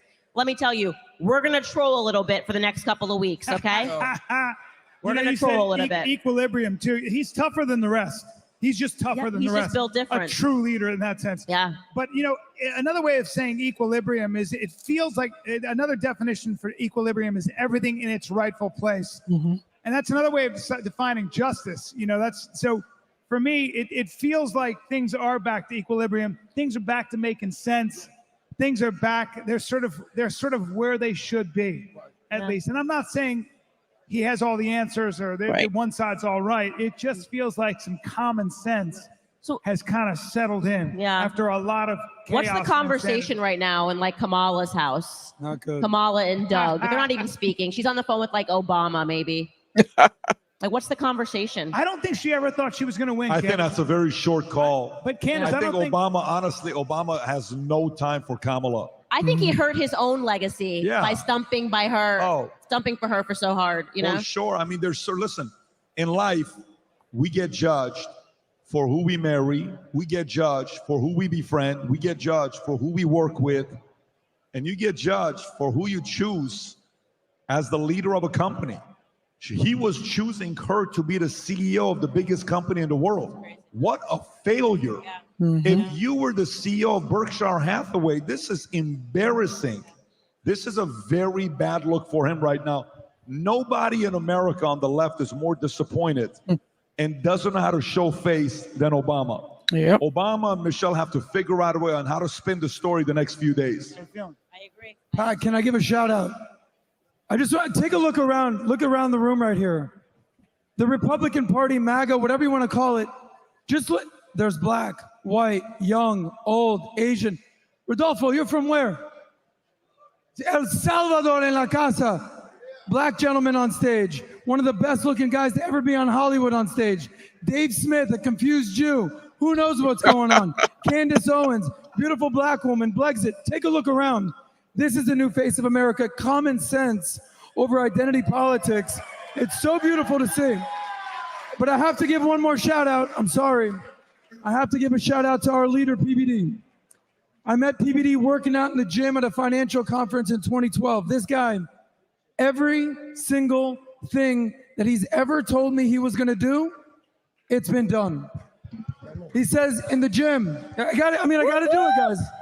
We're going to build one of the biggest insurance companies in the history of the world. I said, how many agents you got right now? Oh, we have like 70. Oh, so you need like 50,000 more? We're going to do it. Okay. Boom, he did it. We're going to build Valuetainment, one of the biggest media companies in the world. How many subscribers you got? We got a couple 100,000 right now. Boom, look at this place right now. #1 in the world on YouTube. We're going to... By the way, well, let me tell you why, though. Let me tell you. David Consulting. I mean, come on. The list goes on. Just thank you for keeping your word and delivering. If it was us, I thought we would have had a good podcast. But we had a very good crew here tonight. You have to realize the talent, the mixture, the people, Dave, Candace, Vince, Brian, even Michael and Sammy. I thought Michael was on fire. By the way, one of the most underestimated talents today that really showed up was Dominic Tarczynski. What a beast. Are you kidding me? He was on fire tonight. Baby. So, I mean, again, I enjoy a good debate. I enjoy a good conversation. We just provided it for everybody tonight, and people enjoyed it. Everybody won tonight. But thank you, realize, for putting this together. Just so you know, does anybody know why Adam is given 3 shout-outs now? Do you know why Adam's given 3 shout-outs so far tonight? Because there's a 78-year-old man that is not walking out. And we have to come up with content right now. So Adam's going to go one by one. He just shout out to Salvadorian. Next is the Caucasian community. Next is the people from Mississippi. Then we're going to all the Armenians in the house, the Assyrians in the house, the Jews, the Muslims, the Scientologists, the Mormons. It doesn't matter. He's going to go through everybody. But I got to give a shout out to the Assyrian community. I love my Assyrians. I love my Assyrians. I'm sorry. Listen, this is all nice and good, but is nobody going to give a shout out to the true MVP of this year's presidential race, which is Joe Biden, man, sticking around just long enough to make it impossible for whoever filled in for him. He really did win. He won. Just insisting. What a great point. He was insisting that he wasn't too old when everyone around him knew he was. Man, do they not just deserve to lose for that alone? That they threw this poor senile old man into a debate with Donald Trump? Dave, how do you think he's feeling tonight? How do you think Jill Biden's feeling right now? Oh, he has no idea what year it is. What's going on? He has no, but, by the way, this is where he really sealed their fate, okay? And we may never know. There'll be books written about this for decades to come. But he sealed their fate by endorsing Kamala Harris in the tweet. Separate from the letter that he resigned with. He endorsed her through a tweet. And who knows if Joe Biden even sent that. Does anyone here think Joe Biden knows how to use Twitter? Who knows who sent that tweet? But someone did, and they endorsed her, and then they couldn't have an open primary. They couldn't have a contested convention. They had to just go with her, and it sunk them right But you there. know who might be the first female president ever now? Chuck Schumer. Because there's an opening right now. If you use... Brother, I went back to the well one too many times. You know how you play a football game and you just go to the whole goes hotel, they stop it. And this time we stopped it. They went to race, they went to gender, they bought out the celebrities, like Candace said, they bought out the black people saying, you better vote for the Democrats if you know you ain't black. They tried all of that again. And it blew up in their faces. And it blew up in their faces because people finally started realizing that this is a lie.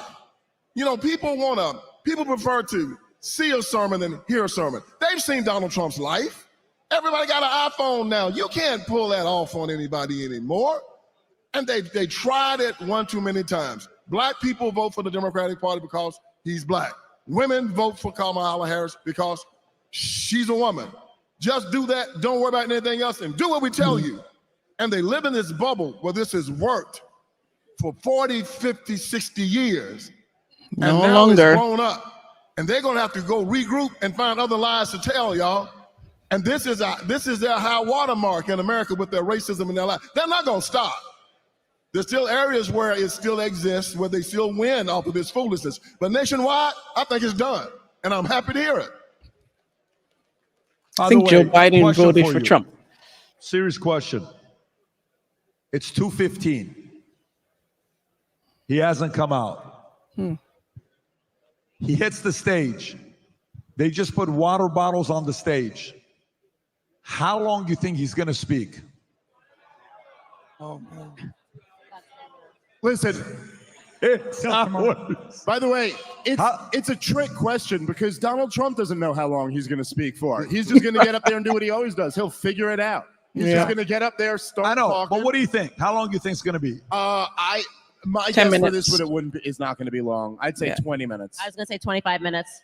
No. But it's Donald Trump. He could I'm go taking for an the hour. I think Trump's going to go an hour easy. 2 minutes? Say 10 minutes. By the way, who says less than 10 minutes? I said 10 You're minutes. dreaming. Tico. Who says less than 20 minutes? Who says 30 minutes or less, like 30 minute-ish? 30 minutes or less. Who says 1 hour? Anybody 1 hour? I'm going 1 hour. I say 10 minutes.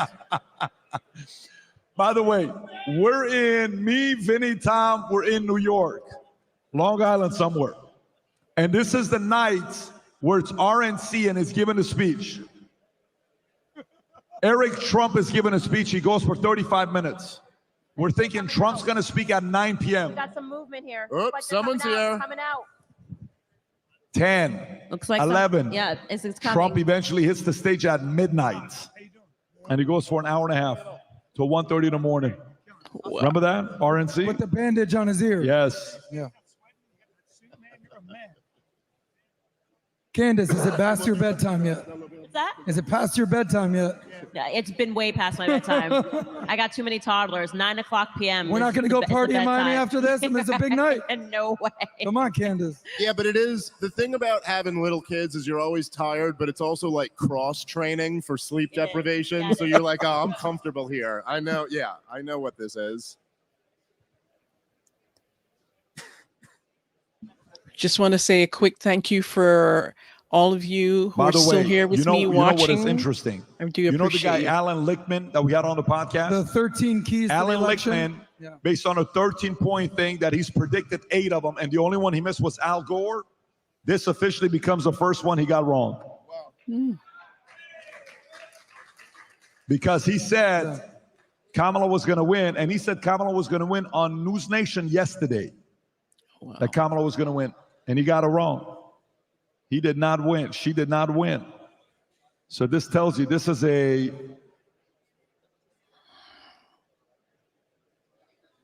Well, that shows you, I mean, it shows you she's devastated. That's why she's not coming out tonight. They really thought they were going to win. They should have talked to me. I'd have told them. I'd have saved them a whole lot of grief. There's no way they were going to win. No way. Pat, how are you feeling? Have you gone to the bathroom once, Pat? I haven't seen you leave the stage one time. BBD? Yeah, How you there's feeling? something, by the way, another one was just called. Rob, can you pull this up? Guys, this may be wrong, but they just sent this to me. Rob, is this true? Can you fact check it before you show it?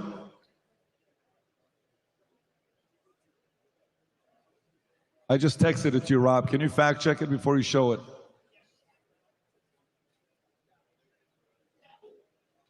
Rob, just look at me. Did you receive what I texted you? Was Rob sleeping? Is this true? We have to verify before it's true.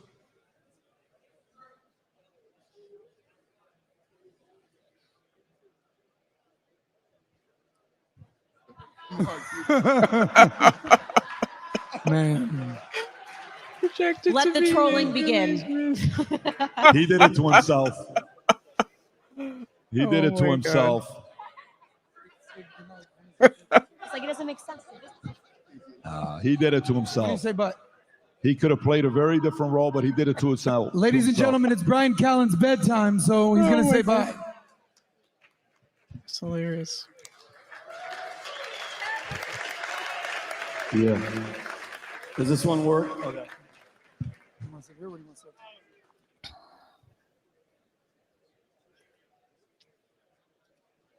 So how are you guys feeling about this Much love. success that we were hoping for, that Trump won? How do you Hi, feel? T. I want to hear from you in Hi, the Sia. chat. Hi, Paulette. How do you feel? Paulette's here. My Assyrian brothers are in the house.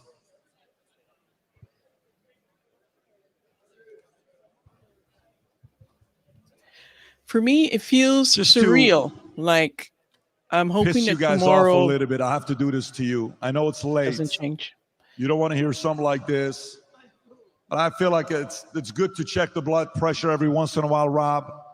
Play the clip by this guy. He's such a great motivational speaker. If you got the text, Rob.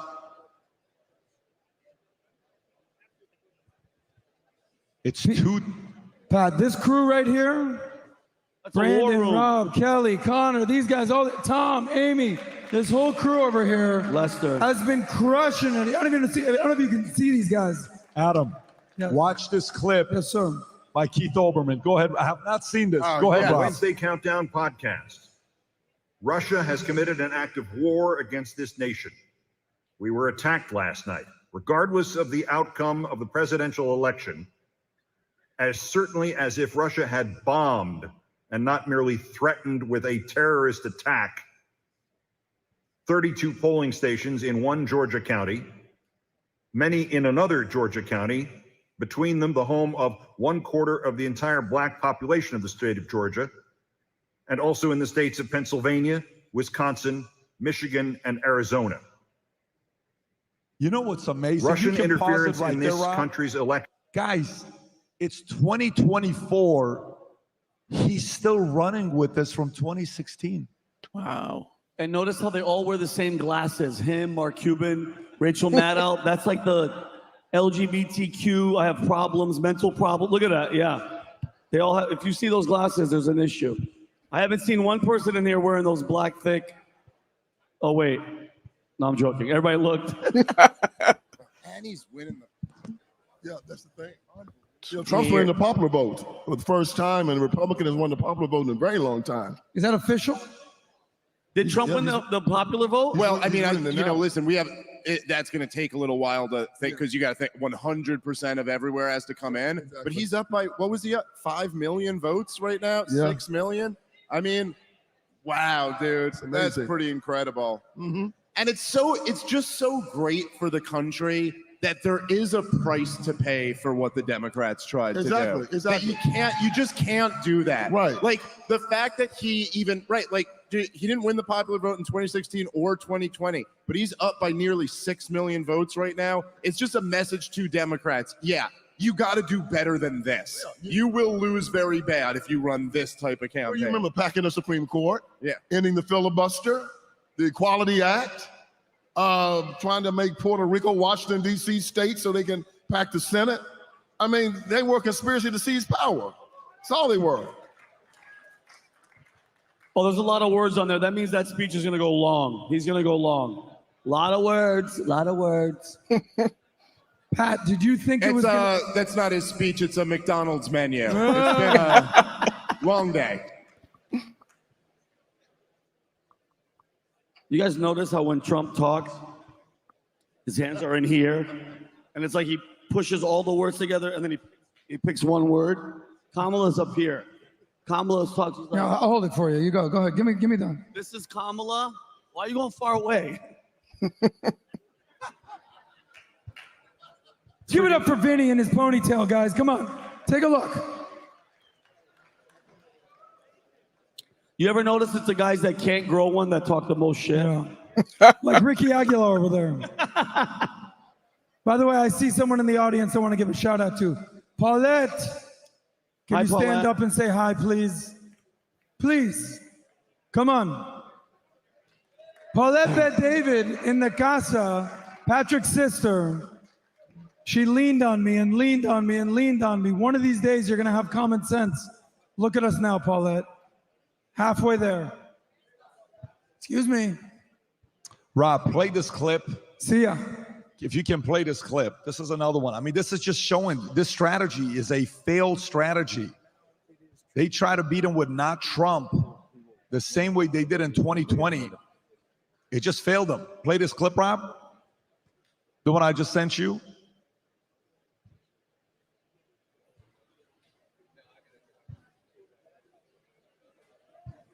It's the key to getting elected president. Well, I think obviously he's got his own unique style, and he speaks in his language. But I also think when we were talking about this earlier, I think Jim Messina was talking about it, that Democrats had made the decision to basically just campaign to be anti-Trump. And for the last 10 years, it's been primarily anti-Trump. It's just not working. The not Trump. He's a bad guy. He's this, he's that. It's just not working anymore. They literally have to go back to seeing what policies are going to. Is he hitting the stage? Okay, go ahead, Rob. The man is hitting the stage. Woo.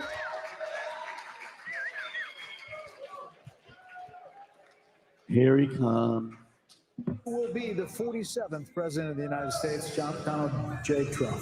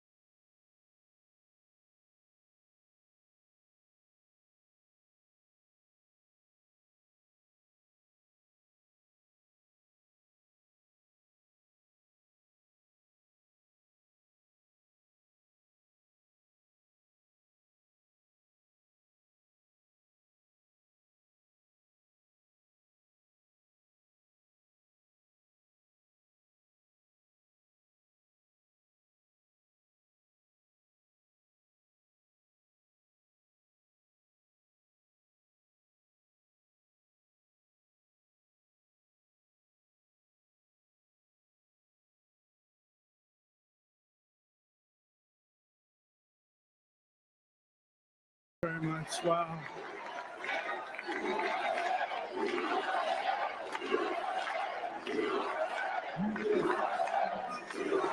Well, I want to thank you all very much. This is great. These are our friends. We have thousands of friends on this incredible movement. This was a movement like nobody's ever seen before. And frankly, this was, I believe, the greatest political movement of all time. There's never been anything like this in this country and maybe beyond. And now it's going to reach a new level of importance because we're going to help our country heal. We're going to help our country heal. We have a country that needs help, and it needs help very badly. We're going to fix our borders. We're going to fix everything about our country. And we made history for a reason tonight, and the reason is going to be just that. We overcame obstacles that nobody thought possible, and it is now clear that we've achieved the most incredible political thing. Look what happened. Is this crazy?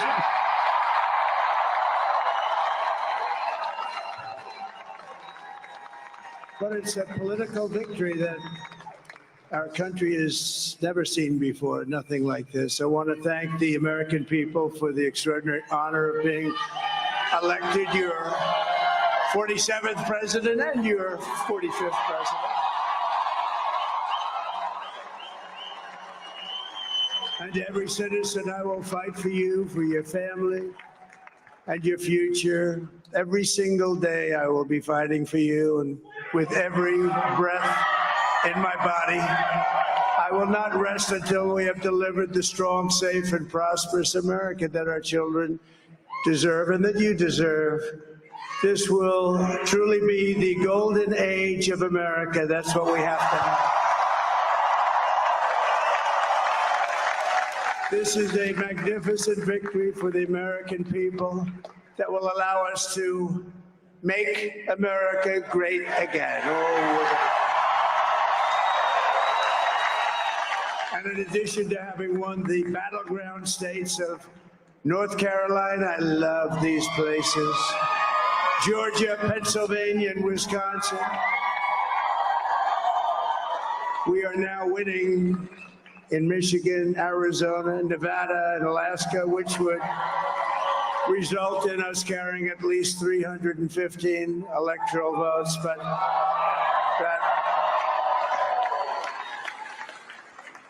But it's much easier doing what the networks did or whoever called it, because there was no other path. There was no other path to victory. We also have won the popular vote. That was great. Very proud of it.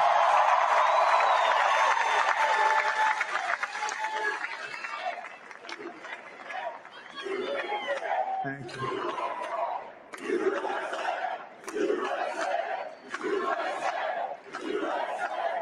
Thank you very much.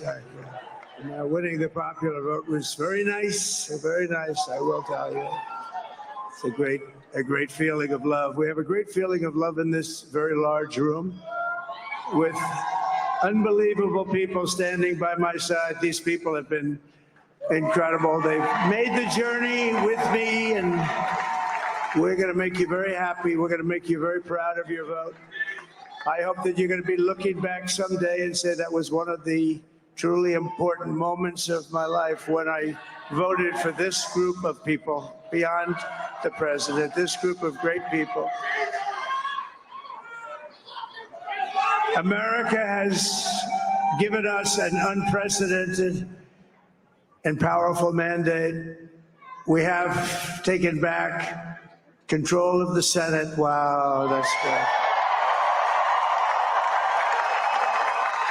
And the Senate races in Montana, Nevada, Texas, Ohio, Michigan, Wisconsin, the great Commonwealth of Pennsylvania, were all won by the MAGA movement. They helped so much. And in those cases, every one of them, we worked with the senators. They were tough races, and I mean, the number of victories in the Senate was absolutely incredible. And we did tele-rallies. We did tele-rallies with each one of them. And sometimes we did 2 or 3 and it was amazing to look at all of those victories. Nobody expected that, nobody. So I just wanted to thank you very much for that. And you have some great senators and some great new senators. And it also looks like we'll be keeping control of the House of Representatives.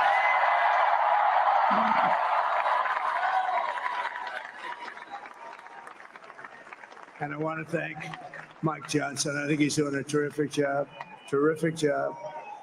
I want to also thank my beautiful wife, Melania, First Lady.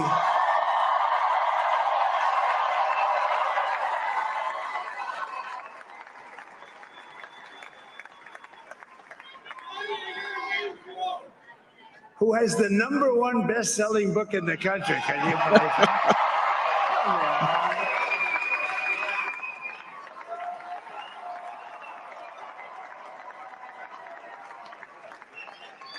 No, she's done a great job. Works very hard to help people. So I just want to thank her. But I want to thank my whole family, my amazing children, and they are amazing children. Now, we all think our children are amazing. Everybody here thinks their children are amazing, but that's a good thing when you think they are.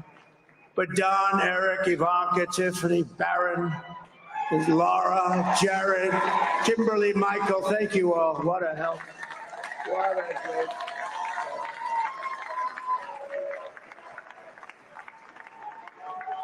My father-in-law, Victor, is tremendous, and we miss very much Melania's mother, Amalia. We miss Amalia, don't we, huh? She would be very happy right now, standing on this stage. She'd be so proud. She was a great woman, that one. Beautiful inside and out. She was a great woman. I want to be the first to congratulate our great, now I can say, Vice President-elect of the United States, J.D. Vance.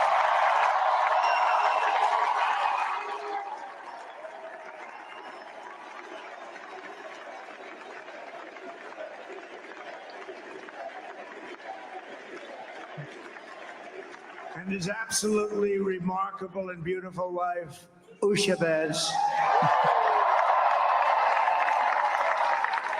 And he is a feisty guy, isn't he? You know, I've said, go into the enemy camp. And you know, the enemy camp is certain networks. And a lot of people don't like that. Sir, do I have to do that? He just goes, okay. Which one? CNN, MSDNC? He'll say, all right, thank you very much. He actually looks like, he's like the only guy I've ever seen. He really looks forward to it. And then he just goes and absolutely obliterates them. Say a couple of words here.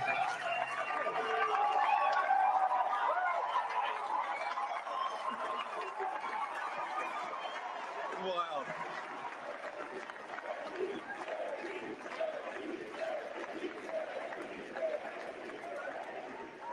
Well, Mr. President, I appreciate you allowing me to join you on this incredible journey. I thank you for the trust that you placed in me. And I think that we just witnessed the greatest political comeback in the history of the United States of America.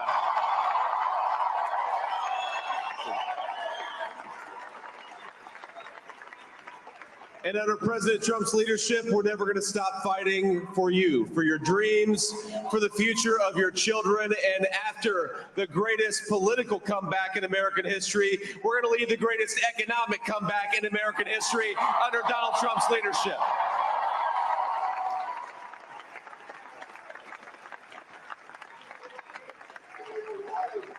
Thank you very much. He's turned out to be a good choice. I took a little heat at the beginning, but he was, I knew the brain was a good one, about as good as it gets. And we love the family, and we're going to have a great 4 years, and we're going to turn our country around, make it something very special. It lost that little thing called special. We have to make it so. We're going to make this so great. It's the greatest country and potentially the greatest country in the world by far. And right now we're going to just work very hard to get all of that back. We're going to make it the best it's ever been. We can do that. If we had to wait longer, I don't know. It was going bad, and it was going bad fast. We're going to have to seal up those borders, and we're going to have to let people come into our country. We want people to come back in, but we have to let them come back in, but they have to come in legally. They have to come in legally. Let me also express my tremendous appreciation for Susie and Chris, the job you did. Susie, come here. Come here, Susie. Chris, come here, Chris.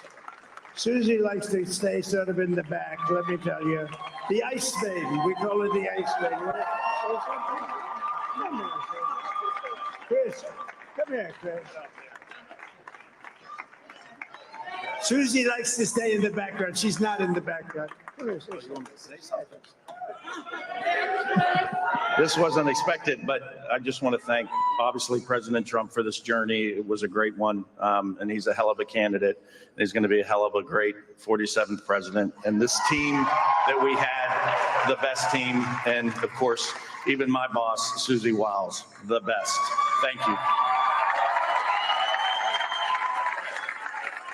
Thank you, and thank you, Susie. Look at this. She's shot. I've never seen her be shot before. Susie. They're great. Everybody up here is great. Everybody up here is very special. But the Trump, who did you say? Oh, let me tell you, we have a new star. A star is born, Elon. Now he is.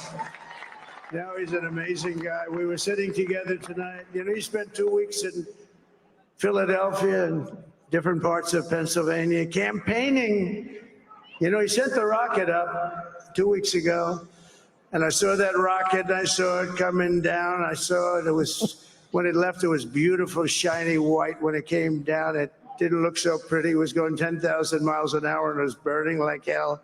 I said, what happened to your paint job? He said, we've never made a paint that could withstand that kind of heat. And, but I saw it come down and turn around. And it was, you know, it's like 22 stories tall, by the way. It looks a little smaller than that, but it's big. And it came down, and you saw that fire burning. And I'm saying, only Elon can do this. It must be an Elon. And I tell the story. I told it last night. I had a man on the phone. I had the screen muted, no sound. I was talking to a very important man, happens to be here. And that very important guy, one of the most important people in, I would say, the country, actually. But, you know, I was president, and now it looks like I was going to be maybe president again, so I figured I could ask him to hold. So I asked him to hold. And because, especially because you're going to be president again, they hold. So I took the phone down, and I'm looking at the screen. I'm seeing this crazy thing that's going around and coming down. It looks like it's going to crash into the gantry.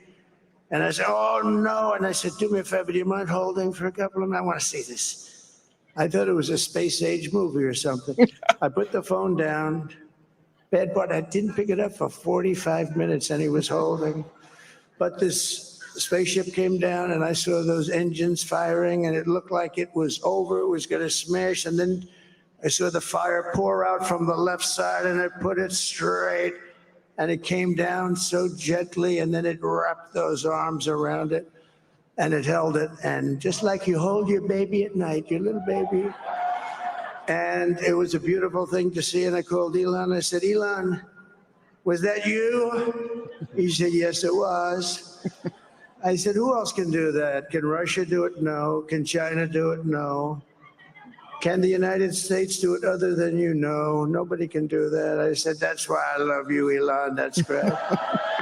And you know, when we had the tragic Hurricane Helene, and it hit North Carolina, they were really devastated. The water, this was a big water, as big as we've ever seen, water hurricane. It built lakes out of nothing. Fields became lakes, and the danger was unbelievable. And the people from North Carolina came to me and they said, would it be possible, at all possible, for you to speak to Elon Musk? We need Starlink. I said, what's Starlink? It's a form of communication. So I called Elon, and I'll tell you what, he had, and it was very dangerous. People would die. They had no communication. All the wires were down. I called Elon Musk. I said, Elon, you have something called Starlink. Is that right? Yes, I do. What the hell is it? He said, it's a communication system that's very good. I said, Elon, they need it really, really badly in North Carolina. Can you get it? He had that there so fast. It was incredible. So, and it was great. It saved a lot of lives. He saved a lot of lives. But he's a character. He's a special guy. He's a super genius. We have to protect our geniuses. We don't have that many of them. We have to protect our super geniuses. I want to thank some of the guys. You know, we have up here today the U.S. Open champion. He's a fantastic golfer, slightly longer than me. It's a ball, a little bit longer than me.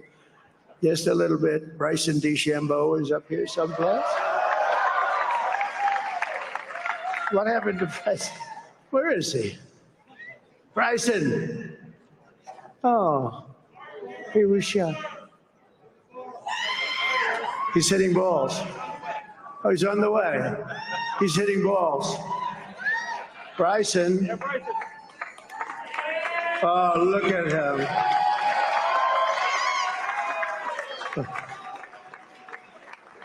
He's got a great career going. Great U.S. Open, Bryson. That's a fantastic job. And we also have a man, Dana White, who has done some job. He's a tough guy.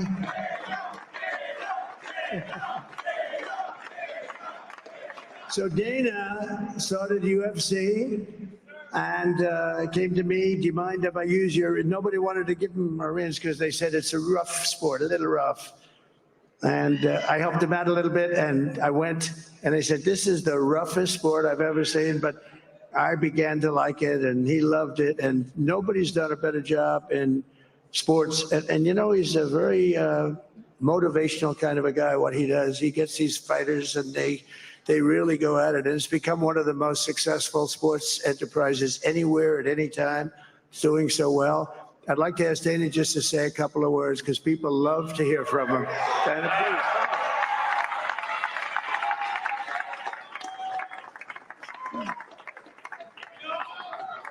please. Nobody deserves this more than him, and nobody deserves this more than his family does.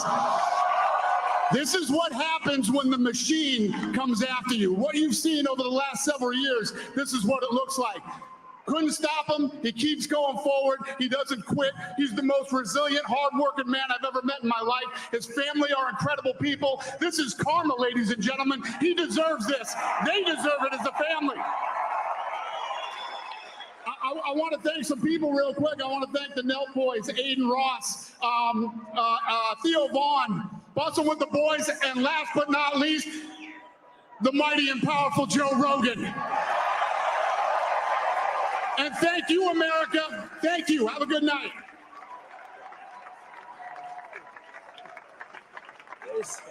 That is a piece of work. Now he's really an amazing guy. But most of all, I want to thank the millions of hardworking Americans across the nation who have always been the heart and soul of this really great movement.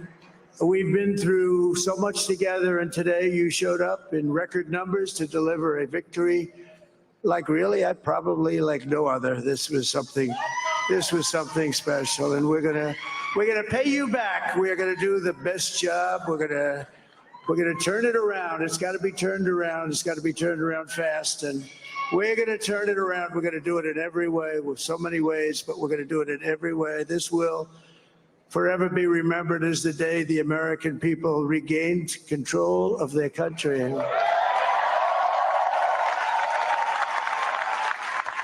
So I just want to say that on behalf of this great group of people, these are hardworking people. These are fantastic people, and we can add a few names like Robert F. Kennedy Jr. He came in, and he's going to help make America healthy again.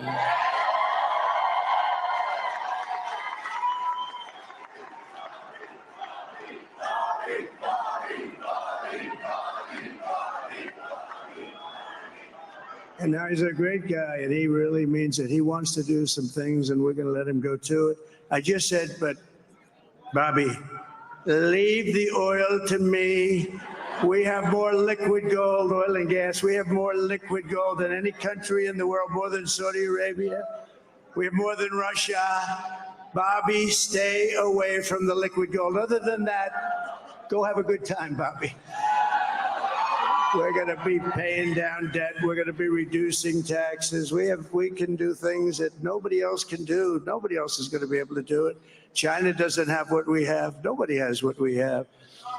But we have the greatest people also. Maybe that's the most important thing. This campaign has been so historic in so many ways. We've built the biggest, the broadest, the most unified coalition. They've never seen anything like it in all of American history. They've never seen it. Young and old, men and women, rural and urban.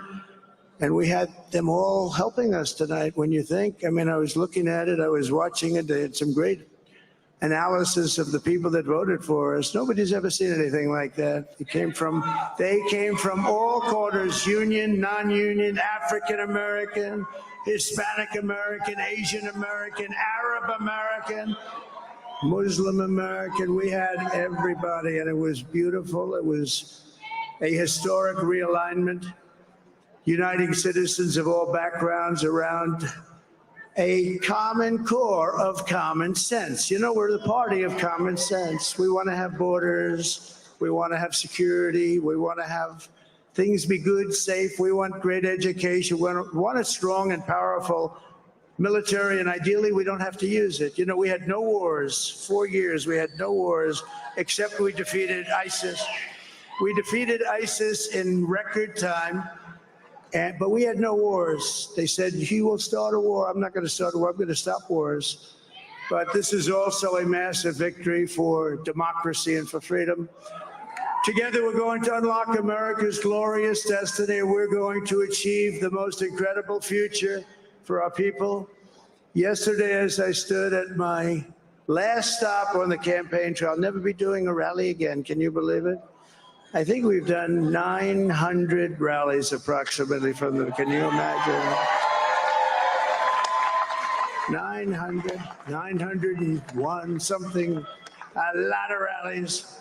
And it was sad. Everybody was sad. Many people, I said, this is our last rally. But now we're going on to something that's far more important, because the rallies were used for us to be put in this position where we can really help our country. That's what we're going to do. We're going to make our country better than it ever has been. And I said that many people have told me that God spared my life for a reason.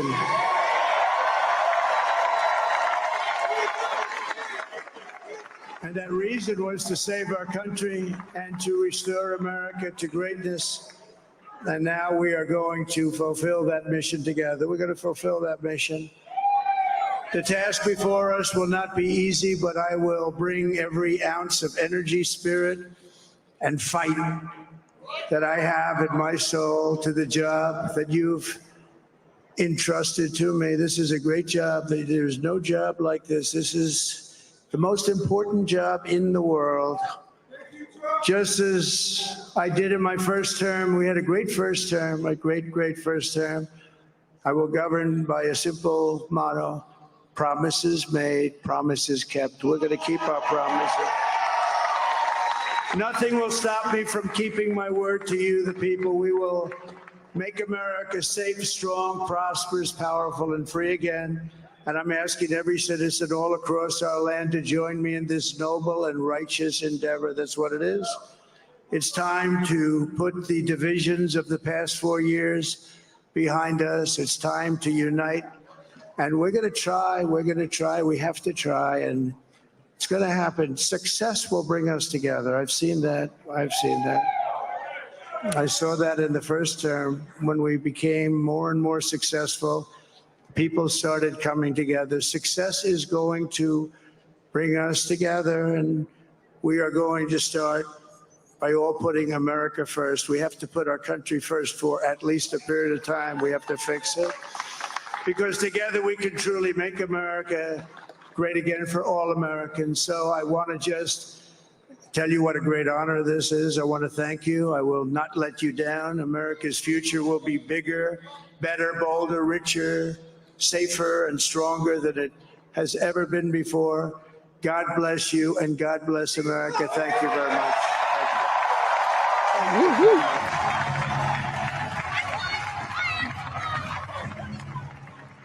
All right. Hey, by the way, I counted. He started at 2:26, finished at 2:52. It's 26 minutes, under 30 minutes.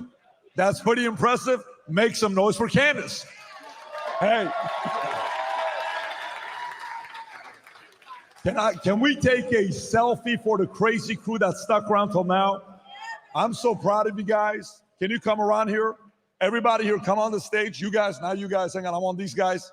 Get in. Get in. You guys got to get in because you guys work your asses off. Come on in.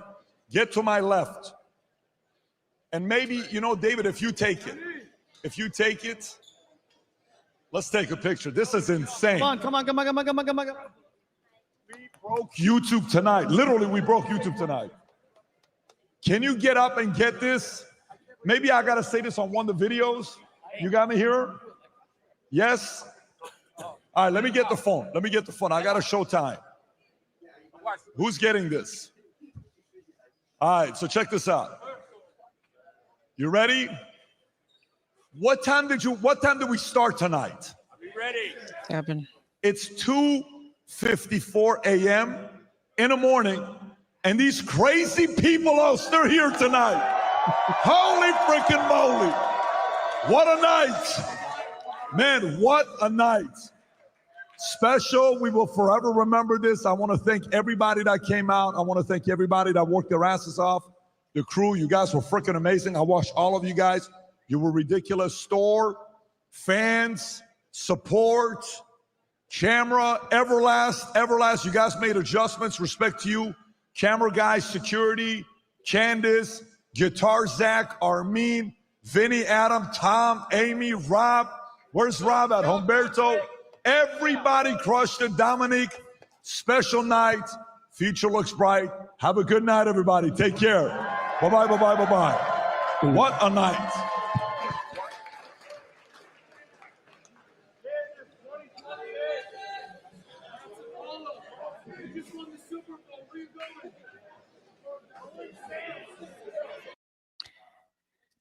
And there you have it, folks. There you have it. It feels so surreal to know that Donald Trump has won. And I still want to wait like later tomorrow. Well, I guess tomorrow is now rest of the day, that no shenanigans will be apparent by the Democrats. You know, some extra votes snuck in, and then we hear a different result. So I am very happy to hear this result, but a part of me is just like holding my breath for another few more hours. Let me know how you feel. Thank you for all of you who joined me here, who stuck around for 7 hours and 51 minutes. Thank you so much for joining me here and being a part of this. This was a historic moment, an iconic moment in history, not only for America, but for the world. And the other thing is that the next few months or days, however many days there is leading up to the inauguration of Donald Trump, is going to be very, very nerve-wracking, because I believe that the people who are trying to assassinate him are still going to try again, and they're going to prevent him from actually taking office. So it's going to be a very few weeks, dicey weeks, to keep Donald Trump safe, that he does take his rightful place as the 47th president of the United States. Take care. Have a great morning. It's almost 3 o'clock, and sleep well. And I'll see you later on today. Take care, and bye for now.